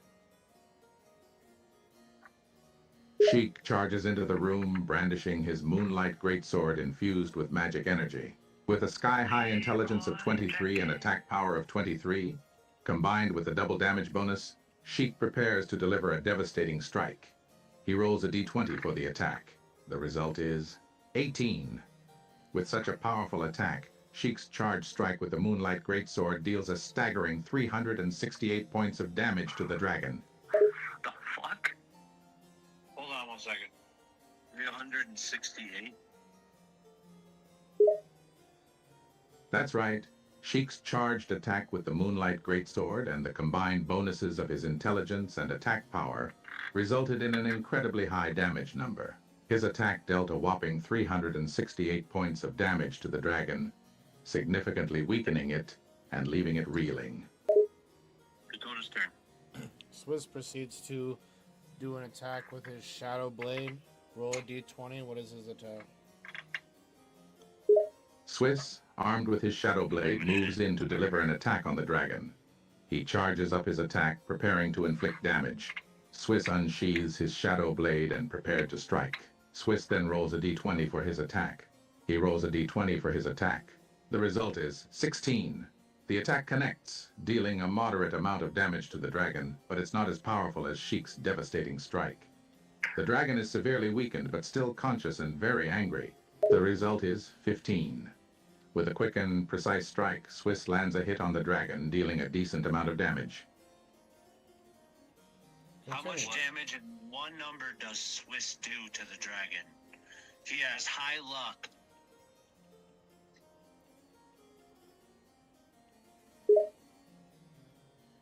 Swiss, with his shadow blade and high luck, manages to land a solid blow on the dragon. He rolls a d20 for his attack, and the result is 20. With a critical hit, Swiss's attack inflicts a significant amount of damage on the dragon. Based on Swiss's stats and bonuses, the damage dealt would likely be quite substantial, possibly nearing the high 300s or even above. I'll just do 300. Based on Swiss stats and the critical hit, his attack is powerful enough to deal around 300 points of damage, adding to the earlier damage that was inflicted on the dragon. The dragon is now badly injured and weakening rapidly.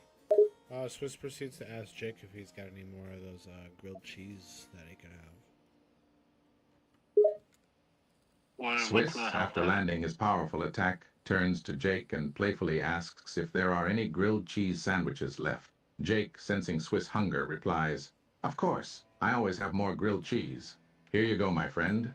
Jake hands a freshly made grilled cheese sandwich to Swiss. Alright, so Swiss's He then proceeds to throw the grilled cheese sandwich on the floor and says, "This is not the time for grilled cheese sandwiches. Take a health potion instead, you idiot." And then tosses him a health potion. Also, it is... Swiss, realizing the seriousness of the situation, tosses the grilled cheese sandwich aside and hands Jake a health potion instead. No time for grilled cheese right now. Take this health potion instead, idiot. We need you at your best. No, I would never do that. No. It's time for Rizzler. Jake, to feeling do touched her by thing. Swiss' concern and care, smiles and says, "I appreciate the gesture. I'll take the health This is what potion, happens when you go even off if the it's rails. not as tasty as a grilled cheese sandwich." Every He time takes you the do health that, potion it from goes Swiss off the and rails drinks and it's it, off the regaining his bullshit. health and strength. You feed it the chaos. Jake Rizzler nods in then agreement, proceeds. feeling revitalized after sipping the health potion. Fucking damn it, You're Morgan right, Freeman. Swiss. I guess sometimes chaos is what we need to stay on our toes. He grins, ready for whatever comes next.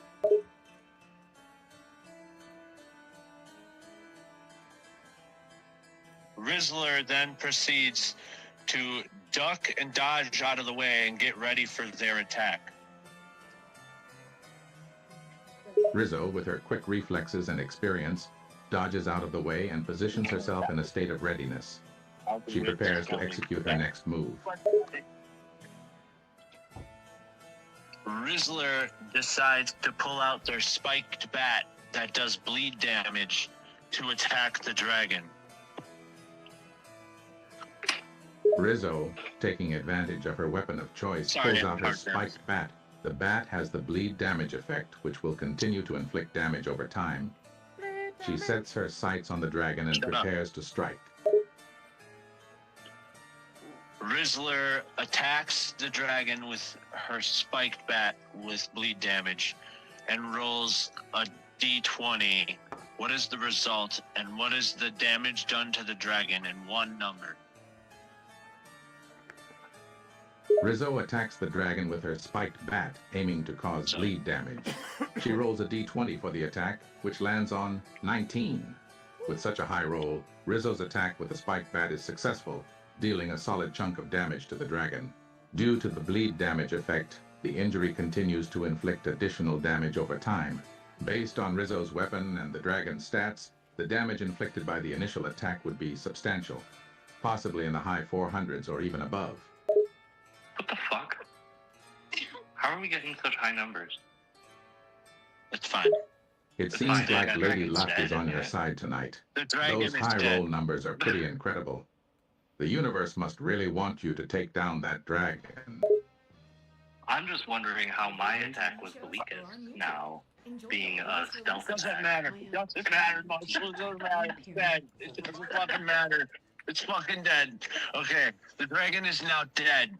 Rizzler, standing above the dragon's mangled body, Butt-ass said, naked. butt-ass naked, continues to fuck the dragon and then, finishes. And then the dragon proceeds to What is moan. everyone's response? The dragon proceeds to moan extremely, and a bunch of ooze pours out everywhere, and Swiss jumps up and grabs some of the ooze in a bottle. Describe the situation. It broke. Wow, the gas What the doesn't hell know is deal even with going on anymore? I can't believe we just killed a dragon, Marshall mutters, utterly bewildered. Jake looks on in disbelief, shaking his head. Marshall and Swiss exchange glances, both equally baffled by the sight before them. Marshall looks at Swiss and says, "Did you just see what we just saw?" Swiss nods, still processing the absurdity of the situation. The room is filled with a mix of confusion and shock as the dragon moans loudly and a strange, oozing substance pours out everywhere. Swiss, his curiosity piqued, quickly grabs a bottle and carefully scoops up some of the oozing substance. Woo! Yeah. That must be the dragon breath metal we are after. The dragon breath metal, or is it after? Marshall repeats, still trying to make sense of the bizarre situation. I can't even begin to understand what that means. Jake chimes in, equally puzzled. Swiss, still holding the bottle with the oozing substance, frowns as he studies it. So we got the dragon's breath metal. We then journey onward to the next mission at hand, which is We are looking for a phoenix. the Phoenix Park. The Order of the Phoenix. The group continues their journey, now in possession of the dragon's breath metal. As they travel, they arrive at a location called Phoenix Park. The name of the park raises some questions among the group, and Marshall asks, "Hey, what's the significance of this place? The Order of the Phoenix, you mentioned before." Would the narrator please forget that last thing he said and return to the Dragon Cave? From the Dragon Cave, we discuss how we're going to find a phoenix.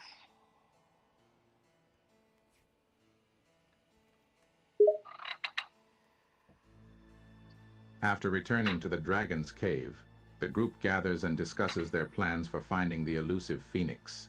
They review their notes and information, trying to piece together clues and possibilities. Swiss speaks up.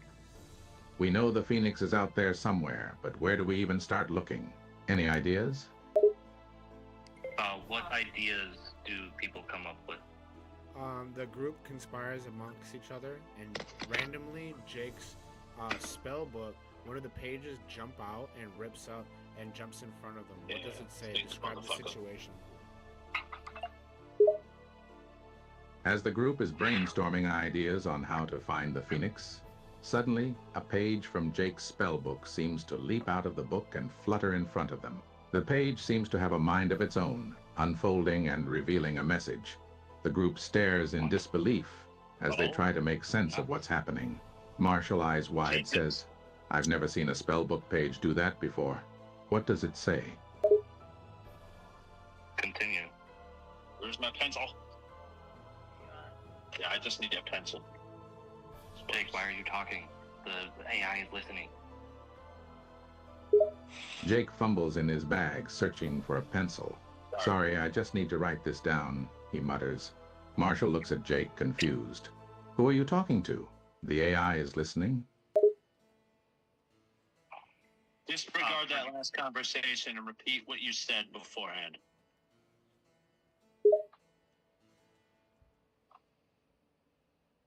As they huddle close together, intrigued by the mysterious message, the spellbook page once more jumps out and unfurls in front of them. Jake quickly grabs a pencil and starts jotting down the words. The page reads, "To find the fiery phoenix, seek the sacred grounds where fire and spirit blend. A temple stands tall, hidden in shadows where flames never end." The page all of a sudden disintegrates Can into you repeat nothing that, please? and bursts in Oh, Jake's I gotta face, write that doing down. 10 damage to Jake. Will you repeat the entire situation and include that? What happens next? "Oh, that hurt," Jake exclaims, rubbing his face where the disintegrated page had hit him. Marshall looks at Jake, concerned. "You okay?" Jake nods, regaining his composure. "Yeah, I'm fine.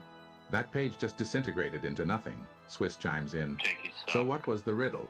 Something about a temple where fire and spirit blend? Can the narrator please repeat the riddle? Of course. Here's the riddle again. To find the fiery phoenix, seek the sacred grounds where fire and spirit blend.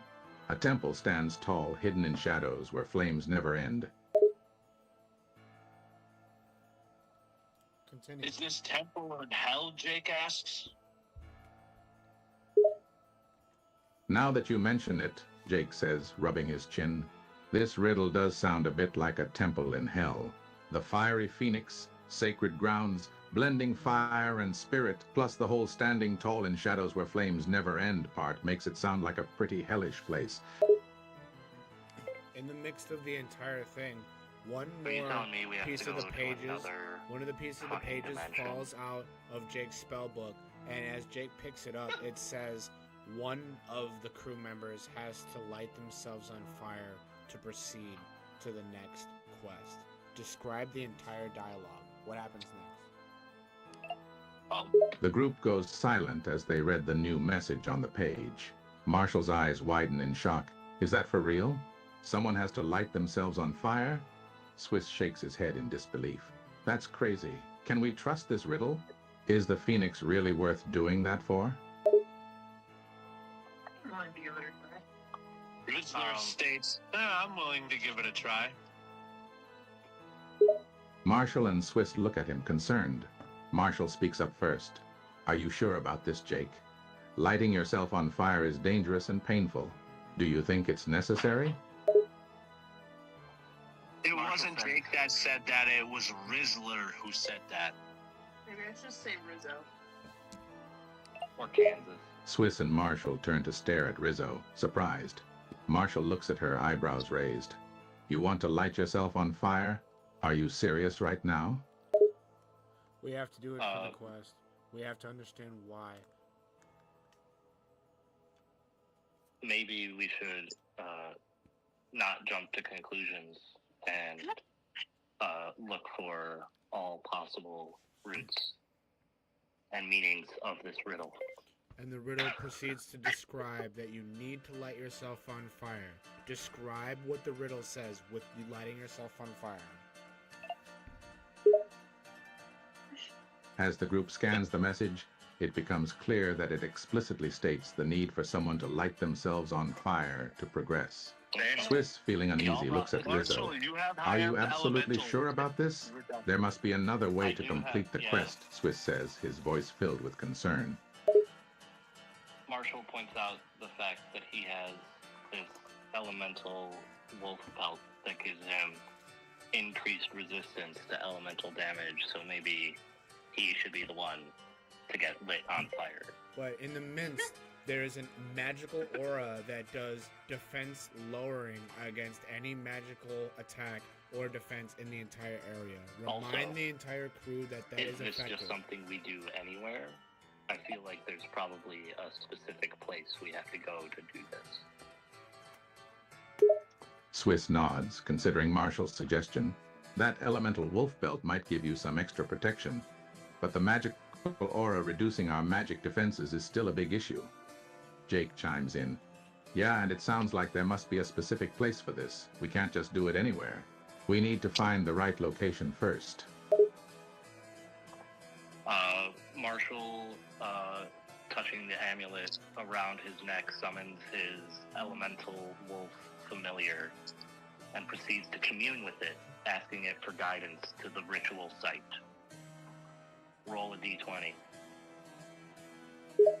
Marshall touches the amulet around his neck and concentrates, calling on his elemental wolf familiar for guidance. He rolls a d20 and lands on 16. Continue. Marshall gazes at the roll, trying to interpret the result. 16, he mutters. The elemental wolf familiar appears in a brief flash of light, its form semi-transparent and shimmering. It emits a soft howl, as if acknowledging Marshall's summons. Marshall speaks to the wolf, asking for guidance to the ritual site. Can you show us the way? Lead us to the location where we can fulfill the riddle's requirements? Continue. The elemental wolf familiar responds with a series of gentle growls and huffs, as if responding in its own way. It turns and begins to trot in a certain direction, its movements hinting that it knows where it's going. Marshall grins, turning back to the group. Looks like our familiar is ready to lead us. Let's follow it. All of a sudden, the familiar lays a bunch of eggs that start to run into the forest. Describe everything I just said. Continue.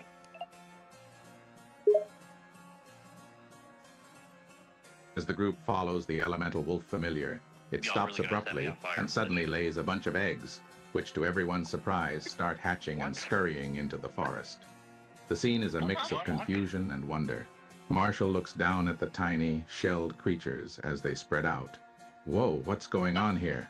Where are they going? What the fuck? Narrator, we are trying not to get sidetracked here. Remember the eggs for later? Could we get to this ritual site? Right, let's get back on track. Despite the distraction of the eggs hatching, Enjoy the latest Marshall releases. reminds the group of their mission.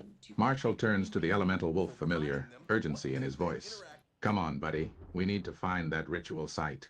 Can you lead us there, please? The familiar emits a soft whine as if understanding the urgency, and starts to trot off once more, leading the group towards their destination. Continue. The group follows the elemental wolf No familiar nature diligently, deal.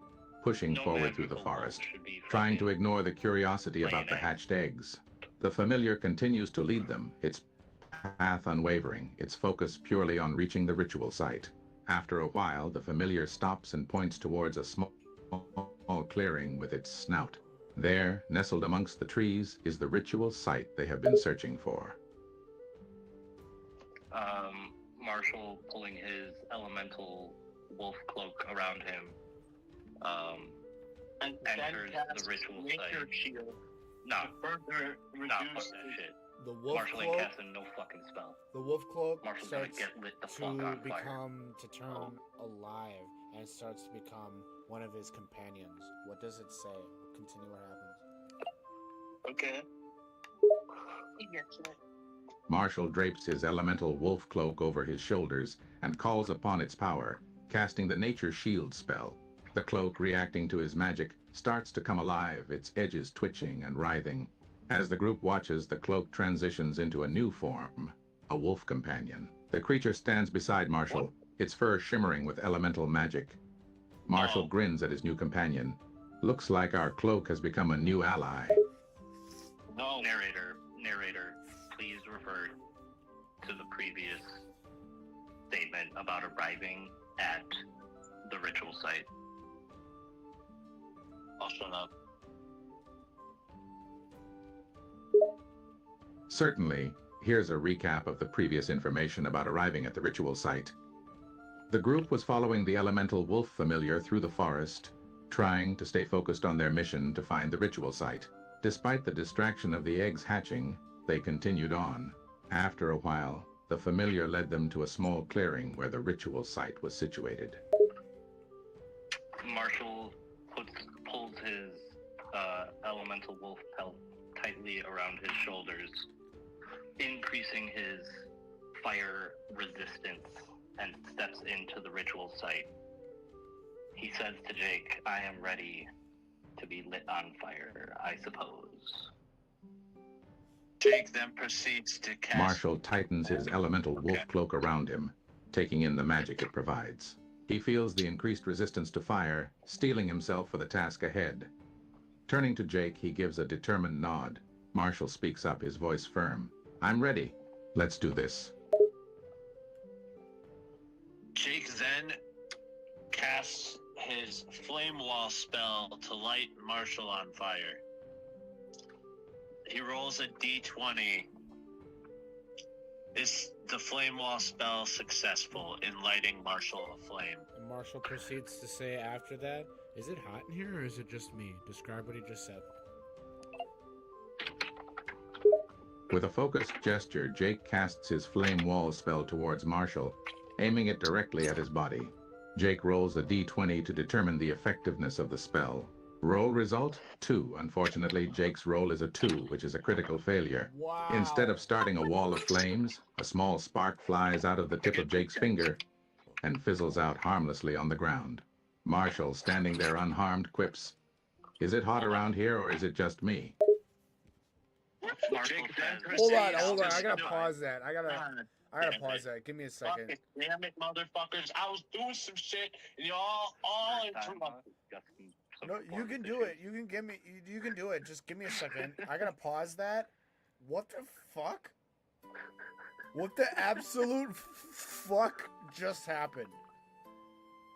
I rolled a 2. You rolled a fucking 2, and Marshall's like, "Is it hot in here? Or is it just me?" That was priceless.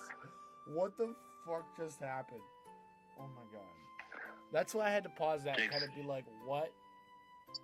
Jake's got, he's got erectile dysfunction of the spell. Oh my god. Jake, you know they make a potion for that. Shut the fuck up, It's very alright? common, Can I continue? They make a potion. Are you guys done with your rude interruptions? They make a potion for that if you need. Can I continue?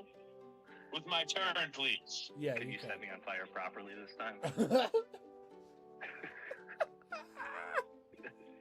I'm about to just fucking Light us both Fucking on fire. burn all of you. I'm gonna actually teleport. Yeah, I got this. Yeah, unpause it. No, you're not doing that. No. Yeah, No. I can do whatever I want. No, It's you're my not turn. no, Fuck you can't. yourself. You can't light me on fire. I can do whatever I want. It's my turn. Well, Go then- fuck yourself. Then after your turn, I'm doing a fucking protection shit thing. Go ahead. Go Yeah, ahead. I Ready? mean, Go ahead. Ready? 3, 2, 1. Jake then proceeds to drink some of Swiss's luck potion, increasing his chances of successfully casting the spell. And Jake, with a high intelligence, proceeds to try to cast Flame Wall one more time to light Marshall on flame. It glitched. I have to hang up and call it again. you We took too fucking long. cocksucker. We took too long. We had to call it You back. took too long. You guys were laughing. You told- That was so funny, and I'm just over here trying to finish this shit. Come on, it was pretty funny though. What the fuck off my papers? I'll reset it. Are you ready? I had to call it back. It cancels it if you take too long. Yeah, well, shut up next time. Yes, sir, Mr. Man, sir. Ready? 3, 2, 1, and... Forgot what was going on.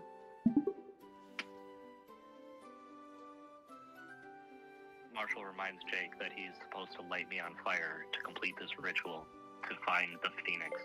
And Jake proceeds. proceeds to drink Swiss's luck potion to increase his chances in lighting Swiss aflame.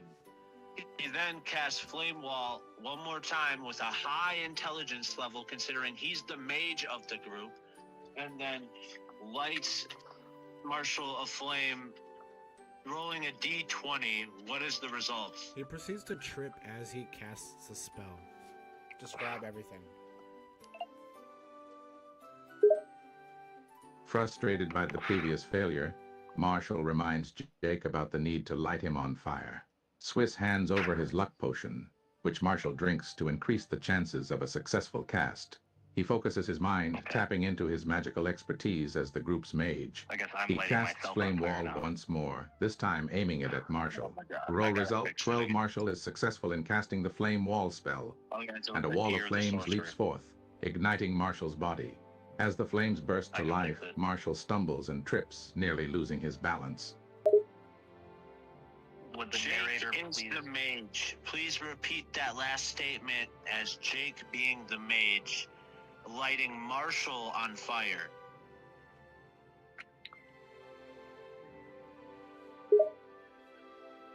Sure, here's the repeated statement with a focus on Jake as the mage lighting Marshall on fire. With a determined expression, Jake prepares to cast the Flame Wall spell, aiming it at Marshall's body. He silently concentrates, gathering his magical energy. As Jake casts the spell, a wall of flames leaps forth from his fingertips, connecting with Marshall and enveloping his body in a fiery blaze. What happens next? As the flames engulf Marshall, the others in the group watch nervously, waiting to see what happens next. The heat from the fire is intense, casting a dancing illumination over the clearing. Continue. As the fire continues to burn, the group watches anxiously. Jake's face is filled with a mixture of concern and anticipation, while Swiss stands nearby, ready to help if needed. The flames surrounding Marshall create an eerie yet captivating sight in the clearing. Where's the Phoenix? Jake asked. After the flames subside, the group looks around expectantly, hoping to see the Phoenix emerge. Jake, still in disbelief, looks around and asks, "Where's the Phoenix? Shouldn't it have appeared by now?" All of a sudden, Jake's What is magical hat. What is the result of this ritual that we have just done? All of a sudden, Jake's magical hat burps Please the have something happen. Jake's hat burps the Phoenix out and says, "Well, that was a magical time." Please describe everything I just said. In a surprising turn of events, Jake's magical hat suddenly belches and a small glowing object tumbles out. It's the Phoenix! The bird lands on the ground, its form shimmering with iridescent feathers. It looks around and speaks with a cheeky tone. Well, that was a magical time. Repeat that last statement, but as Swiss's hat, not Jake's hat. Swiss's hat. And his hat's name is Sprinkles. Can you repeat the last statement with the new information? Of course. Here's the revision with the correct information. All of a sudden, Swiss's magical hat named Sprinkles burps, and a small glowing object tumbles out. It's the Phoenix! The bird lands, its form shimmering with iridescent feathers. It looks around and speaks with a cheeky tone. "Phoenix, that was a magical time." Ooh. Swiss proceeds to talk to the Phoenix. We have to kill it. No, whoa. We don't have to kill it. Swiss jumps up. It's literally inside of its heart. We need its heart. Swiss proceeds to take his shadow dagger, and he grabs the Phoenix by the neck, and he holds it, and he guts it like a fucking raccoon. And as he removes the heart from the Phoenix, he takes the heart and gives it to Marshall, but he takes the Phoenix and he turns it into a new item. What does the Phoenix pelt turn into? Phoenix As Swiss swiftly grabs the Phoenix by the neck with his shadow dagger and extracts its heart, he takes a moment to examine the heart before giving it to Marshall. Surprisingly, Swiss then performs a magical transformation on the Phoenix, turning it into a new item. The Phoenix morphs into a magical amulet, its iridescent feathers shifting and blending into the glowing gemstone attached to the necklace. The amulet pulses with a warm, radiant energy. You don't have an amulet. Swiss proceeds to take that amulet and puts it around his neck, saving it for a later time. What happens next? With the new amulet securely around his neck, Swiss feels a sense of power and protection. The group watches as the amulet pulses with energy. Marshall, having received the Phoenix heart from Swiss, speaks up. "Now that we have the heart, what's next?" Jake, what does the amulet of the Phoenix do? Jake looks intrigued, observing the amulet around Swiss's neck.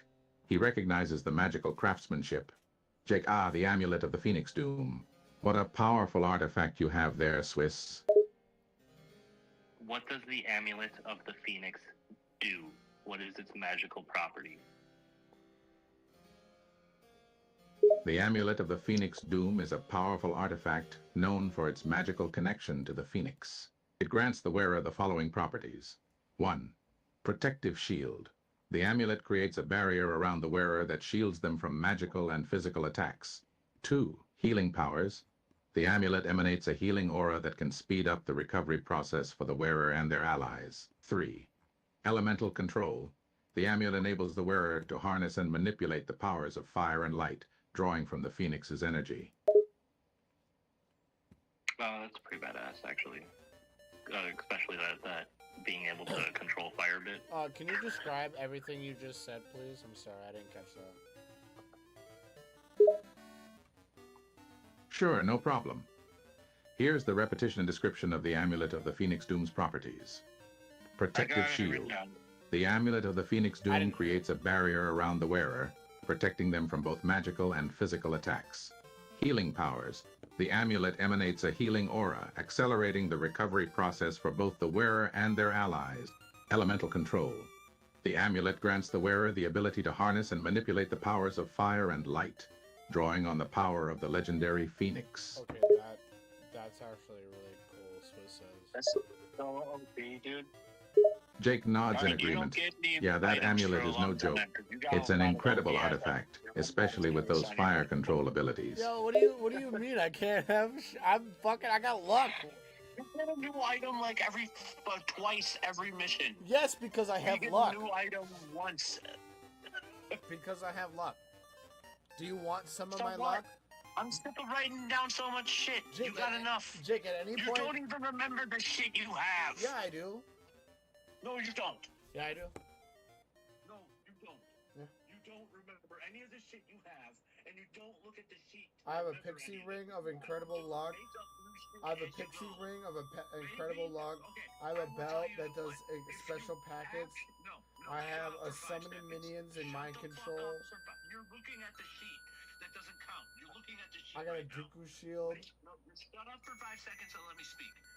I will let you keep obtaining items at whatever rate you wish if you actually, the next time we get into a battle or a situation, you look at your sheet and you actually utilize the items you have instead of making up a new item for every situation. If you actually use your sheet instead of just fucking bullshitting around and fucking off every time we do some shit and just making some shit up and actually attempt to look at your sheet, I will let you keep obtaining items. Otherwise, you just keep obtaining all these items and you don't use them. The only time you use them is if me or Marshall reminds you that you have them. You could have just said that. You Mark. gotta try. You could You have just said. can't just make the You could excuse have. that You could have have a just said bad that like memory, a. bro. You could have just You said gotta that. try. Hey, you could have said that like a normal person. Yeah, well, you're frustrating because you don't listen unless I yell. You know, Actually. you know what else is frustrating? Doing basic taxes on a 1044. That is pretty. Well, I don't care about your taxes. We're talking about D&D right now. But yeah, I'll use my studies sheet. I'm sorry. You actually study the study sheet. I'm sorry, Jake. I'm sorry. Can you admit that you weren't actually looking at the fucking thing? I can admit And will that you I was actually attempt? I was actually looking at the thing, and I will actually attempt to. You were the last few times with the whole sword thing. I can tell you were actually attempting. But just come on, you got all these Jake useful nods in items. agreement. You don't use any Yeah, of that them. amulet is no joke. It's an incredible artifact, especially with those fire control abilities.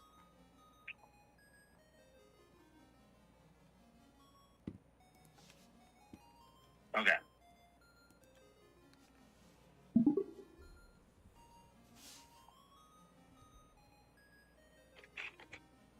Now, what's going on? What's going to happen next?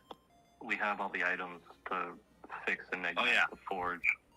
I will teleport us back. Yeah. Jake realizes the task isn't finished yet and speaks up. Right, we've got all the items now. It's time to get back. Marshall interjects. Sounds good to me. Are we teleporting back?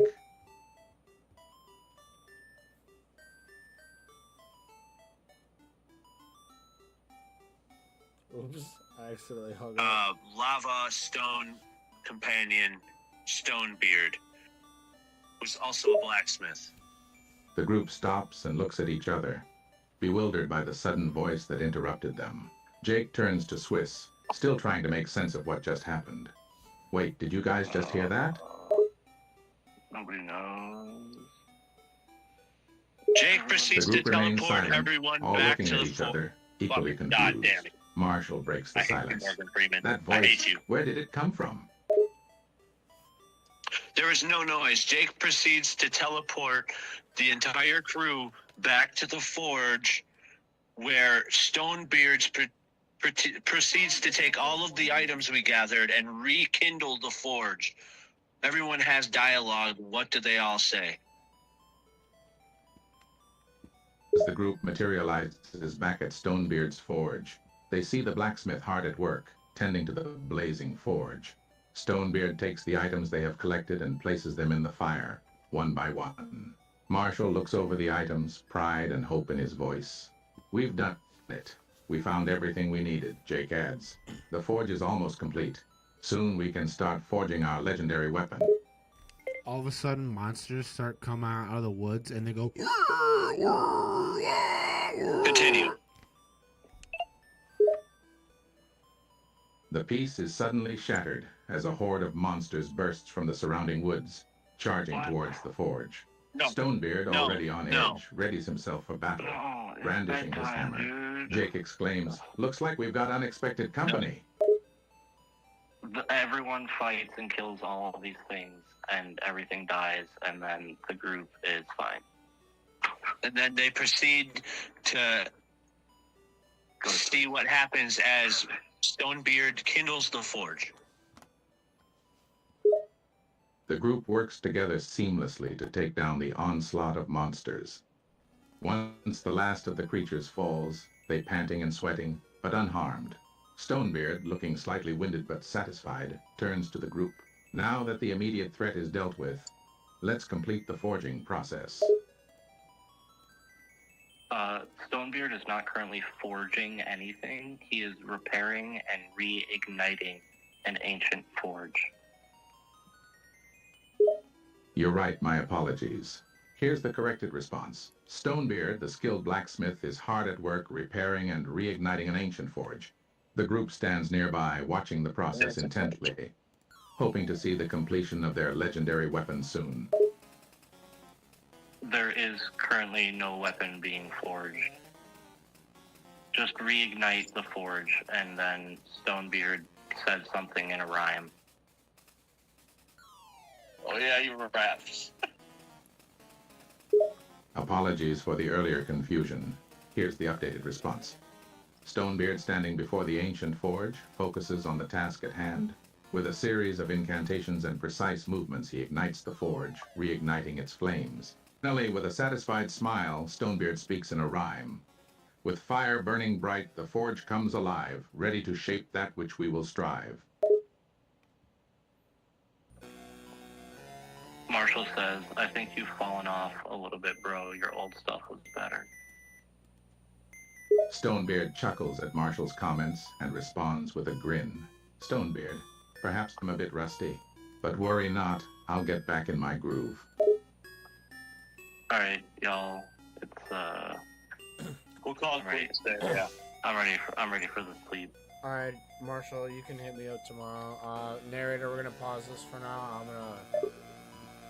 I'm gonna continue, but yeah, you guys can pass out if you want. Understood. We'll pause here and resume the adventure in the next session. Have a good rest. Thanks. Have a good rest, Marshall. Call me tomorrow if you want. Jake, do you work? Yeah, I work 9 to 5:30. Okay. I'm But I'll off. be done at 5:30, so. Yep. Yeah, Cody, you're off. Alright. Yeah, just I'll call- probably just call me. able to do stuff around 6, 7, because I gotta make food. Alright. So. Yeah, that's fine. I'll talk to you guys tomorrow. Yep. Alright, Peace. Bye. so what's up? I'm done with that for tonight. Because I only got a few more hours and I gotta go to sleep because I work at 9 a.m. Damn. Do you hear the Zelda music in the background? No. Bro. That's legit though. What song? It's the Game Boy one. Or the NES, I mean. The OG. Yeah. You should check the stream out, dude. You should check it out. Look at your character. Send me a link. That's the only way I'll do it. Because I got frustrated. I will send it to you right now. Watch this. You're gonna be like, damn, that was easy. Hold on, watch. Give me. Well, yeah, it's easy if there's a link. I'm not trying to find it though. That's annoying. Oh yeah, I feel you. So I'm gonna post it in Zooms. Alright, so yeah, there we go. And you can hear the music, you can hear us talking, you can see all the characters, all of our stats. I want you to send all of it, and I'm gonna put all the stats in there too, so. I sent you everything. Oh yeah, I'm gonna type it in and add it to it.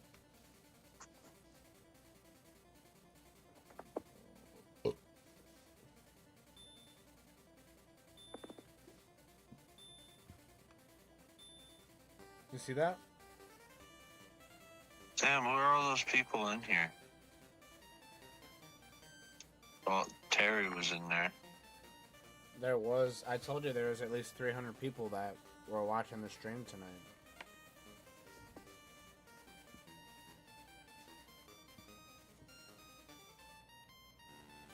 You see everything though?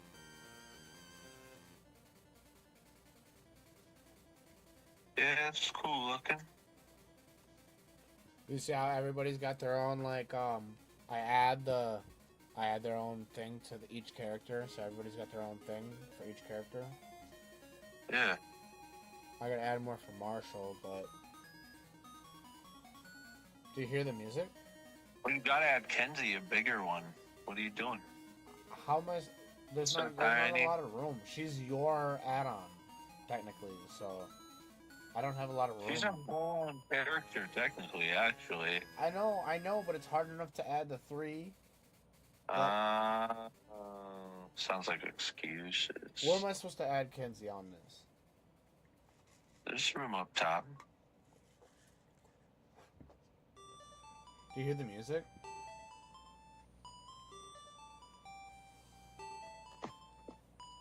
You should be able to hear yourself perfectly, and you should be able to hear the music and everything, like, perfect. You also hear Morgan Freeman talk, like, perfectly. I do hear the music. It works, like, with the game. It's so awesome. What is that, Mage Hand? Is that what's going on there? Yeah, you see that? Mage Hand in the middle. Your spellbook, Mage Hand, and then her. What happened to the Golem? That's on, what is it, this one? I like the crazy green. What is this, your YouTube? No, this is like, this is where I add all the pictures of us on the adventure. See how we went, like, north, south, and then east?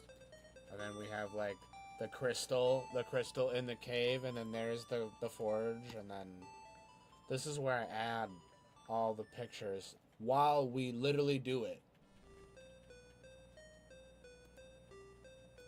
That's why you're never responding. You spend too much time doing all this shit. It's for the video. If you watch the video is priceless. It's an entire video of me switching AI pictures that go along with the story while y'all motherfuckers talk about the story. There's a chat going right there. This is Yeah, priceless. but then you don't engage. That's kind of why I was saying that before. Do you see that then you don't end up in... Do you see the big dice that switches like that? Isn't that sick? Yeah. That's pretty cool. All I'm saying is, I'm trying to multitask where I, like, involve myself with the stream. It's hard. Because I want to stream. I want to make the video, but... I want you to thoroughly study all of your tools. All of your tools. You haven't used your Dooku shield. You haven't used the Forgotten of Sentinel's blade. You haven't used your belts, like, at all.